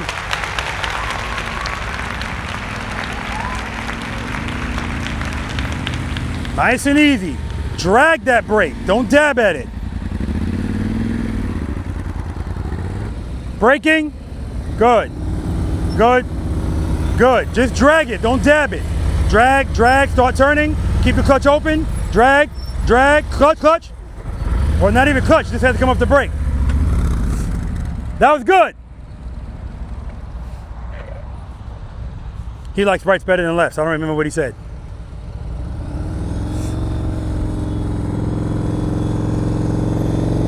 Slow down. Don't dab at it. Just drag it. Drag.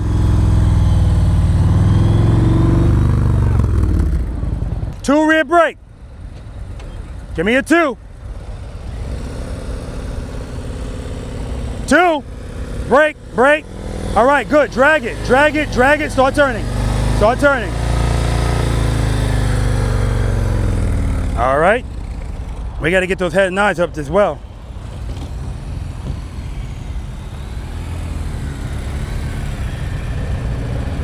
All right.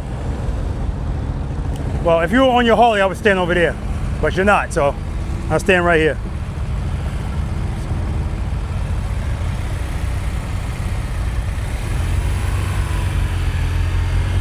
Lock it. Nice, Andy. Beautiful. Yeah, you're gonna get some too, Stacy. Smooth stop. Now Stacy's his bars don't turn as much on this Strat either, so. Lock it, lock it. All right, he leaned, but that's because he was losing his balance. He did what he had to do. Gravel doesn't care about that though. Straight through. We're going straight through, straight through. Start turning, drag that brake. Give me some more pressure, pressure, pressure. There we go. There we go. Straight through. Get on that brake. Yeah, braking, brake, brake. Start turning. Pressure on the brake. Give me some pressure, pressure. There we go. I need brake. Keep taking his foot off the brake. I don't know why guys are doing that. Smooth stop. No, that ain't smooth. All right, right turn. When you make this turn, again, try not to do this too much. Nice and easy. Try to drag it. All right. Cover the brake. Good. Head nice. All right, you're leaning. All right, now we're good. Now we're good. Oh, what happened? He had that. He just gave up on it. He had it.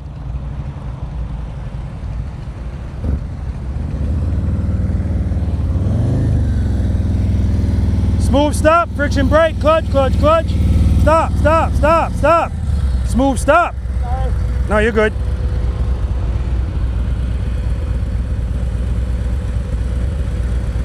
You good right there? Yep. All right.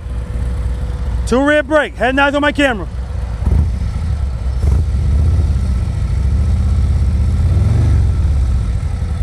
All right, we want to make sure the bike goes that way, right? Yep. Turn the handlebar slightly, there you go. Okay. Brake, brake, brake. Good, excellent, man, excellent. Right in the middle. Smooth stop, smooth stop. Man, what is going on with this thing? Is it the bike or you? Probably me. You say? Probably me. I love your accountability. Okay. 2 rear brake here, nice and smooth, man. Preload. Easy on the brake, easy. Start turning, brake, brake, head nice. Yeah, the mechanical bull is back.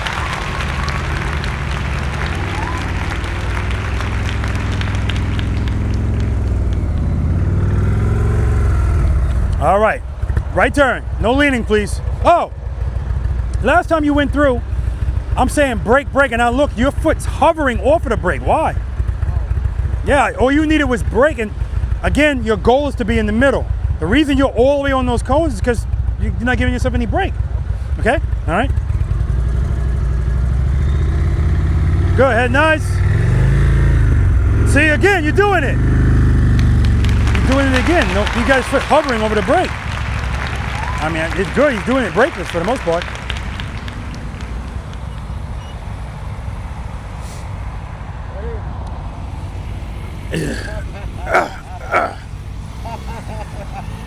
Oh, man.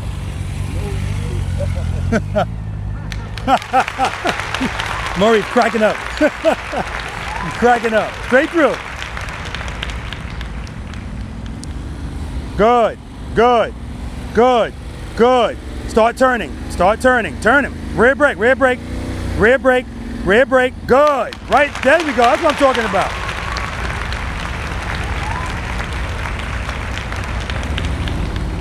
Good, good, good. Start turning. Clutch, clutch, clutch. All right.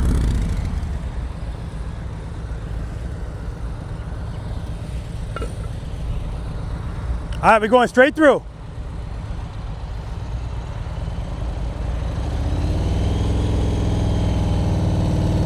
Good, slow down. Don't dab it, just hold it. Hold it, start turning. Don't dab it, don't dab it. All right, I'll take it. He's still going too fast, he's leaning.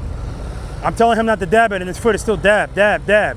It's because going slower right now seems inconceivable. He's like, I don't want to go any slower, I don't like the way it feels. Slow down, start turning, brake, brake, brake. See, because you're smashing at the brake, that's why that's happening.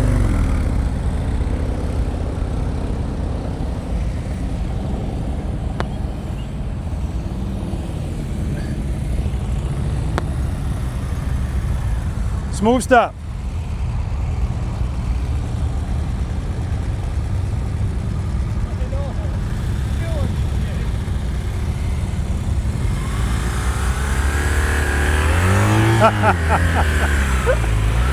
Smooth stop. Beautiful. Take a break, Andy.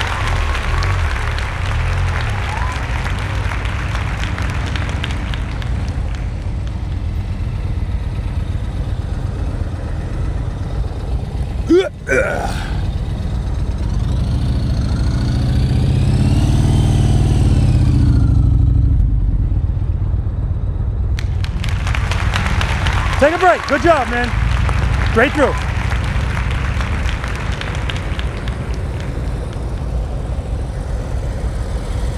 Good. Just drag the brake. You're good. Stay with it. Stay with it. Now you can see the funny part is when you put your foot down and everything, you're still in the exercise. Yeah. Trust and believe. Take a break, man.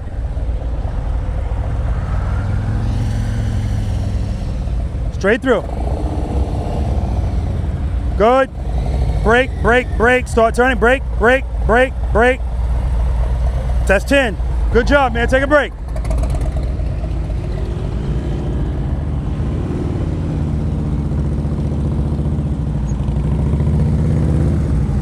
Terrible stop. Make up for it right here. Smooth stop. 2 rear brake. Now don't smash it. Hold it down. Good, good. Brake, brake, brake, brake, brake.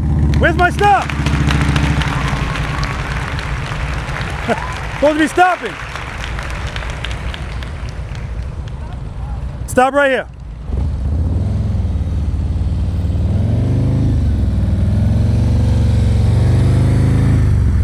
Terrible stop. All right, smooth stop over here.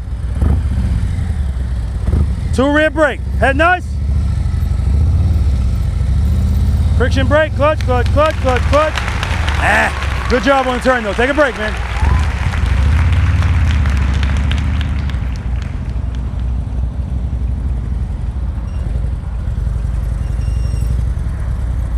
You ready to be up here? Are you ready to be this close? No, not really. Okay, so let's back up. Right there? Okay. 2 rear brake, smooth stop right here. Head nice, head nice, head nice, head nice.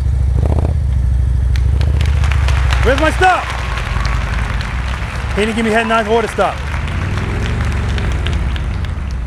Smooth stop over here. Good. Rear brake, rear brake. Too much speed, too much speed. All right, that's 40. Take a break.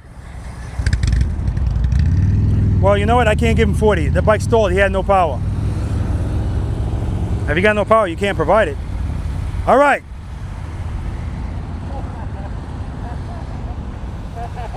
Smooth stop. So you just have to start turning earlier here, that's all. This is the motorcycle skills IQ. Technique IQ. Beautiful, Murray. Take a break, man. You've earned it. I'm just standing there. But I see where he stops. He's already ready for it. Okay. Smooth stop over here. 2 rear brake. 2 rear brake. Turn the bars. Turn the bars. Good, good, good. Friction brake. Clutch, clutch, clutch, clutch, clutch. All right, that was terrible, but the turn was outstanding, man. The turn was outstanding. Take a break. He did that better from a stop than he did rolling through. It's crazy. Straight through. Good. Keep it loaded. Keep it loaded. Start turning. Stay on that brake.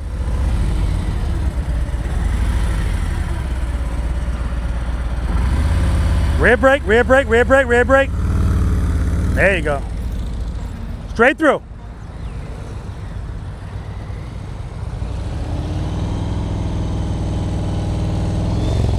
Slow down, slow down. Good. Give me some more brake, more brake, more brake. All right. I'll talk to him about that too because again, he's still dabbing. Nothing wrong with dabbing, but if you're going too fast, I need you to slow it down. Straight through. Shit. Good. Good. Start turning. Brake, brake, brake, brake, brake, brake, brake. All right. All right, guys, we're going to move on to exercise number 5, single serpentine. Where now we're going to start not just turning the handlebars, but now leaning will be authorized. And of course, we got to transition as well. We'll talk about it. All right, let's do it. You guys have any questions? Exercise number 4. I have a question. Go ahead. I think it was the second to last one. I thought you were saying to me, don't stab it. Yes. I was trying to dab it. Yeah. Should I have been dabbing it or should I have been dragging it? Dragging. And here's why I'm telling you to drag it. There's nothing wrong with dabbing the brake, absolutely. But if you're already going too fast, this is not doing anything. Yeah. It's just making you go like this, right? I need you to get it to a spot where it slow down. So that happened with quite a few of you. I'm saying brake, brake, and once again, right?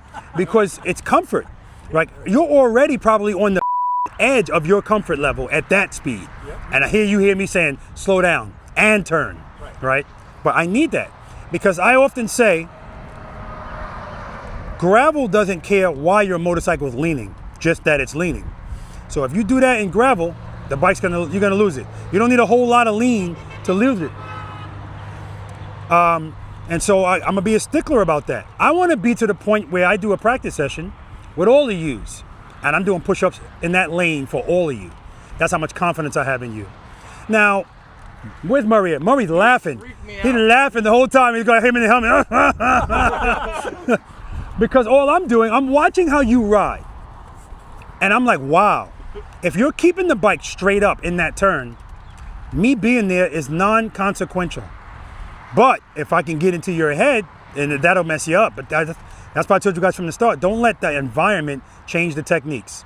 Just keep your eye on the prize, head and eyes, keep that bike straight up. The only time I get hit by motorcycles there, or almost hit, is if they let it lean.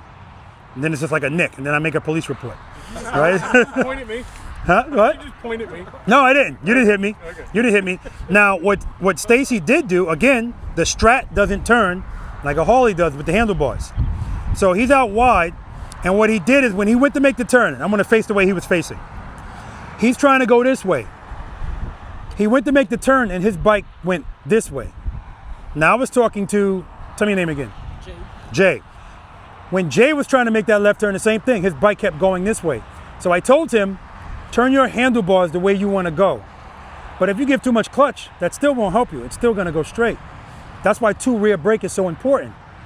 What also can help him is a throw and a catch. Who doesn't know what a throwing catch is?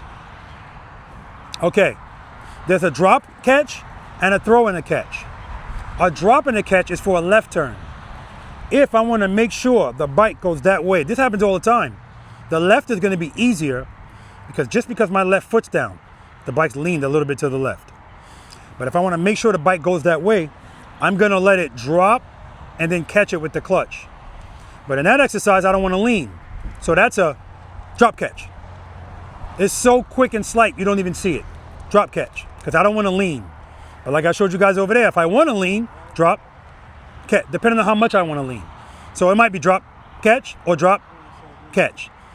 But straight up, drop catch. Now when I want to make a right turn, people hate that because now my left foot, the bike's leaning left, but I want to go right.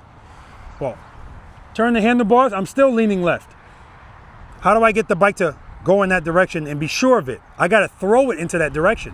What am I using to throw the bike? My foot. It's on the ground. All I got to do is this. Get on my tippy toe. That's all I got to do. Throw it, catch it. I don't want it to lean, throw, catch. But if you don't trust and believe, exercise number 3, you ain't trying to do a drop and a catch and a throw and a catch. It's not an option yet. But that's why you got to get good at 3, 1, 2, blah, blah, blah. It opens up other opportunities so that now when you get in a certain position and you need to make that turn, the duck walk, that's not happening. You're just going to either drop it, catch it, throw it, catch it, but slight, right? Okay, all in all, not bad at all. Now, what I will tell you guys, if you don't already know, that exercise is my highest failure rate. And when I do private lessons, I don't even make it to that really. It's very rare, right? So if you struggled at that, don't worry about it, right? And the odds are you're going to struggle the rest of the day, all right? So again, I told you the first goal is for you to leave here with more confidence than you got here with. So realistically, I really don't want you trying stuff that you're not ready to do. With that being said, we're all grown people. If you say, Rob, I just want to try this once, unless you're really dangerous, I'm like, no, right? I want you to try it, because again, when you leave here, I want you to see what you need to work on, okay? Any questions, any more questions about that exercise number 4? Murray, that was beautiful, man. Thank you. Beautiful. I mean, I need this, man. You're going to be B-roll. I'm using this all as B-roll, because I get emails all the time. Is it okay if I come with a sport bike? Of course it's okay. It's a motorcycle. The rules don't change, and he's showing that. The only thing that changes is the handlebar turn. He's got more lean angle, though, right? I can't wait to lean. Yeah, but he's got. Well, it's funny he should say that, because this is exercise number 5. This is where the leaning begins. Right now, it's going to be authorized. But now I don't want you guys to be passive about it. Now we're really going to be bosses of the motorcycle here. We're going to start bossing this thing around. Has anybody never practiced my single serpentine like this? Who hasn't? You have not. Okay. The keys to success here are a couple of things. Number 1, let's spread out a little bit. Hitting cones already. All right. All right, see the angle of the bike? My bike's never going to get at this angle if I approach it this close to these cones. That means I need you out here. I need you to start wide and stay wide. That's what I want you to do. Don't hug these cones. They don't like it. Extremely antisocial. Don't hug them, right? Start wide, stay wide. So here's the start. And then when I get here, this is where I lose people. I want a semi-aggressive dip right here. I don't want you to mosey into this turn, because that's not what this is about. Again, it's not just about getting through the cones, it's how you get through them. When you get here, dip it into the turn and hold the turn. What does holding turns buy you? You're in front of my camera. Nobody wants to see your ass all day. But they're going to see it for like 5 minutes. What does holding turns buy you? Space and time. That's going to be important here. So when I dip this bike, I'm not going to immediately start turning to the next one. I'm going to hold it. I'm going to transition when I get about here. Now, look at all the space I got. Hold the turn. Hold the turn. Don't come out here. Hold it. Now, if that seems strange to you, it's because in your brain, the picture you have doing this is this. And that's not what this is. This is this. Because in the real world, if you have to swerve this motorcycle to get past something, Now here's the difference. You're riding your motorcycle, whatever the reason. You're looking at something, you look back, the car in front of you is no longer moving. Sometimes, I don't care how good you are at emergency braking, it's not going to be enough space. If you don't have the presence of mind to swerve, which most motorcycle riders don't, squeeze and hope for the best is the answer. Please don't hit it, please don't hit it, please don't hit it, right? But if you have this in your muscle memory and you're braking and you see you're not going to make it, you're going to swerve. It's going to be an option for you. Now, obviously, you can't do this at 50 miles an hour. You can't do this at 30 miles an hour. You could do a variation of it, but that might still get you to clip something. So what you need to do, slow that bike down to a speed where this is appropriate or possible. But again, if it's not in your muscle memory, you're never going to think to do that because you're going to think I'm going too slow. You're still trying to turn like this. No, turn the damn bike, lean the damn bike, okay? So, there we go again, hitting cones. But he got Indy Ridge boots on, so it's okay. Okay, so again, dip it, hold it, and then transition. When you guys transition, we're gonna transition like bosses. If you transition like this, you're losing space. And every time you transition, you're throwing it into the next lean. Boom, boom, boom, okay? That's what we're doing here. Clutch, I'm gonna keep it right where it is. Yeah, I'm gonna keep the clutch right where it is. Preload, keep it loaded. No, I'm sorry, throttle, I'm gonna keep it right where it is. I'm gonna keep it loaded. Clutch, my clutch is gonna vary because I'm doing it brakeless. So is Andy, so is Stacy, right? We're doing it brakeless. In my opinion, this is one of the easiest exercises to do brakeless. If I asked all of you guys to do exercise number 4 brakeless, that'll kick your ass because, but this, we have a little bit of momentum that we can use, right? And all I'm doing is 2, 1, 2, 1, when I need it.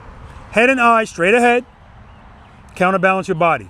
Lean, let the bike lean under you. Keep your body straight up and down. And again, get up on the handlebar. It's gonna make this easier to do those transitions, okay? How many miles per hour are you going, Robert, when you're doing that? Good question. Here's Andy. His question is, how many miles per hour am I going? Let's say 10. I got to tell you guys, I got to start paying more attention to that. And I'm going to do it on my road glide, so nice big number. Because I really don't know. It's always a feel thing. I base it on what I feel, but I should know. So here's the key to know if you're going too fast or too slow. If you're finding it difficult to turn the handlebars, you're going too fast. If you can't lean the bike, you're going too slow. Okay? So you got to kind of split the difference. Find the happy medium, right? But what I will tell you is, when you go nice and wide, it makes this easier because you don't feel like you have to do stuff quick. It's not right up on you. Hold the turn, transition, hold the turn. Now when Andy goes, you're going to see he's extremely wide. You don't have to be as wide as Andy, but I don't want you hugging the cones, okay? But if he goes wider, what does he have to do more? Lean. So I don't mind that because I want to get you comfortable leaning this bike knowing we don't have to go really fast to lean it, okay?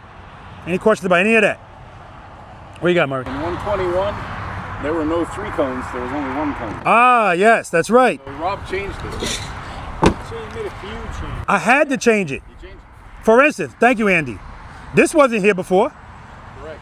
But again, the path of least resistance for motorcycle riders, how can I do this and turn less? And so before I did that, people would start this first one all the way over there. So now they could just go straight. But it doesn't matter because then you still got to do the rest the right way. But anytime we do anything, it gets easier once we're already rolling. I need you comfortable from the start. That's why this first dip, I need to see it. Because if you don't give it to me here, you're going to be a problem for me in the U-turn. It all connects, trust me. We'll talk about it when we get over there. I used to have this size cones here. But I would get people to come to the practice session and then they would look back and see they didn't hit any cones. But the bags are going over every cone. So all right, I went out and bought the taller cones like Murray said, but now they're hugging them. So I bought more cones. I'm gonna make you start wide and stay wide.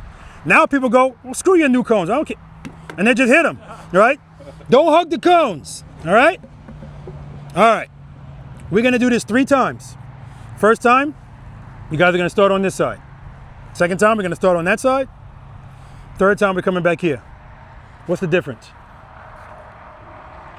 What's the difference? Well, you start the turn. One's going to be starting with the left turn, one will be starting with the right. Yeah, that's it. There's no difference, really. But I know what we're dealing with. And sometimes somebody just might feel better over there. There's that word again, feel. All right, I'm going to give you a demo. Again, I'm doing it with no brake. So if I'm doing it with no brake, I need to make sure when I'm coming in here, I'm not going too fast because I don't have a brake to slow me down. Also realize every time you transition, you're creating a little bit of drag. So, you know, you don't have to worry about it. Sometimes if you're going too fast and you don't have a brake, just lean the bike more. It'll slow it down a little. I'm gonna go around so I can start. I want you to see that first semi-aggressive dip. First gear.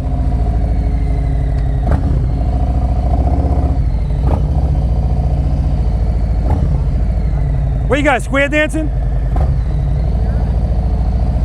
No brake, dip it in.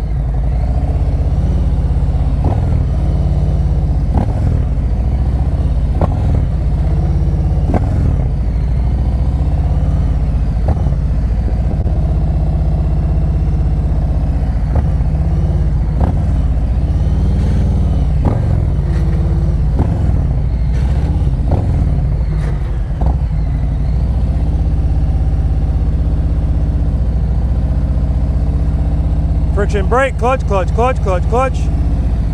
Terrible stop. All right, does anything stick out to you guys based on what I was doing? Let me make it easy. You hear me throttle blipping it while I'm doing this? Yeah. Why am I doing that? Make sure that it's loaded high enough. He said to make sure it's loaded high enough. Why am I doing that?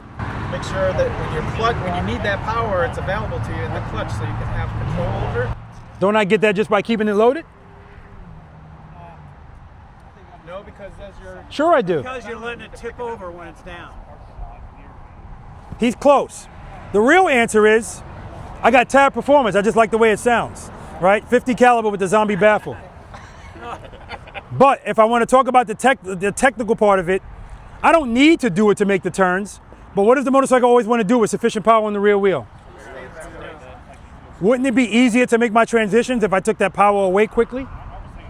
So if I said, clutch in, out. Clutch in, out. Wouldn't it be easier to transition? It should be, right? Because as long as it's open, it wants to go straight. Again, I don't have to do that, but it's a way to do it, okay? But really, it's just because it's a habit of mine. I like the way it sounds. Okay. Questions?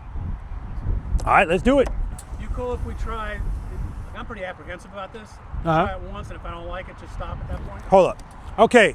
His question is, are you okay if he's apprehensive about it. Are you okay if I try it once and I don't like it, I shut it down? I'm absolutely okay. That's what I told you guys at the beginning. And just now, I don't want you doing something you're not ready for. Now, I want to see how you do it.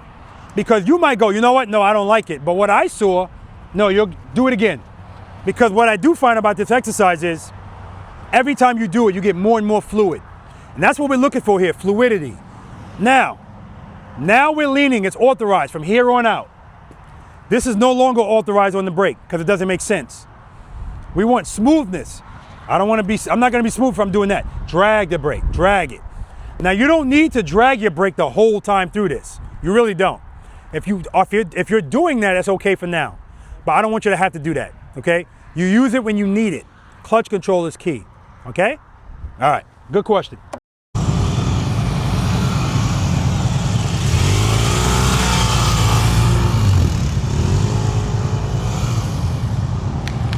All right, good job, Andy.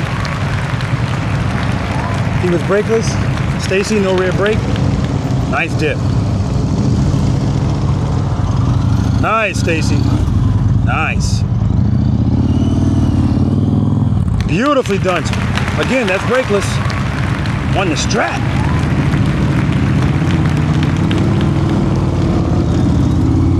Hold those turns longer.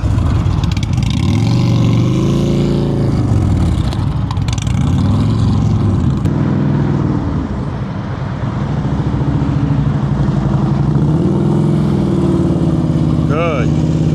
Very nice. He likes those rights better than the lefts. Very nice. Feet up.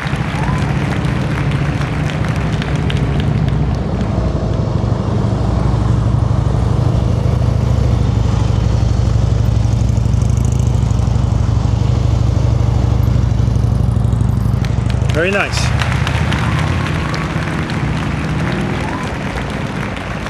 Oh, he started in the middle there. Yep, I knew that was going to happen because he started the first turn too late. I did forget to tell him, make sure you're starting closer to the first cone.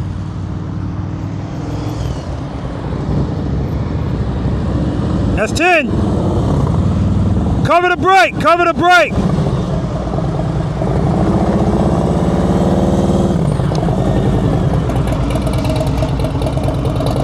Still not covering the brake.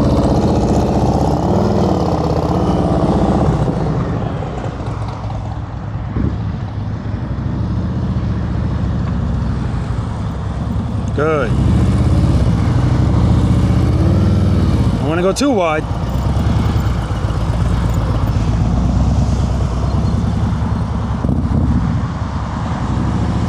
All right, that's 10. He's coming back to finish it.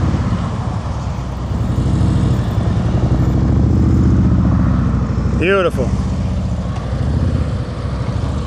Dip it in. Good. Good. Head 9, straight ahead. I messed them all up with that. It's okay, it's only the first one through. Clutch, watch that foot! Man, your heel just missed that saddlebag guard. Stop putting that foot down. It's a broken foot waiting to happen. All right, foot up.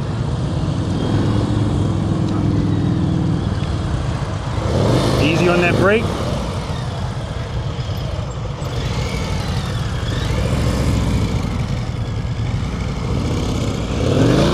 Clutch. All right. Now I was paying attention. I was waiting for him to go because I wanted to see how he did in this. I already told everybody if you're not ready for it, don't worry about it. And I base it on the fact that if I'm doing a private lesson, would we be at this exercise? If the answer is no, don't worry about it. All right, he started turning too late here. Way too late.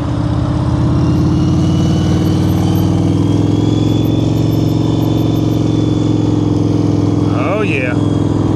Speed. All right, Murray, show him how it's done. On the sport bike. Give me some more clutch.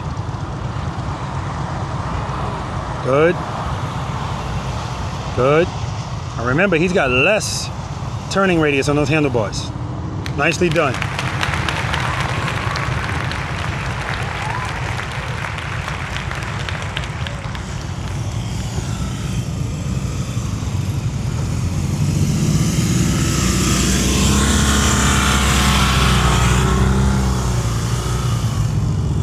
No brake.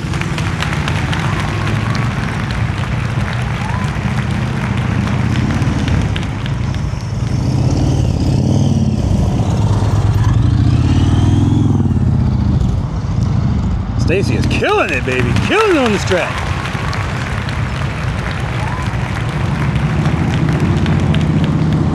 Dip it in. Whoa, he just missed the first one altogether. Here, this is what we're getting. They see somebody go through fast and they go, I want to do that too. And so they stop holding the turns, and then this is the result. Because the first time he went through, he wasn't going that fast. But it's like an influence thing. You see other people do it and you go, hey, you know what? That's what I want to do. But like I told him from the start, this is not about making quick, going through here fast. It's about holding turns and transitioning and then leaning into the next turn. That's what this is about, not speed.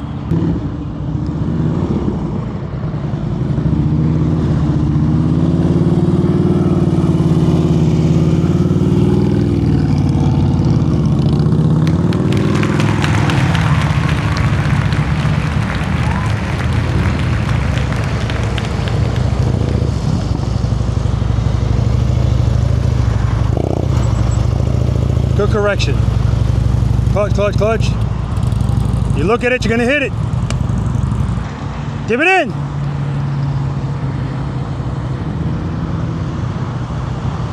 Good. Good. Transition, get it in there. You need brake there. Yeah, you need more brake. Still not covering the brake here. Hold the turns longer.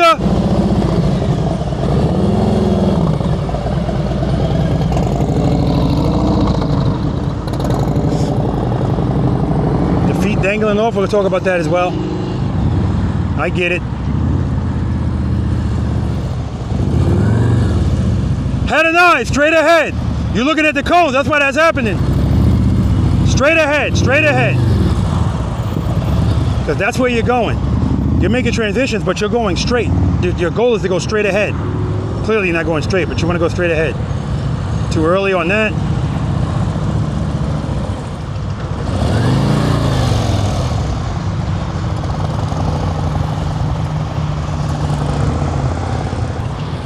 See, they're not starting wide either.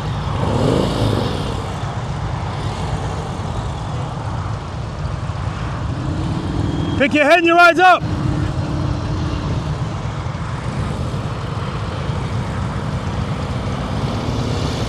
Easy on that brake, easy on that brake, easy.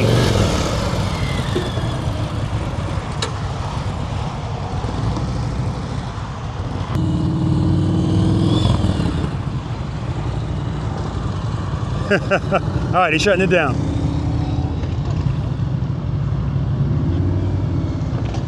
He said he was going to try it, and if he didn't like it, he tried it twice. I agree. Nice. Very nice.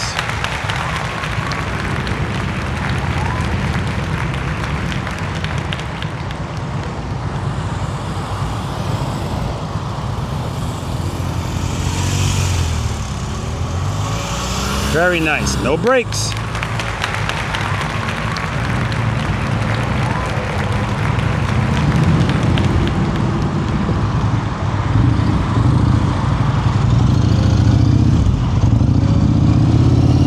Beautiful, Stacy. Beautiful.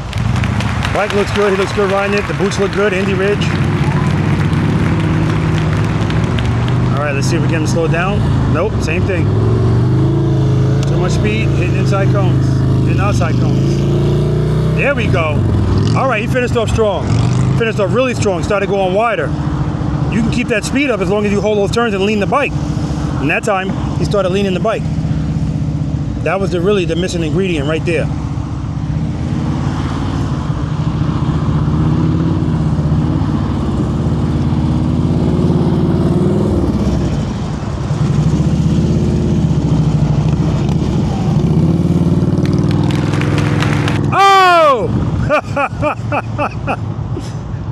You looked right at it.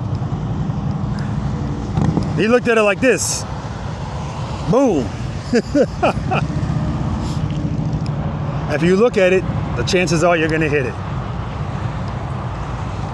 2 feet up. His wife is looking at him in the background. Good. See right there, that transition's slow.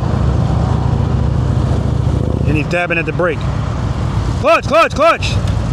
Oh, you get the, it's that recluse thing.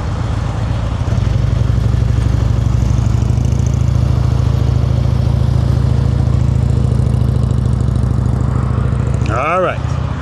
That was the result of a slow transition, and then after the slow transition, dabbing at the brake. He keeps making these turns in the middle. So yeah, you're going too fast, too fast. Now, of course, you can still do it if you started in the middle, but can't be going that fast.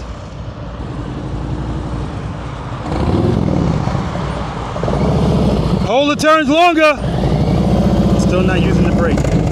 Foot still hanging over the side. Okay, put it back in right there. Tire performance, that's 10, 20. All right, finish it off. Dip it in, good. See, you're still looking at that cone. Look straight ahead. Yeah, you're looking at each cone. Just keep looking straight ahead.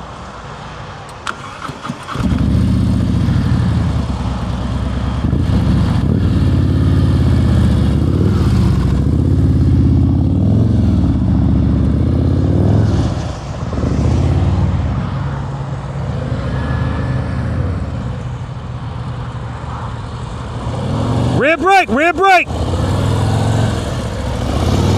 Looking good. Yeah, I knew that was coming. It was getting tight. That's okay, and part of the reason is he's going too fast. But again, people look at these other guys going and they think that's what I'm supposed to do. Also, it gives them more comfort. But that's part of the reason, the purpose of this exercise is to show you don't need all of that speed to lean the motorcycle. All right. Come on, Mari. The caboose.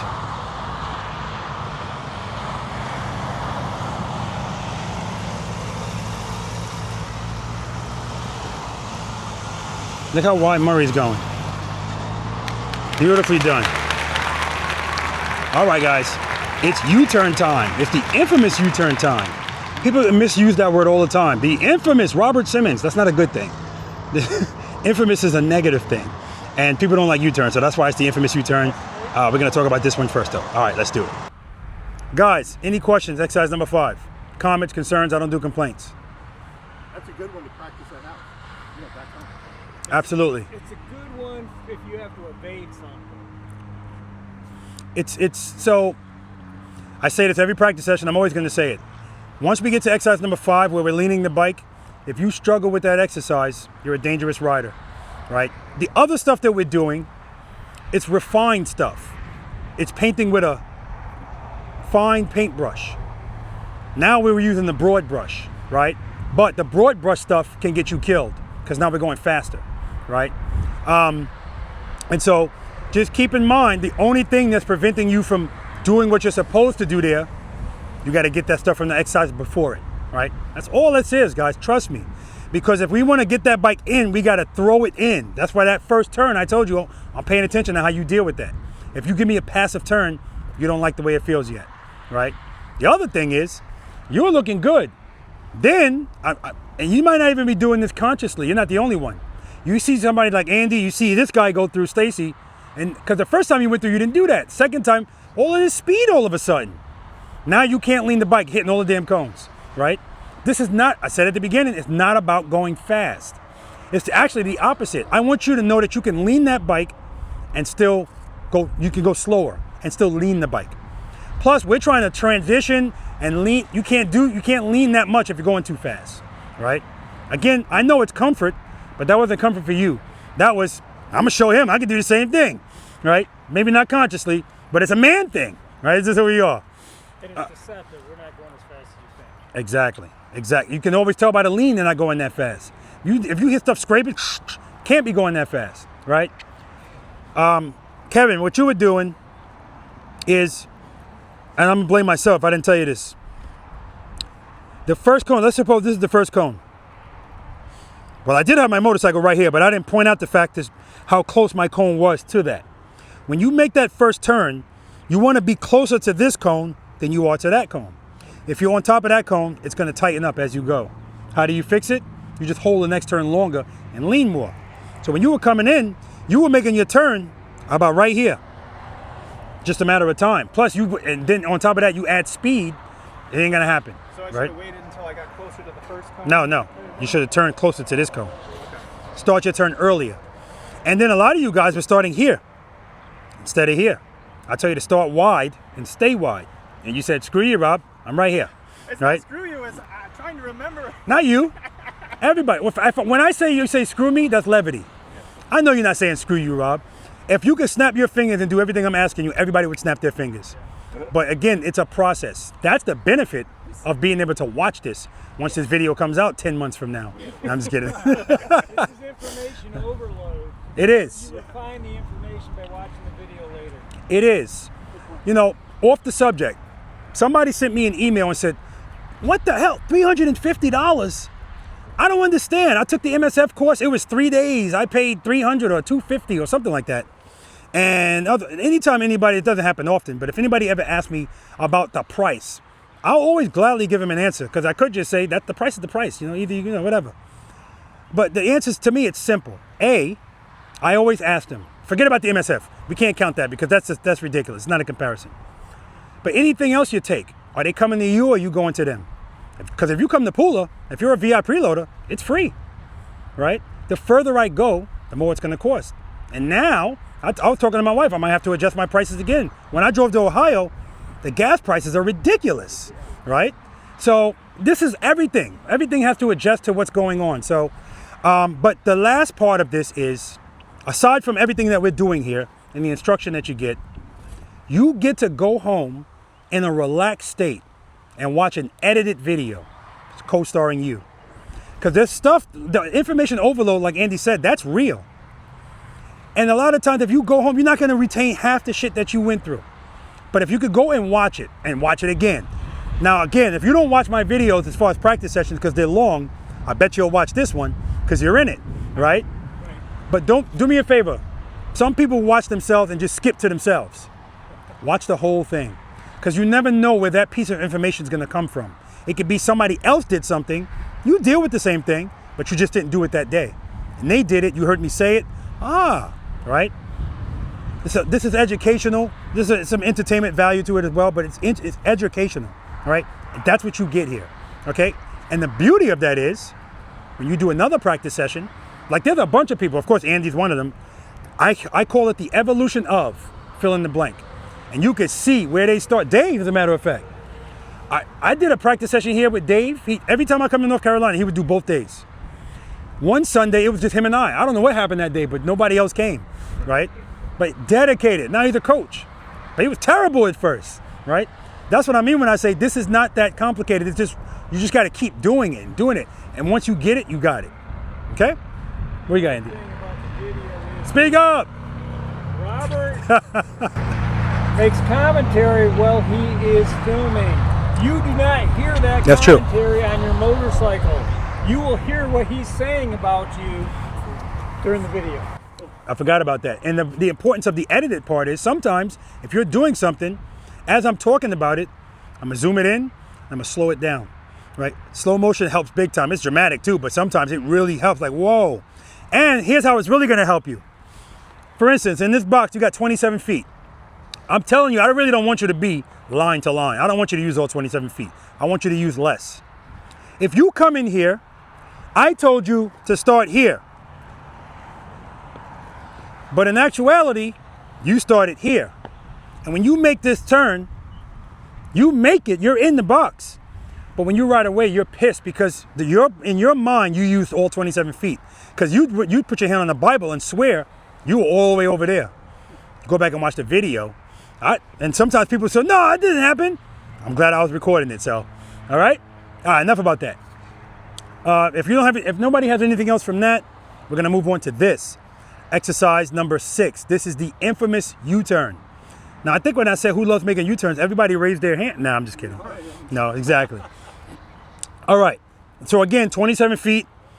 This box right here, this is Andy and Stacy, 18 feet. This is not necessary. So for Stacy, I'm gonna make sure I stand right here, so he's gotta stay in the box. I'm staying right here, all right? For the rest of you, those ain't got nothing to do with me. That's the MSF stuff.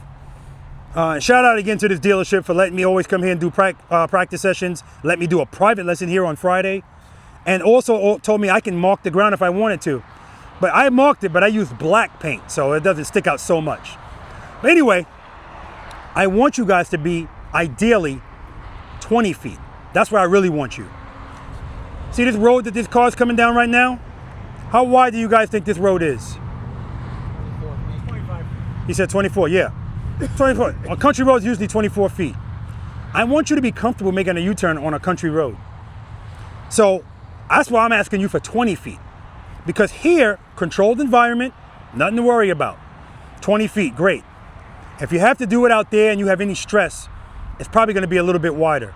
If it's a little bit wider than 20, you're definitely within 24, right? Here's the key to this. Number 1, on the approach, preload. Do I like the way it sounds? Your ride's back. His wife is like, deuces, I'm not staying here. Okay, preload, do I like the way it sounds? Yes, keep it there. Clutch, what stage of the friction zone am I in? If it's good, I'm gonna keep it there. Rear brake, if I'm gonna use the rear brake in the U-turn, I'm using it before I even get to the U-turn because I don't wanna have to make a lot of changes once I get in that turn. What comes first, head and eyes or handlebars? Head and eyes. What are we looking at? If I'm right here, I'm gonna make this turn. What am I looking at? That's right. If you could, look at my camera. kind of far away. Just look, I just don't want you like this. If you give me a commitment, I want you to commit to the handlebar turn and the lean right away. Remember I asked you guys for a semi-aggressive dip? That's what I want here. That is the key to this U-turn being tighter. But it's what people don't want to give me because they feel, So what they do is they give me a partial turn, a partial lean, and then when they get about right here, now they feel comfortable, now I'll turn and lean. You just wasted a bunch of space. That's why you're all the way over there. Just give it to me right away. If you give it to me right away, you don't have to give me a lot. I don't need full lock. I don't need boards dragging. I just want a commitment. Doesn't sound appropriate. Do you know what I mean? Commit to the handlebar turn and the lean right away. And hold the turn. What is holding turns by us? Space and time. Hold the turn. Now, if you're holding the turn, guys, I want you coming out straight at the end of the U-turn. If you hold it a little bit too long and you end up like this, in that moment, you're not in control of the motorcycle. I'm telling you, I want it straight. All right, we good? Everybody understands that? Beautiful. Now, when I go to make this turn, the biggest mistake is changing stuff in the top of that U-turn. Either people speed up or they slow down. If you slow down and you lean, it's gonna fall. Or you're gonna straighten up. I don't want straight up anymore, everything is leaning, okay? I'm gonna drag the brake. Remember, we're not doing this. Some of you are still doing this in exercise number 5. Drag. If you gotta come on and off the brake, it's drag off, not this, okay? Because it's just causing this, all right? We're gonna do it 3 times one way, 3 times the other way. We're starting going left. After that, if you do that successfully, I'm gonna ask you to come to a stop. I'm gonna be standing where I want you to stop. Now, we've been stopping for hours now, so I'm gonna take it up a notch. When you come to a stop, I'm getting on one knee. I'm not proposing. I'm gonna be head and eyes on your fork. I don't wanna see no dive. And I'm head and eyes on your foot. I wanna see this. And I don't want to glide stop, all right? All right? And then lastly, we stop, make the U-turn, stop. And then we're gonna do the same thing going right. If you're named, do you want the ambassador treatment? No pressure. Okay, not today. Andy's gonna get it. So when Andy's doing it brakeless. And then when I have him stop, he's gonna stop in that box and he's gonna do a drop and a catch. He's not gonna go straight. You guys, when you stop, you can go straight and make the turn. He's gonna start with his handlebars turn, drop it, catch it. And he's doing that brakeless. And then we're gonna do a stop, turn, stop, blah, blah, blah. What am I? You don't care what Andy's doing. All right, any questions? Demo. No rear brake. I like this speed, I like where my clutch is. Head and eyes, commit, hold the turn, hold the turn.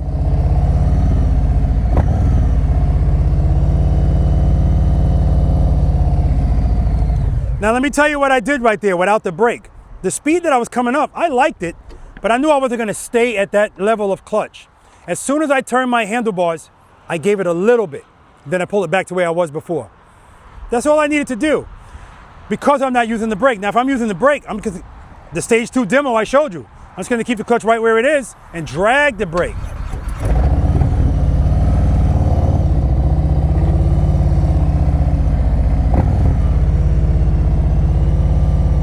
Come to a stop, friction brake, clutch, clutch, clutch, clutch, clutch. Woo! You can go straight first. Head and eyes, commit, drag the brake, drag it, drag it.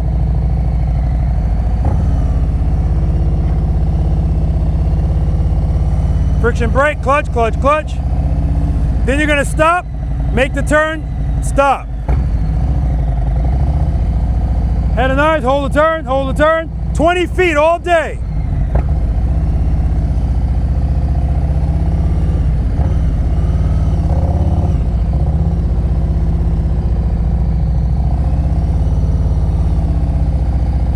Andy's gonna do a throw and a catch, no brake.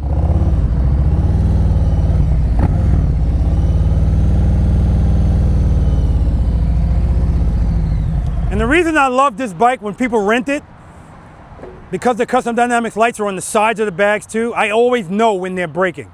And if they're braking when they shouldn't be or not when blah, blah, blah. So the point is, guys, don't give yourself too much brake when you're making the turn. Light pressure is all you need. If you feel like you need more, you got too much clutch, okay? All right, let's do it. Nice, Andy. All right, Stacy said I'm going for 18 feet. I mean, he's done it, but he hasn't practiced since the last time he was here, so. Dip it in. Nice, Stacy. Beautifully done. I mean, beautifully done.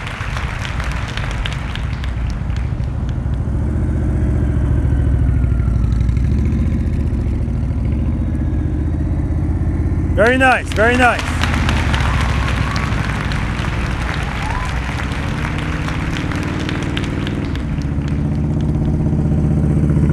Head nice. Don't speed up, you're speeding up. Don't speed up.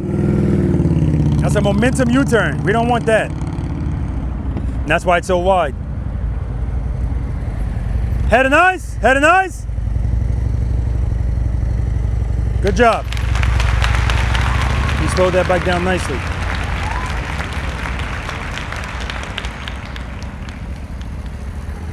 Rear brake, rear brake, rear brake.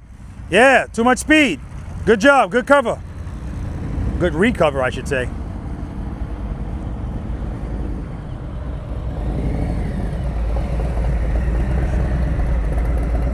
You're barely turning the handlebars. He looked at it and he went right to it. So remember, guys, that's about the commitment or lack thereof. Never gave me the commitment, just a mosey.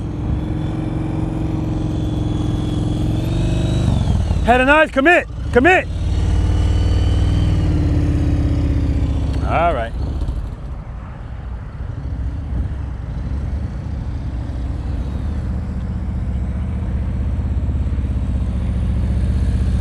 Head and eyes, commit. Turn those boards. Rear brake.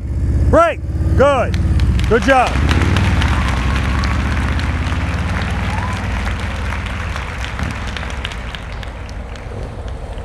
All right, drag the brake, commit. Rear brake. Brake. Brake. All right, don't speed up.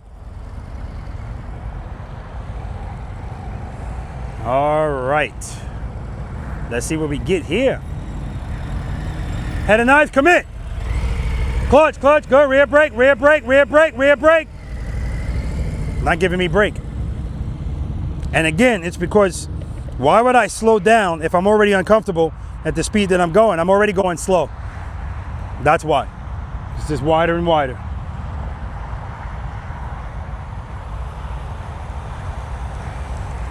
Head nice. Nice, Mari.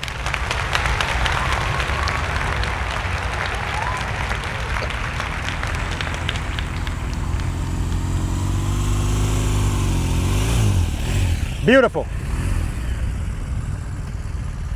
No brake.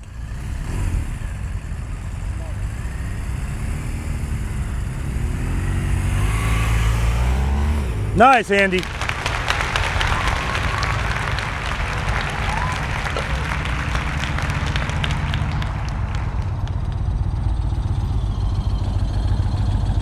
Beautiful. All right. Uh-oh. Well, I didn't know that. I'll stand right here. Dropping a catch. Head nice. Let it drop, catch it. Good, good, good, good, good. Damn, almost. He goes for it every time. Every time. I'm going to talk to him about the clutch. Something I want to tell him.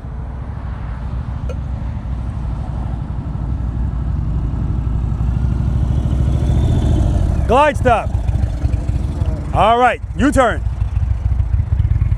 Preload. Head nice, commit. Brake, brake, brake.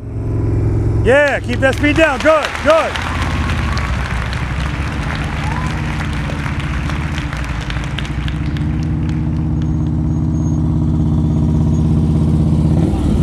Yeah, I'm living in your head rent-free. Rent-free, I'm living up there. All right, we're gonna make a U-turn. Remember, this time, don't speed up. Whatever speed you have, the friction zone is pulling you through, not speed. Preload.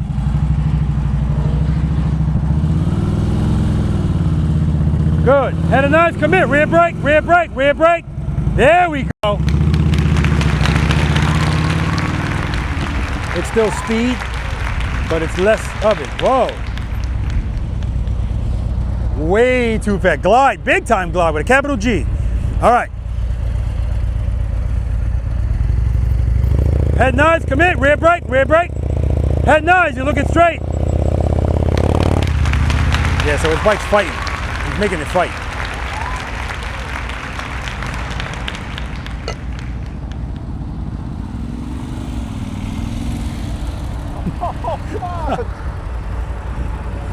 So remember, if I want you to stop smooth, it's going to be harder coming that fast. Slow the bike down and be in the friction zone right away. That was just speed. Okay. Commit, rear brake, rear brake, rear brake, rear brake. Yeah, we got to get that together. We got to get it together. I can throw all kind of stuff. On, off, on, off. Not on the rear brake. Glide stop. Still gliding and you're still starting, not covering the brake. All right. Commit. Clutch, watch that foot. So now he's not giving me a 2. Straight through, straight through.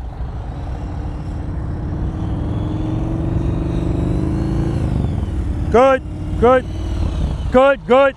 Turn those bars. Stay in the friction zone, drag the brake. You gotta turn the bars more than that.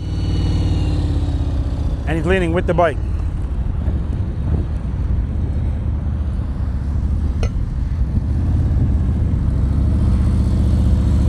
Glide stop. That's all you did. Your handlebars are straight the whole time. Glide. Got to slow it down. All right. U-turn. Slow down. Commit. Rear brake. Rear brake. Too much speed. Good job, though. We're comfortable leaning the bike at speed. Slow it down a little bit. Straight through. Rear brake. Rear brake. Rear brake. Too much speed. Straight through. Foot up. That's 10. Good, good, good, good. Head and eyes, commit. Rear brake. Clutch, clutch, good. Brake, brake, brake, brake, brake. All right. It's not bad.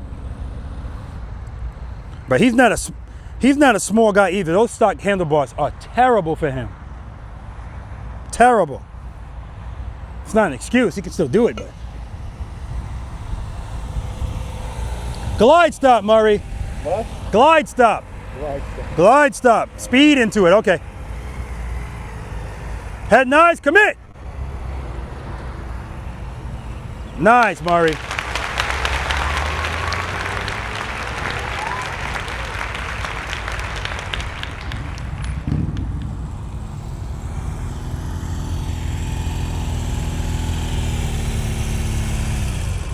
Smooth stop. No, that. Smooth stop, you can use the brake.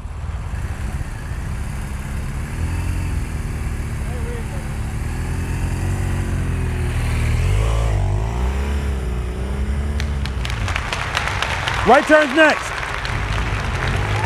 So I got to get Andy to make sure that when it doesn't matter if he's coming out all that speed, slow that bike down enough and then bring it to a smooth stop. All right, so remember, Stacy, when you're doing that, this is not about you trying to wait until the right time to open it. As it's falling, you're opening, okay? You doing that again? Yep. All right, smooth stop on the other end. Good, good, brake, brake, brake. Yeah! I'll tell, excellent, man, excellent. That's it, man, that's it. Woo! Stacy's come such a long way. All right, this looks like a glide stop coming because he's not slowing down. Glide stop and a dive at the end. All right, smooth stop on the other end. Head and nice.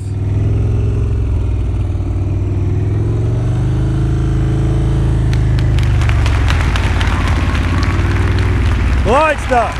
See all that speed? So it's like as soon as you come out of that turn, you should already be applying more pressure because remember, I want you to need the friction zone at the end. You didn't need it there. Speed, right turn's next. Good job.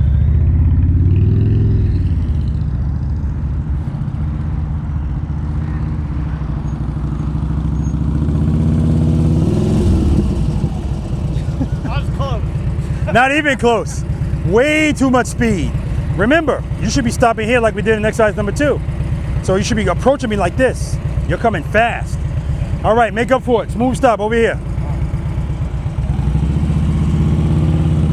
Head nice. Commit.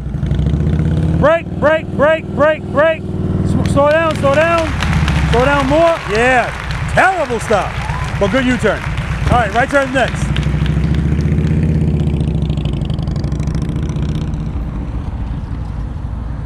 Good, good, good. Brake, brake, brake, brake, brake.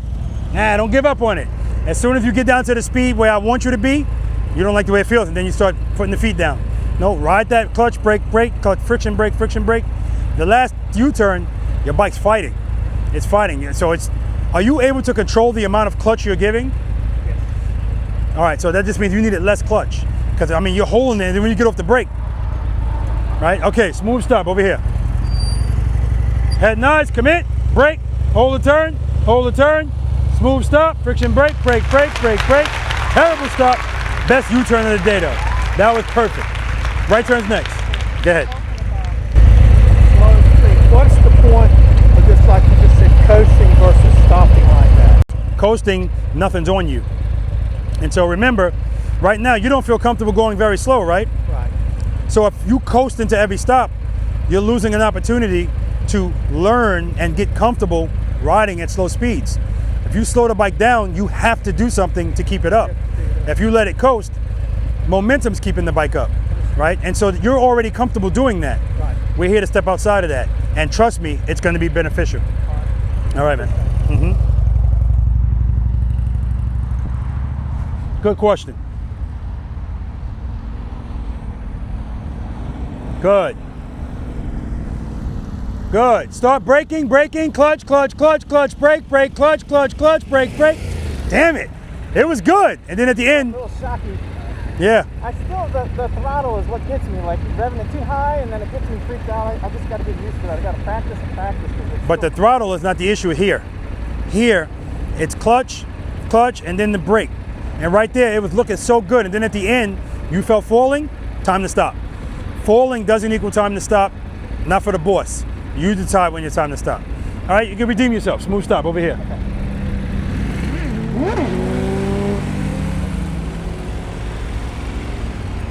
Good, good head knife. Smooth stop, start braking, brake, brake, brake, clutch. Yeah, see? No friction zone there. All right, right turn's next. That foot up. Still not on the rear brake. Too much speed. What's step number 2? No, that's stage 2. What's step number 2? Cover the rear brake. Every time you start, you're not covering it. These are the steps you follow before you even move. So you start with 2 feet up, and then you go to the brake. Start covering it. All right, smooth stop over here. Preload. Commit. Rear brake. Smooth stop. Yeah, see, that's a glide stop. You're just letting the bike glide in. Slow the bike down so much that you need the friction zone. Okay, right turn's next.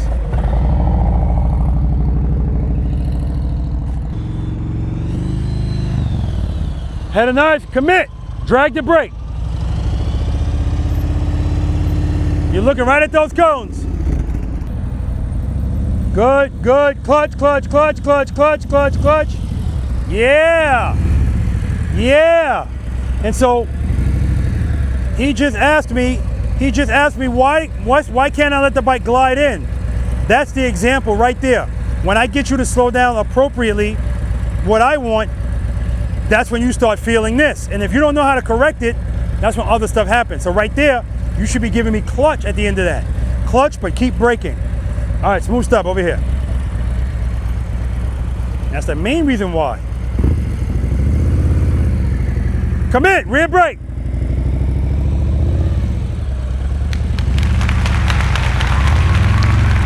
All right, you tried to give it to me right there, that's good. The U-turn's good, but here's the funny part. When you get to this part, like 3/4 of the U-turn, you're like this. When you start, you're like this. That's what I mean by that commitment. If you just give me that right away, you're in here, okay? All right, right turn's next, good job.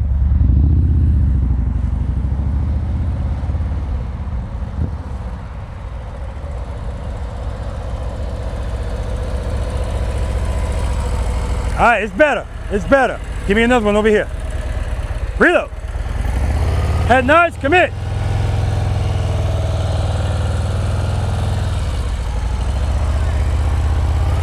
All right, so that's definitely a glide stop, and the only reason you're here and not here is when you first go to turn, you're like this. Then as you go in, turn more. That's everybody though. All right, right turn's next.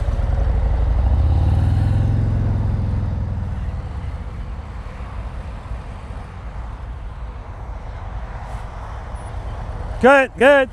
Head nods, commit. Head nods on me. Break, break, break. I'll take it, man, I'll take it. Cause you started way away, huh? That was my worst one though. No, it wasn't. You started way away from the line. That was your tightest U-turn. All right. Wow, look at that, man. Right turn's next. Yeah, he said that was his worst U-turn. Negative. Glide stop. Still? Yep. All that speed coming in. Give me another one over here. Friction brake stop. Head nice.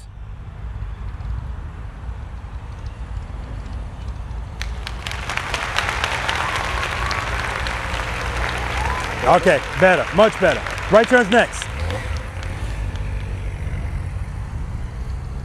All right, right turns. Andy, no rear brake.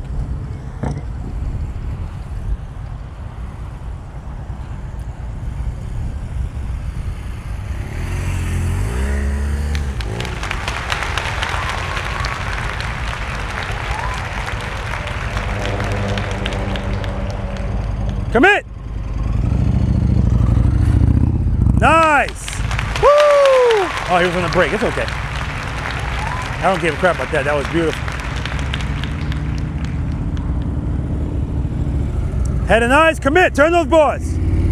Good. Now that's a turn. You love right turns. But look how wide he is. Because he's not holding the turn. Hold the turn. I'm not taking anything away from him. Hold the turn.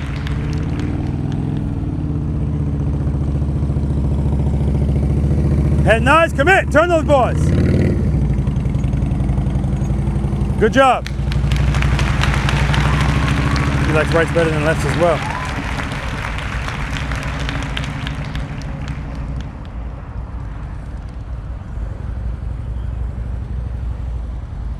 Slow down. Head and knives, commit. Turn the boards, head nice. See, you're still dabbing at the brake. Don't do that. Drag it. That's why the bike's diving and diving and diving, stabbing at that brake. Just drag it. Head and knives, drag the brake, drag it, light pressure. Hold the turn, hold the turn. Much better.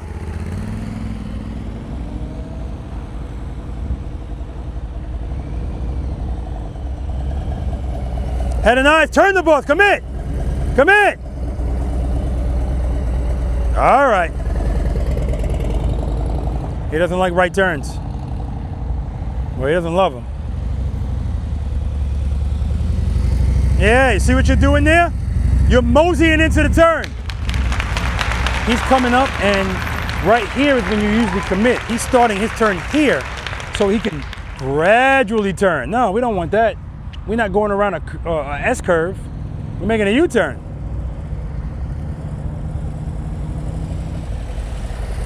Commit, turn the bars, rear brake. Don't speed up. You don't need to speed up. And that's what exercise number 5 gives us. It's teaching us we don't have to be going fast to dip this bike into a lean. We gotta be going fast enough. Head nice, turn the bars, turn them. Stop dabbing at the brake, just drag it. Drag it. Once again, guys, I understand why they don't want to drag the brake, because it's gonna make them slow and keep them slow. So they just want to go slow, back fast. Slow, back fast. Nice, Murray.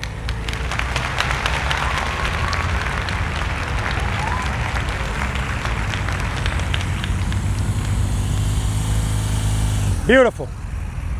Throw and catch, no break.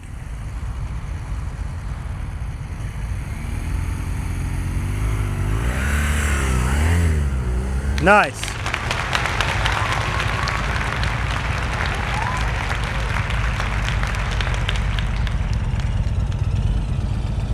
All right, terrible. All right, throw and catch. Looking good, man, looking really good.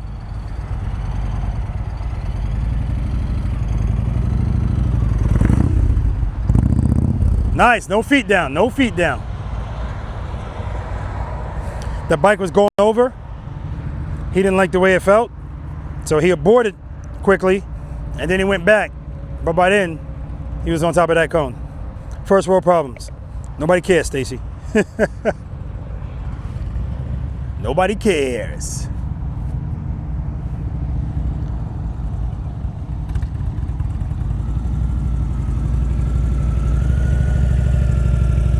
Beautiful stop. Welcome back. All right, U-turn.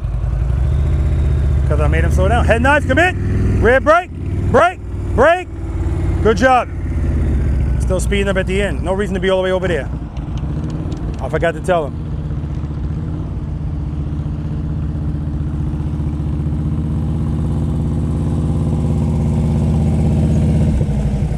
Almost.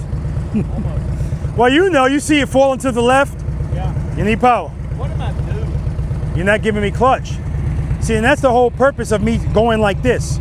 All right. If you can go into that stop and never have to do anything, you're going too fast. So I don't have enough clutch in it to keep it up. That's right. It's so telling. If you ever feel falling, what keeps the bike up at slow speeds? Sufficient power. And when does it need power the most? The very end of the stop, because that's when it's going its slowest. And it always wants to fall going slow, especially at the end of the stop. So if I take away the ability to glide, I'm putting it on you. I need you to do something.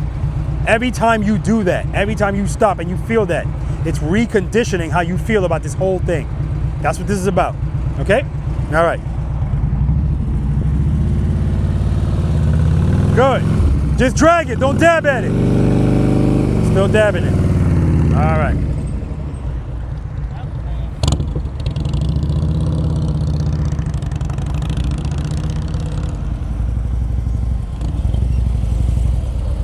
Okay, so remember earlier you said, what's the big deal about me gliding? If I get you to slow down the way I want you to, look at the bike. See all that? I want you to feel that and fix it.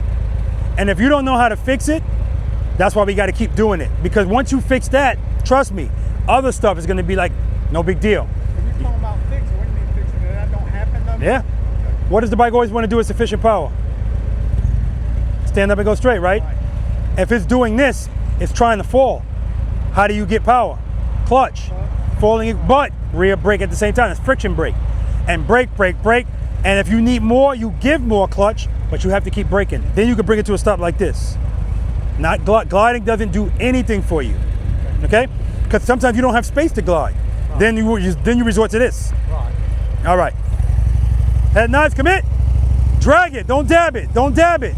You're still dabbing it.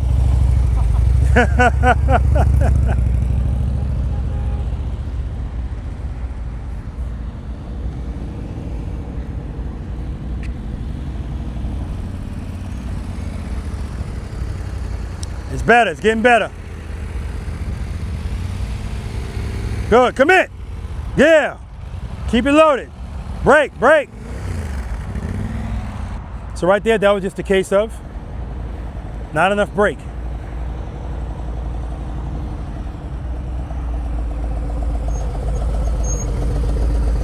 All right. Head and eyes, commit. See, no brake. You're not on the brake. That's why he's so wide. It's like he's refusing to use the rear brake. Good, good, good, good, good. Clutch, clutch. Yep, that's what we got to fix. That's what we got to fix. Keep it loaded, keep it loaded. Good job.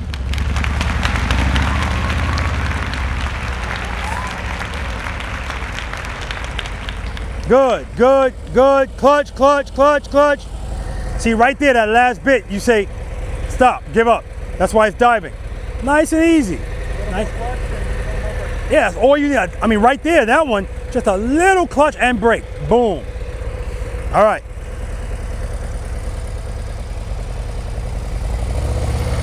Commit. Rear brake, drag it, drag it, drag it. Yo, you love right turn. That was Beautiful. Straight through, straight through. Beautiful. Wow. That's his best U-turn of the day right there. That was outstanding.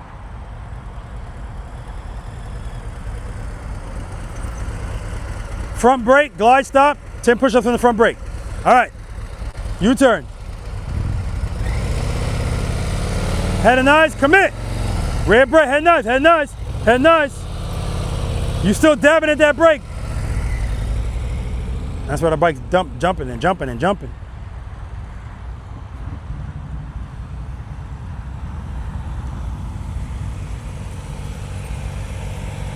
All right, straight through, better.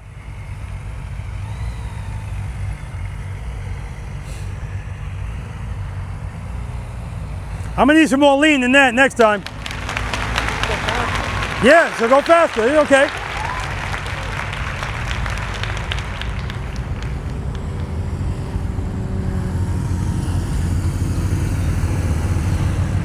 Smooth stop. You can use the brake. Throw and catch.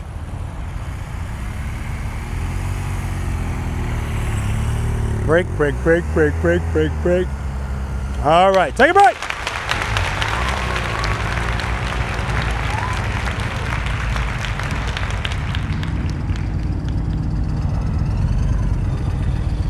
Terrible. All right. Throw and catch, smooth stop.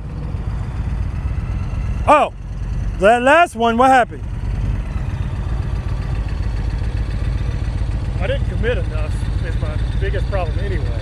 Well, no, it's really not, because it was a nice commitment. When it got to a certain point, you didn't like it, so you kind of avoided it and then went back to it, and you just clipped that cone, that's all.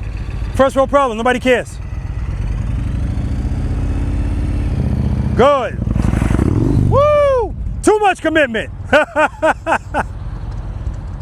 Never put a foot down, though. Now, the only thing holding him back right there is the lean angle limit on his motorcycle. But he never cut the power. That's why the bike stayed up.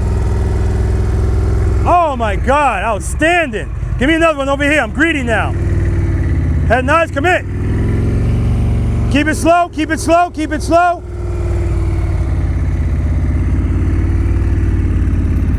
All right, now you're back to gliding. Plus, every U-turn you made, you're all the way over here. And it's because you're not holding the turn. You come, like that U-turn, you should have been right here. It was beautiful. But as you come out of it, you're like this.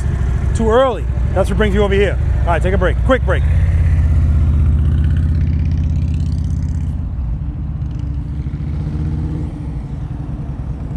Good, slow, slow, slow, slow, slow. Yeah, you're fighting it, man, you're fighting it. So I'm saying slow and you're barely slowing down, but you're giving me more clutch, I can hear that. So at least you're trying to do that, okay? All right, give me another stop over here. All right. Commit, rear brake, drag it, don't dab it. Smooth stop, brake, brake, brake, brake, brake. Yeah, right there, you got too much clutch, I can hear it. And I see it. That's why when you stop, you're trying to stop, like, all right, a little less clutch is all you needed. All right, take a break. Good job.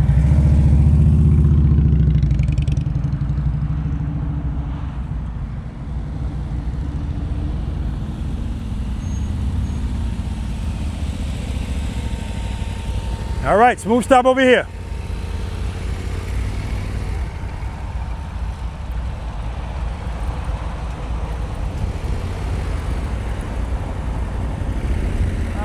Yeah. And not only that, when you're making the U-turn, your speed is varying so much, your bike is straight up, so you're going too slow. Again, you got to work on some things, but you have an idea of what you need to work on, so that's a good thing. Okay. All right, take a break.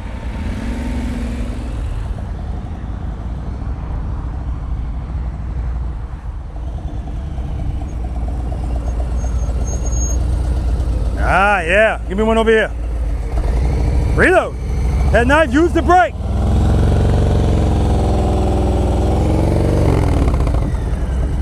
I don't know why you refused to use that brake. I don't know. But if you gave me a little bit of brake, you would have been right here. Yeah. Okay? All right, take a break. Good job.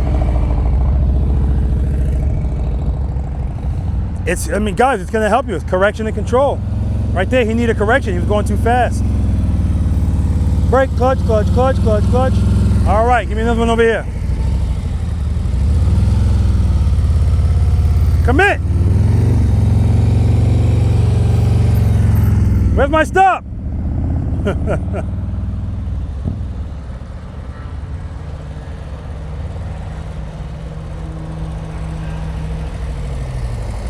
Clutch, clutch, clutch, clutch, clutch.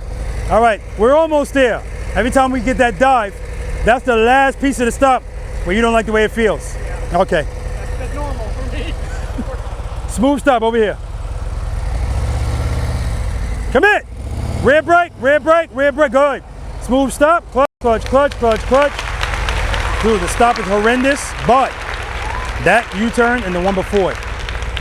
You love right turns, man. I mean, just beautiful right. I mean, the commitment's good, the lean's good. You're not doing this to the brake. Outstanding, man. Take a break. It's a quick break.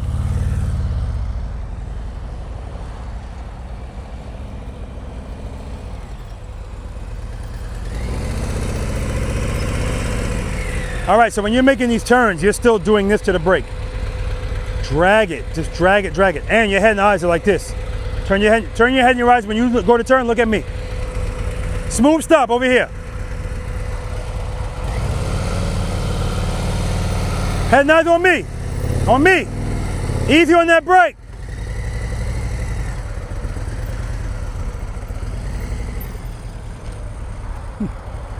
I'll take it. I'll take it, man. Take a break.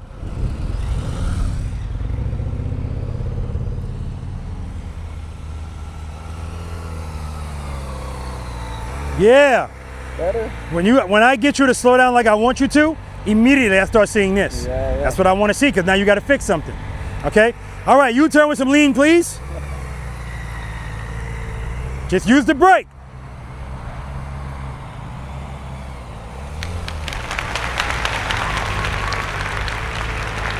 Maybe I'll get some more lean on the figure eight. I don't know. We'll see. You know what? Listen, that's what I got to work on. Okay, okay. Good job, man. All right, guys, we're going to move on to exercise number 7, the figure eight, and we're going to eliminate a couple of people on this exercise because they're just not ready for it. All right, let's do it. Well, this is the normal operating procedure.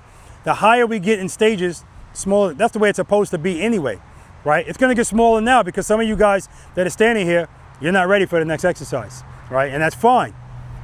Any questions on the U-turns, though? Okay. Now, raise your hand if I was telling you to stop dabbing at the brake. Okay. Why did you keep doing it? Why do you think you kept doing it? Probably like mechanic. Yeah, the fear is when you give me brake, you don't like that speed, even though that's the speed you're supposed to be at. So you come back off of it, and you go back on it, come back off of it. I just need you to stay at it and hold it, hold it. So, you know what? I'm gonna show you guys something. I hope it helps. Before I do that, the stopping. So the guy that left, he asked me, he said, remind me again, what is this thing? Why can't I just glide into the stop? Every single time you stop the bike and you let it glide into the stop, you're not learning anything. That's pure comfort. The bike's doing it all.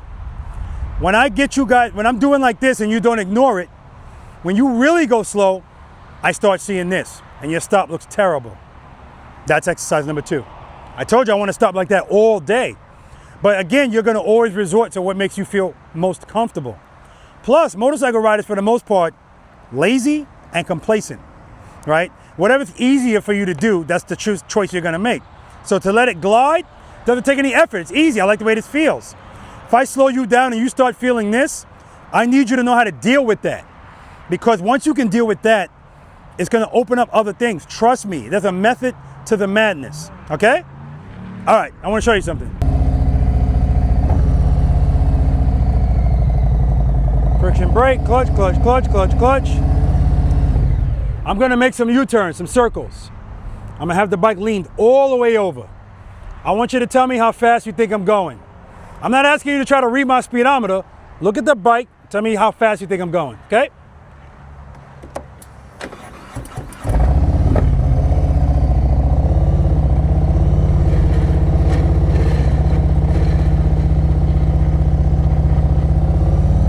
Friction brake, clutch, clutch, clutch, clutch, clutch. Terrible stop. How fast am I going? 4 miles an hour. 4. 8. 8. 6. 3, 6, 4, 4, 4, 7. 4, impossible. Bike's gonna fall. Definitely 3. 3 is when we're straight up. 7 to 8. That's how fast I'm going. Now keep this in mind. That's how fast I'm going dragging the boards on the ground. You don't need to be going 10, 12 miles per hour to make these U-turns, right? I show you that as a point of reference. Don't feel like you need to speed up. Speed is not the biggest thing here. Of course, we need the appropriate amount, but as long as I got sufficient power, I'm good, right? I'm good. Did you guys see what Stacy did when he tried to do that throw and catch? I know you're in the line. He threw the bike over. He went beyond the motorcycle's lean limit. And so it bottomed out like, the old Stacy, that would have been feet down, clutch in. He never gave up clutch, no feet down. I mean, it's a beautiful thing to watch, right? That's why I want everybody to understand power keeps the bike up. Even if, now these bikes have like a shut-off thing, so if it falls over, it won't start. But the older style bikes that didn't have that, I could lay this bike on the side and pick it up with power. All right, so don't give up on that, okay? All right. Next exercise. No, it's good. Welcome to Harley-Davidson. Robert, yeah. You want to talk just real quick about keeping feet on the boards too? Because that kind of relates. Yes, yes. Keeping your feet on the boards. Now, this is something that it's hard to train for it unless you're always dropping your bike, right?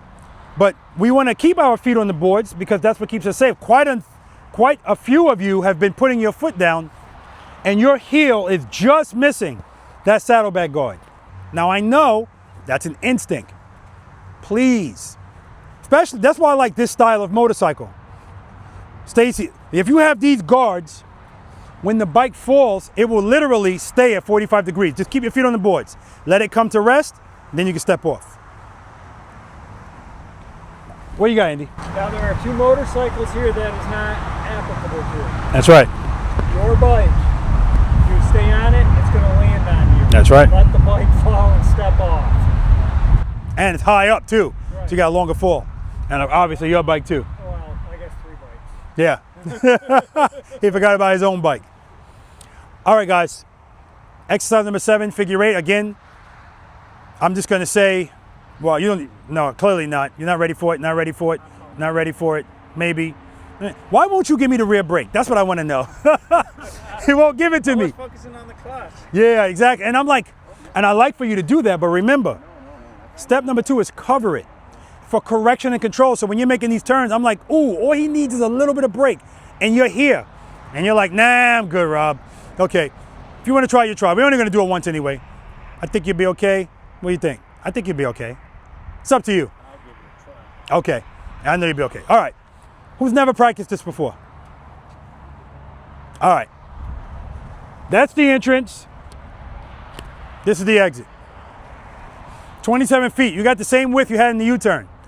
The only thing that's relevant now is the length, 46 feet. Now, if it was just me and Andy, it would be 18 by 32. I'm giving you 27 by 46, okay? All right, does everybody know what a ka-ching is? Who doesn't know? Okay, you do this clean. Enter at the right spot, exit at the right spot. Don't hit a cone, don't put your foot down. Don't have your bike straight up.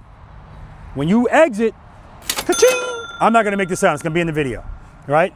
And when you get to the ka-ching, if you wanna do something, whatever you wanna do. If you don't, just go out. We also like to blow horns when somebody does it right. Yes. In line. Yes. I forgot, I gotta start telling people that at the beginning. It's a nice applause, horn-wise, okay? If you want to. If you don't, I'll make a mental note, your name. All right, now, this is when we're gonna start paying attention to wheel placement. Now, even though Andy doesn't need all of this space, I still want the placement. So you guys come in. I want your wheel right here, in the vicinity. I want you at the line. Head and eyes, look at that big cone. And go to it. I want you to come all the way to the top though. Hold this turn, hold this turn. Now the reason I want you at that line is if you're off of that line, whatever space you give up there, you're gonna have to make it up over here.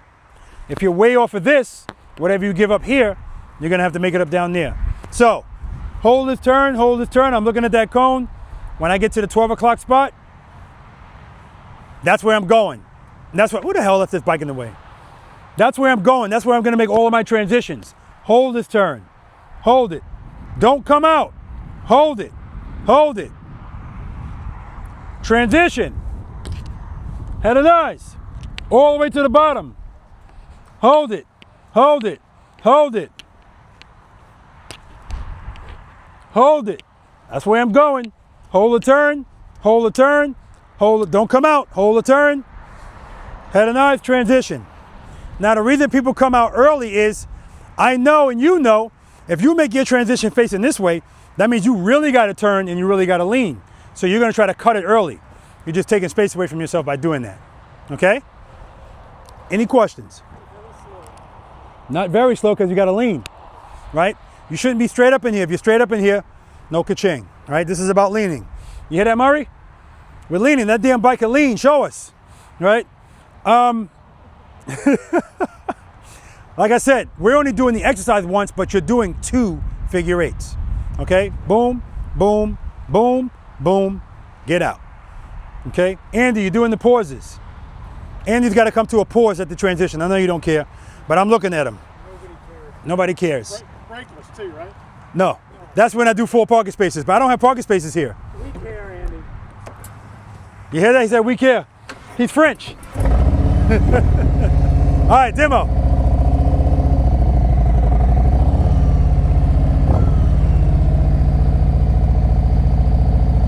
I don't want to go too fast. I don't want to go too slow. Wheel placement. Head and eyes to the top. Head and eyes. Hold it. Hold it. Transition to the bottom.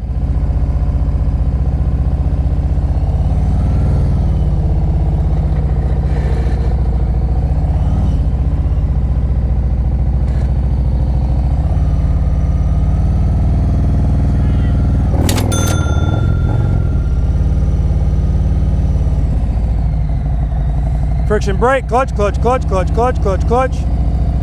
Move, stop. Questions? All right, if you're doing it, let's do it. You can get a ka-ching from Mr. Schultz today, North Carolina ambassador.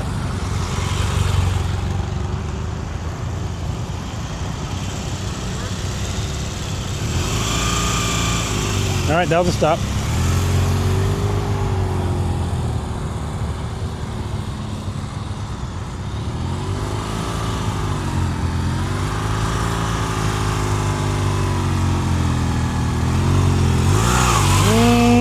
I don't know about that one.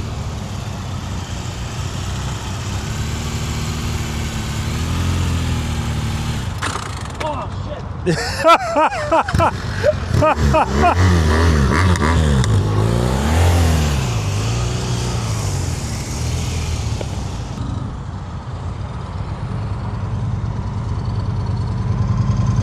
Wheel placement's good on both spots, the top, bottom, beautiful. Transition, beautiful. Head nice, beautiful. Oh, that's a damn shame. Beautiful.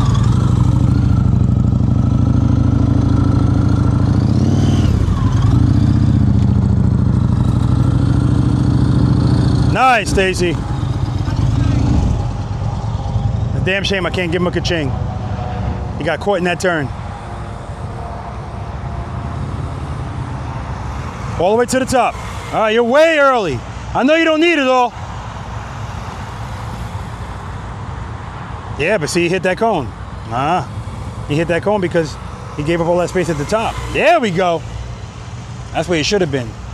Nice lean, nice lean. That's a shame, Murray. Good? It's good, but not ka-ching good. It's not ka-ching worthy. All the way to the top? Good. All right, a little early. Oh man, he straightened out right there. That's gonna be tight. He hit that cone, but he's good on that. Good, good, good. See, he cut that early, and that's why this is so tight. Got to hold those turns. Watch that foot, watch that foot. So right there, instead of that, just open the clutch. Yeah. Okay. Good, okay. Yeah. Also, you know why that was so tight? Yeah. Why? I got a little bit too close to that side. No, it's because when you came out of this turn, you didn't hold the turn. Instead of you holding it, you came out here. So now you make that tight. Hold the turn and then transition. All right. But looking good, man, looking good. That was close. Good, all the way to the top. There we go.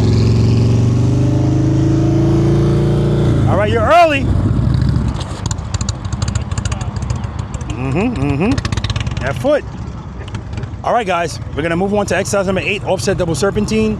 And we'll talk about this briefly, but it's the same thing. Like I told them, if you don't hold that turn, the next turn is gonna be super tight, especially on that bike because the handlebars don't turn as much as these touring motorcycles. I'm sorry, these Harley-Davidson touring motorcycles. All right, let's do it.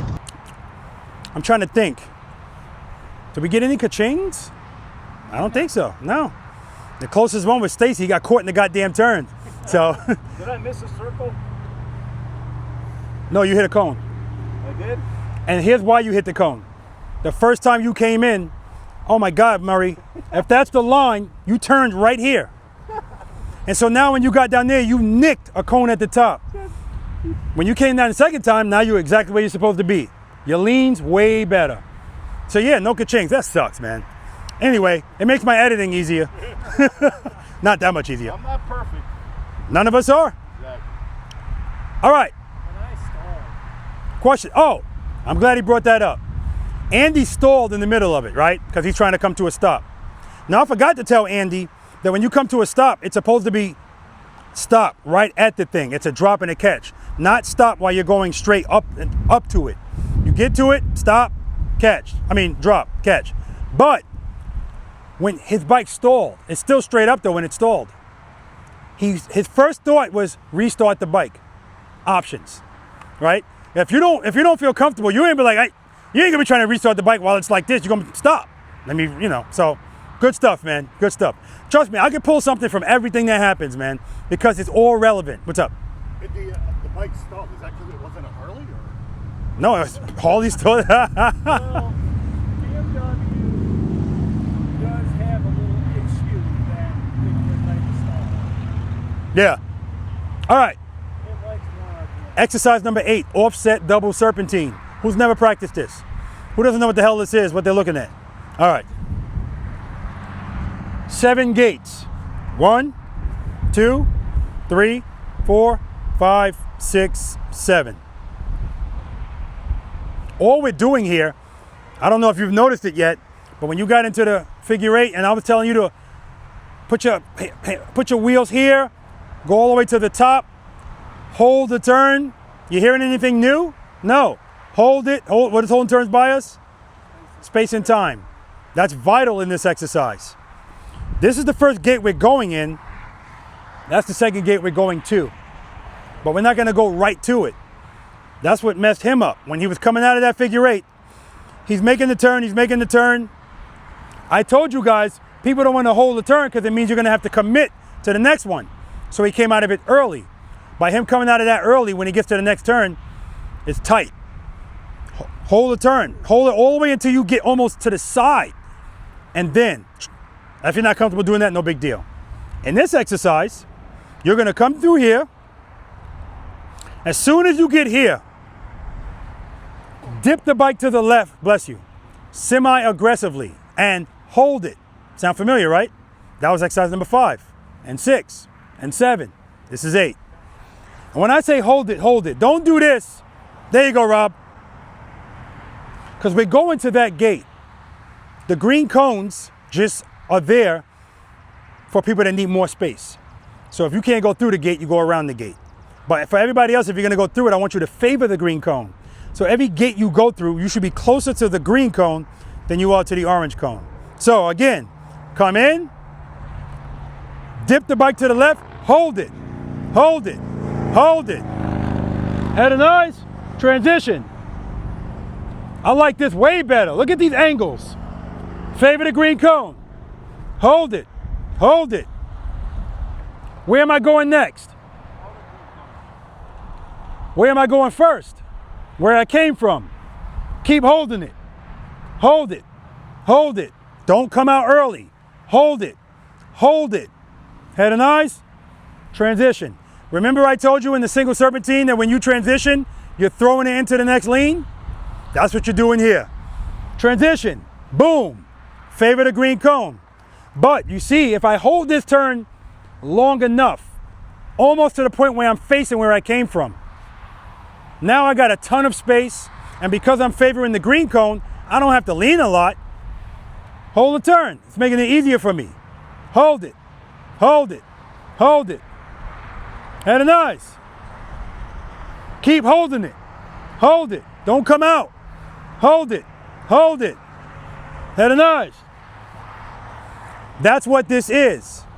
Now, if you come here and you don't hold this turn long enough, and you come at this angle, now when you make this turn, you're going to be past this gate. Already it's messed up. And this is not about you now trying to sneak past. Like I said at the beginning, it's not just getting through it, it's how you get through it, okay? Hold the turns, dip it. At no time should your handlebars be straight in this exercise. Hold it, hold it, hold it, head and eyes, boom. Hold it, hold it, hold it, head and eyes, boom. That's what we're doing, okay? One time. I'm gonna demonstrate it going down, like it's supposed to be, and then I'm gonna come back like this. But we're only going that way, that's right. Stacy, Andy, do I have to say it? No brakes. No brakes. You know what? I'll do a brakeless as well. Again, get up on the handlebars.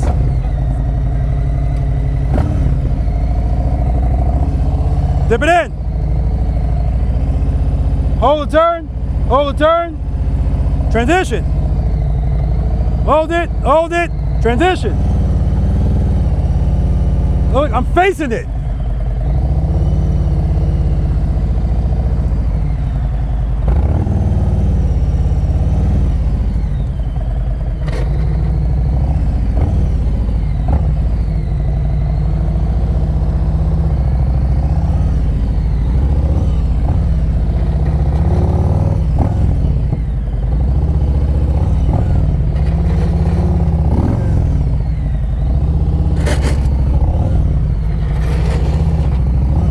Friction brake, clutch, clutch, clutch, clutch, clutch. All right, let's do it. Brakeless. Stacy's going second, brakeless as well, and then Murray. That's the only people doing this.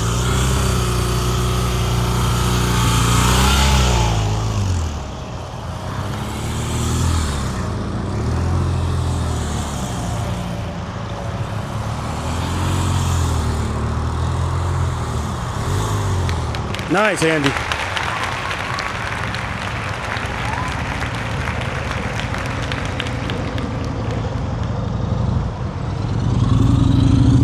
Hold that turn longer next time. Yeah, your angles are off. There we go. Get back on track. Very good. Remember, he's doing this brakeless. Nice. So it's hard for him to make these corrections. That's what I'm talking about, man. Stacy's a beast, man. A beast.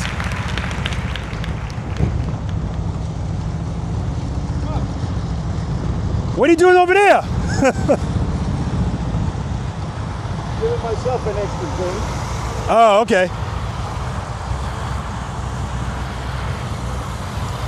I don't know what Murray was doing. He said he was giving himself an extra gate.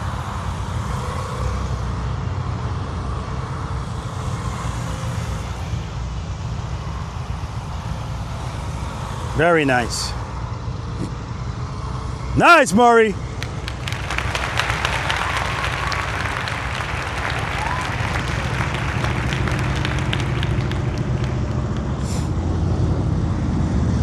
Dip it in, hold it, hold it. You gotta hold that turn longer. Now you're way off.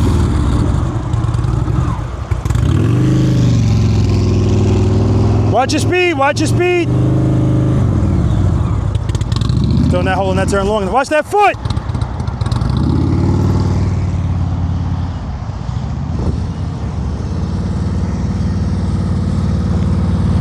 Dip it in. Good. Head nice over here. Come on.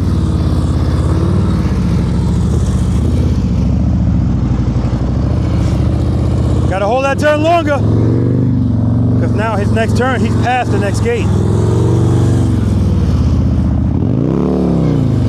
All right, all right. All right, guys, last numbered exercise, the Abominable Snowman. You can see right now we're down to 4 or 5, and that's fine. We'll see what we get because there's usually something in there for everybody. All right, let's do it. So those push-ups that guy was doing, 72 years old. I'm just saying. All right. When I drop, I want to be just like him. Any questions? Offset double serpentine. Oh, he's over there. I forgot he's recording this guy. That was excellent that he did, but he didn't hold those turns long enough. But the fact that he didn't have a rear brake, that's where not being afraid, leaning the bike comes in handy, right? He just threw the bike over and a couple of times just, metal to ground. No big deal. First world problem, but that was beautiful. Again, hold those turns. That's what happened with you. That's what happened with you. Hold the turns, all right? All right, guys, this is the last numbered exercise. Not the last exercise of the day, but it's the last numbered one. Abominable Snowman. Who's never practiced this?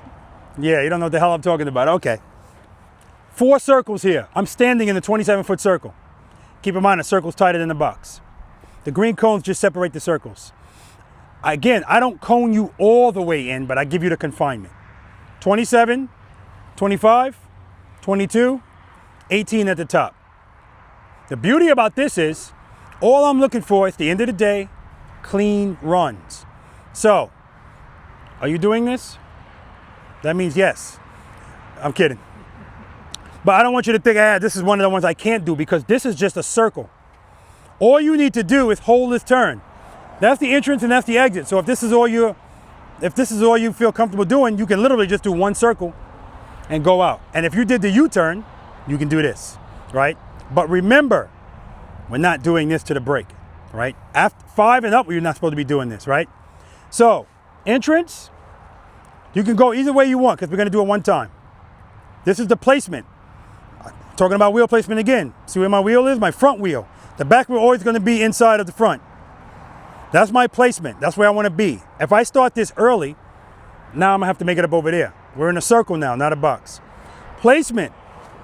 Now I'm going to hug these 2 cones to the top. Remember in exercise number 5, I tell you don't hug the cones because they don't like it? Well, these cones are sociable. Hug them. They love it. Placement, hug it to the top. Oh, I'm so anal. And now, commit and hold the turn. Again, if you can go around twice or once. In, intra, exit, clean run. But if you say, I want to do 25, Rob, go around once, and then when you come back around, go through the green cones.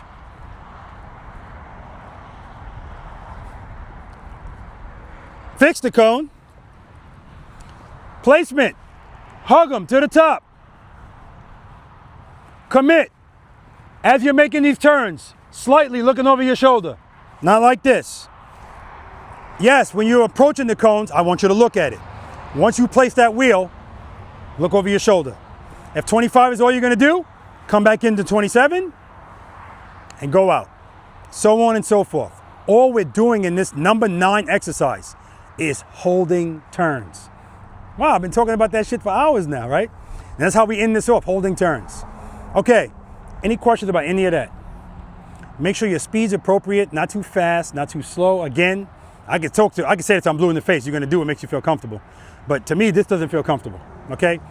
And Andy's gonna go to the top, and he's the ambassador, so he gets the ambassador treatment. 2 revolutions in the top circle, come out, do a reverse, 2 more revolutions.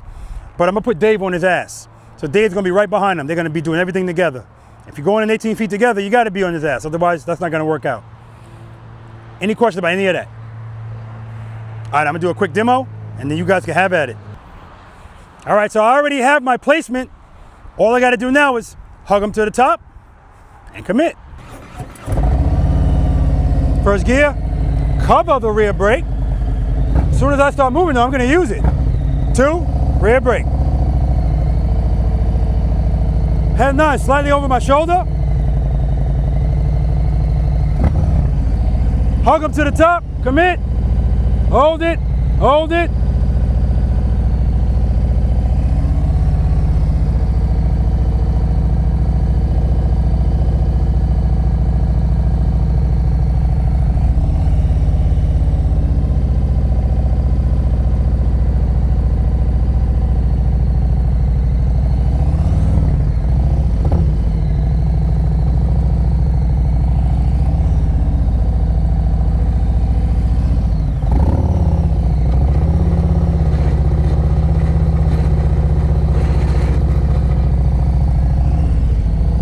So on and so forth, you get it. All right, we good? Let's do it. All right, I got Dave on Andy's ass in here.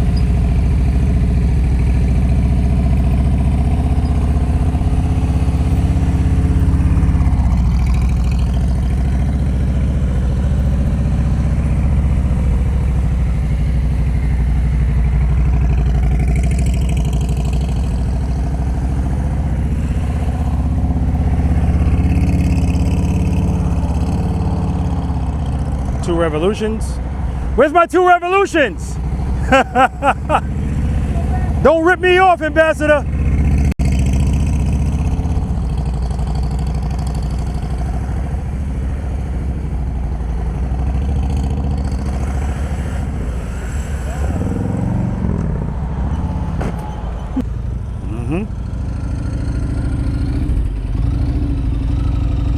Stacy said he's going up to 18.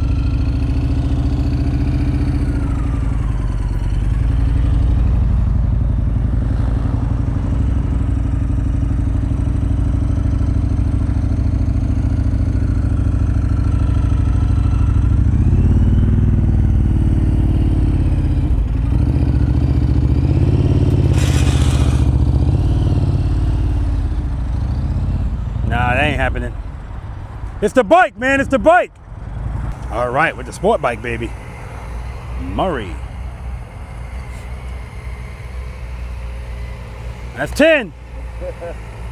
All the way to the right, all the way to the right. Commit, commit. He's got to commit earlier because he doesn't have the handlebar turn radius as the other bikes.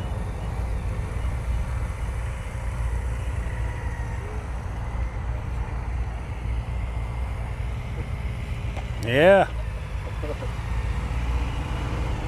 What the hell you doing up there, Murray?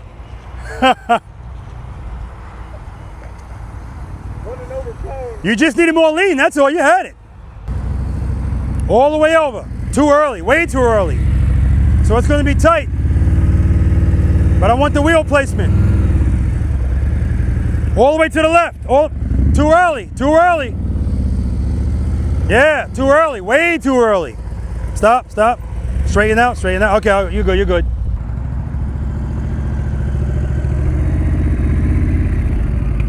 Look, watch your foot.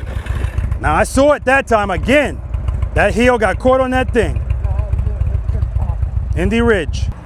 Holding that. Why did it fall? I didn't give it enough throttle as I was making the turn. Throttle's not the issue. Okay. It didn't stall. Clutch. It's clutch, you know, because you're keeping it loaded. So throttle's not the issue. Unless the bike stalls, throttle's not the issue. Your preload was fine. Yeah. Right? Not enough clutch, that's all. Okay. All right. All right, guys, we're going to move on to exercise. I'm sorry, the bonus exercise. We're done with the numbered exercises. To lean or not to lean. Let's see how many people we got in it. And you know what? I'm going to put Dave in this as well. Give Andy some competition. Maybe. We'll see. You'll see. All right, let's do it. To lean or not to lean? That's the question. Who's unfamiliar with this? All right. It's a bonus exercise. These cones are 10 feet apart. You have to decide as you go through them, are you going to do it with your bike straight up? Are you going to do it leaning? Or both? Totally up to you. I don't give any advice in this exercise, but telling you everything you learned today, apply it here. Okay, 7 cones. I'm gonna be behind you with a camera, counting out loud. 1 cone, 2 cone. If you hear me say that's it, that's it. Whoever gets the most cones, they got it. I'm giving you the first cone, just don't hit it. And I've had people hit it square, okay? All right, the North Carolina ambassador, he's gonna go last. Who's doing this exercise besides Stacy? Okay. It's gonna be a short one. Okay, good. All right. I'll do a quick demo, and you guys can have at it. David's going to be in this too, Andy, because enough's enough.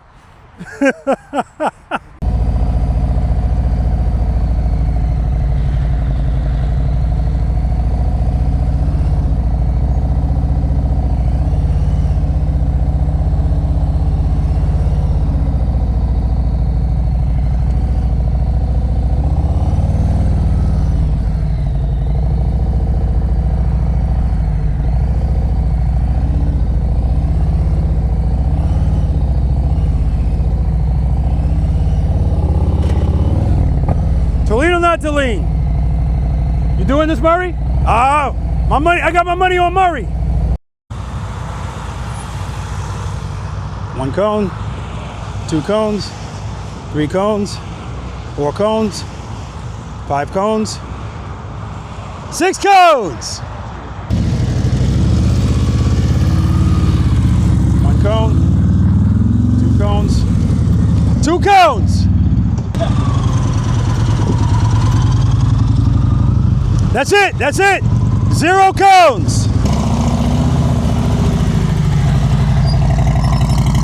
1 cone, 2 cones, 3 cones, 4 cones, 5 cones, 6 cones. All right, 6 to tie. We got 2 ties.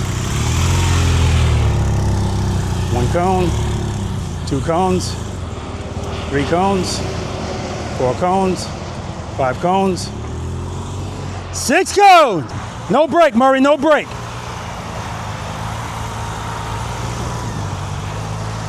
That's it, 0 cones. All right, no break. 1 cone, 2 cones, 3 cones, 4 cones,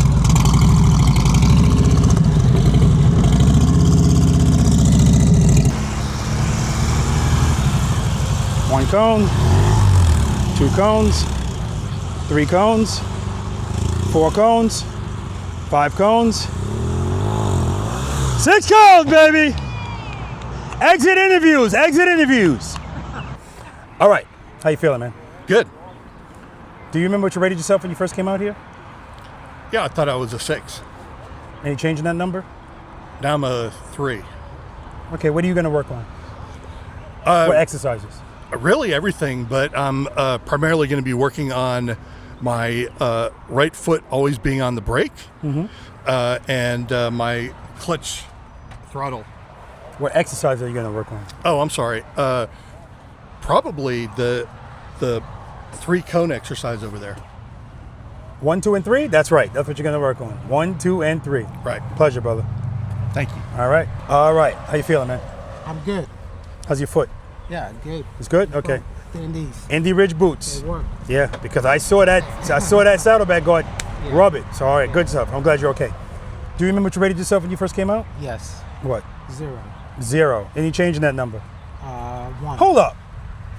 You rated yourself as 1? No. No. That's a sandbag. I respectfully disagree.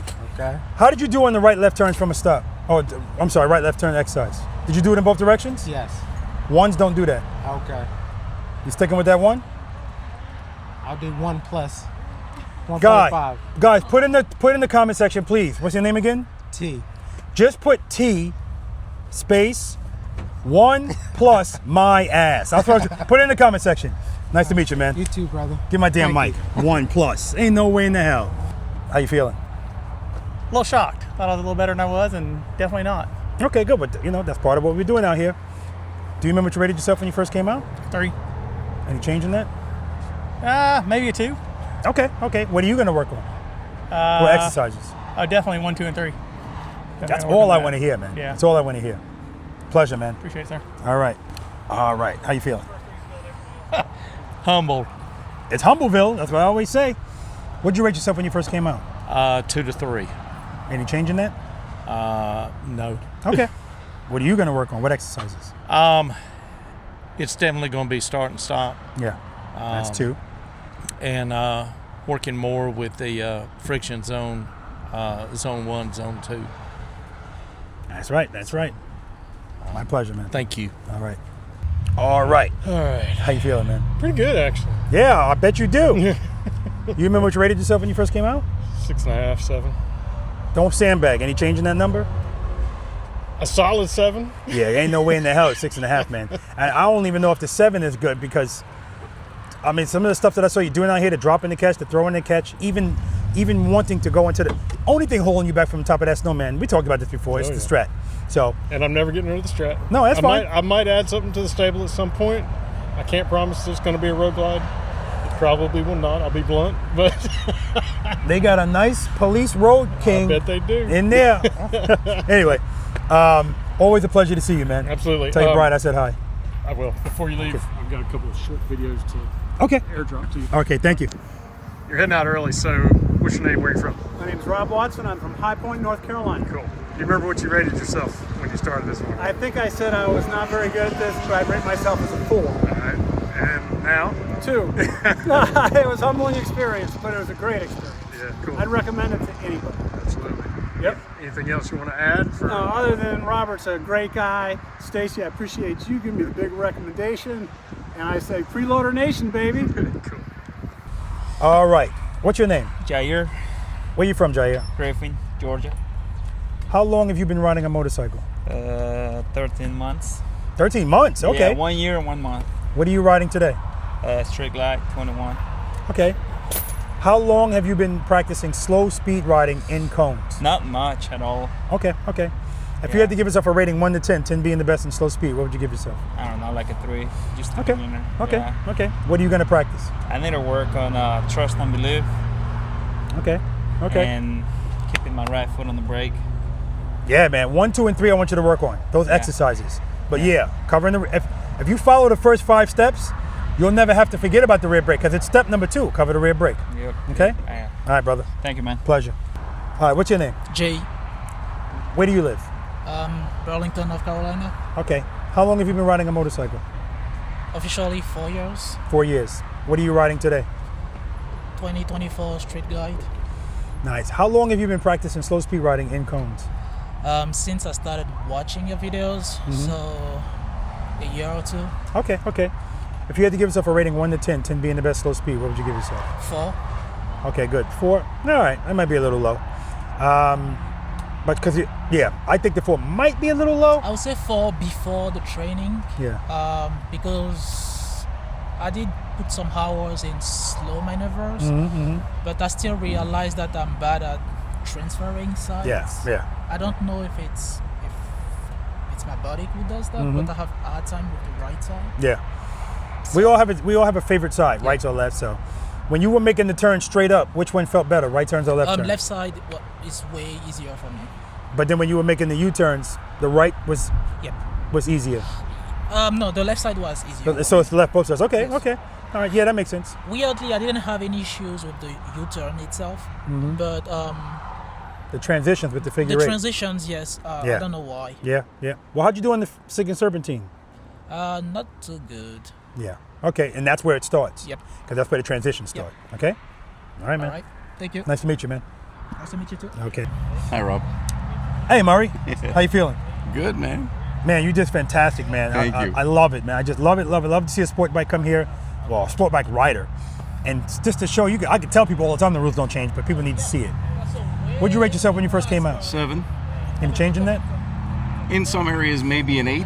And in some areas, for sure, leaning probably a 6, maybe. Okay. I got stuff to work on. Yeah, but dude, leaps and bounds, man. From last year, practice. Yeah. Practice. What practice sessions were you in again? 121, 122. 121 and 122, guys. If you want to watch this guy, I just like to watch people's progression. So, always a pleasure, man. Yeah, big pleasure here. Yeah, absolutely, Thank man. you so much, Rob. My pleasure. Thank you so much. How you feeling, man? Good. Who's this woman next to you? My fiance, Michelle Marie. Yes, fiance. Congratulations again, guys. Thank you. Thanks, Robert. What'd you rate yourself when you first came out here? 7. I don't even know why I still ask you these questions, but I have to ask. Any change in that number? It's still the same. It's still the same. Okay.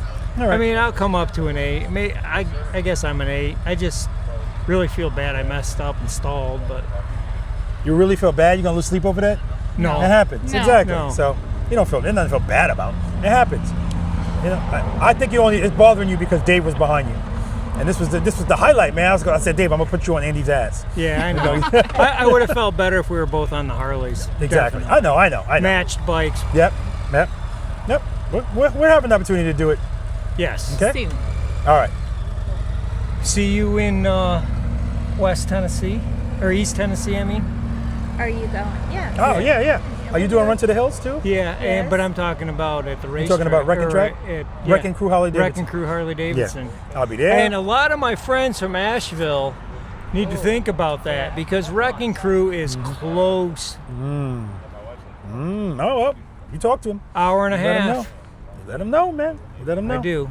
All right, always a pleasure, man. Thank you. North Carolina ambassador and his future bride. Peace Mic out. drop. Peace out.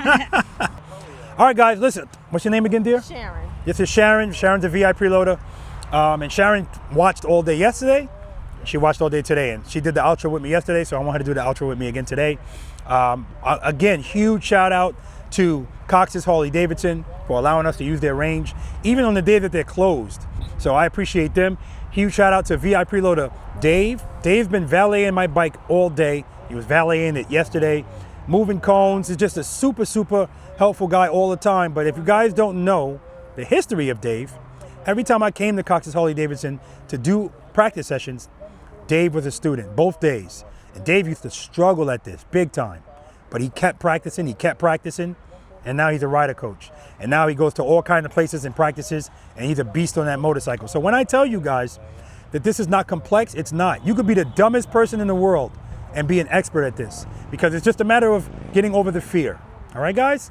So, yes, I want to thank Dave. I want to thank everybody that participated, preloaders, V.I.Preloaders. I want to thank you guys for picking up the cones for me. I appreciate that. And I want to thank you guys for watching. If you're not subscribed to the channel, definitely hit that button. It's free. You only have to do it once. And again, another huge shout out to Murray riding that sport bike, because I tell you guys all the time, the rules don't change. He did fantastic out here today on that sport bike, right? We don't have, again, none of this stuff has to be excessive. 18-foot U-turns, you don't ever have to do that. You don't have to do the top of the Snowman. The main stuff that we need to do, I need you to be good at that. And it's just that simple. All right, guys? If you're not good at it, practice it. But don't get upset if you don't get it. You have to earn being upset. So if you practice and you're not getting it, then you can start getting annoyed. But then reach out to me and let me make sure you're practicing what you're supposed to be practicing. All right? 1, 2, and 3. That's what you need to start with. That's the foundation. All right, guys. I'm gonna get all packed up. Head back to Pooler. And next weekend, I'll be in Philadelphia doing it again. 2 more practice sessions. Love you guys. As I always say, spend more time being thankful for the things that you have and less time complaining about the things that you don't. Seat time doesn't equal practice time. Finish it off. I'm gonna test and see how much he knows. Oh God. What do I say? I have no clue. He has no clue. Come over here, man. Can you? I saw a look on his face. Now you can stay right there. No, you don't want to come over? No. Can anybody help? I'm gonna fail that test miserably. If you have time to ride your motorcycles, you have time to practice on them. Okay. That's not my opinion. Until next time.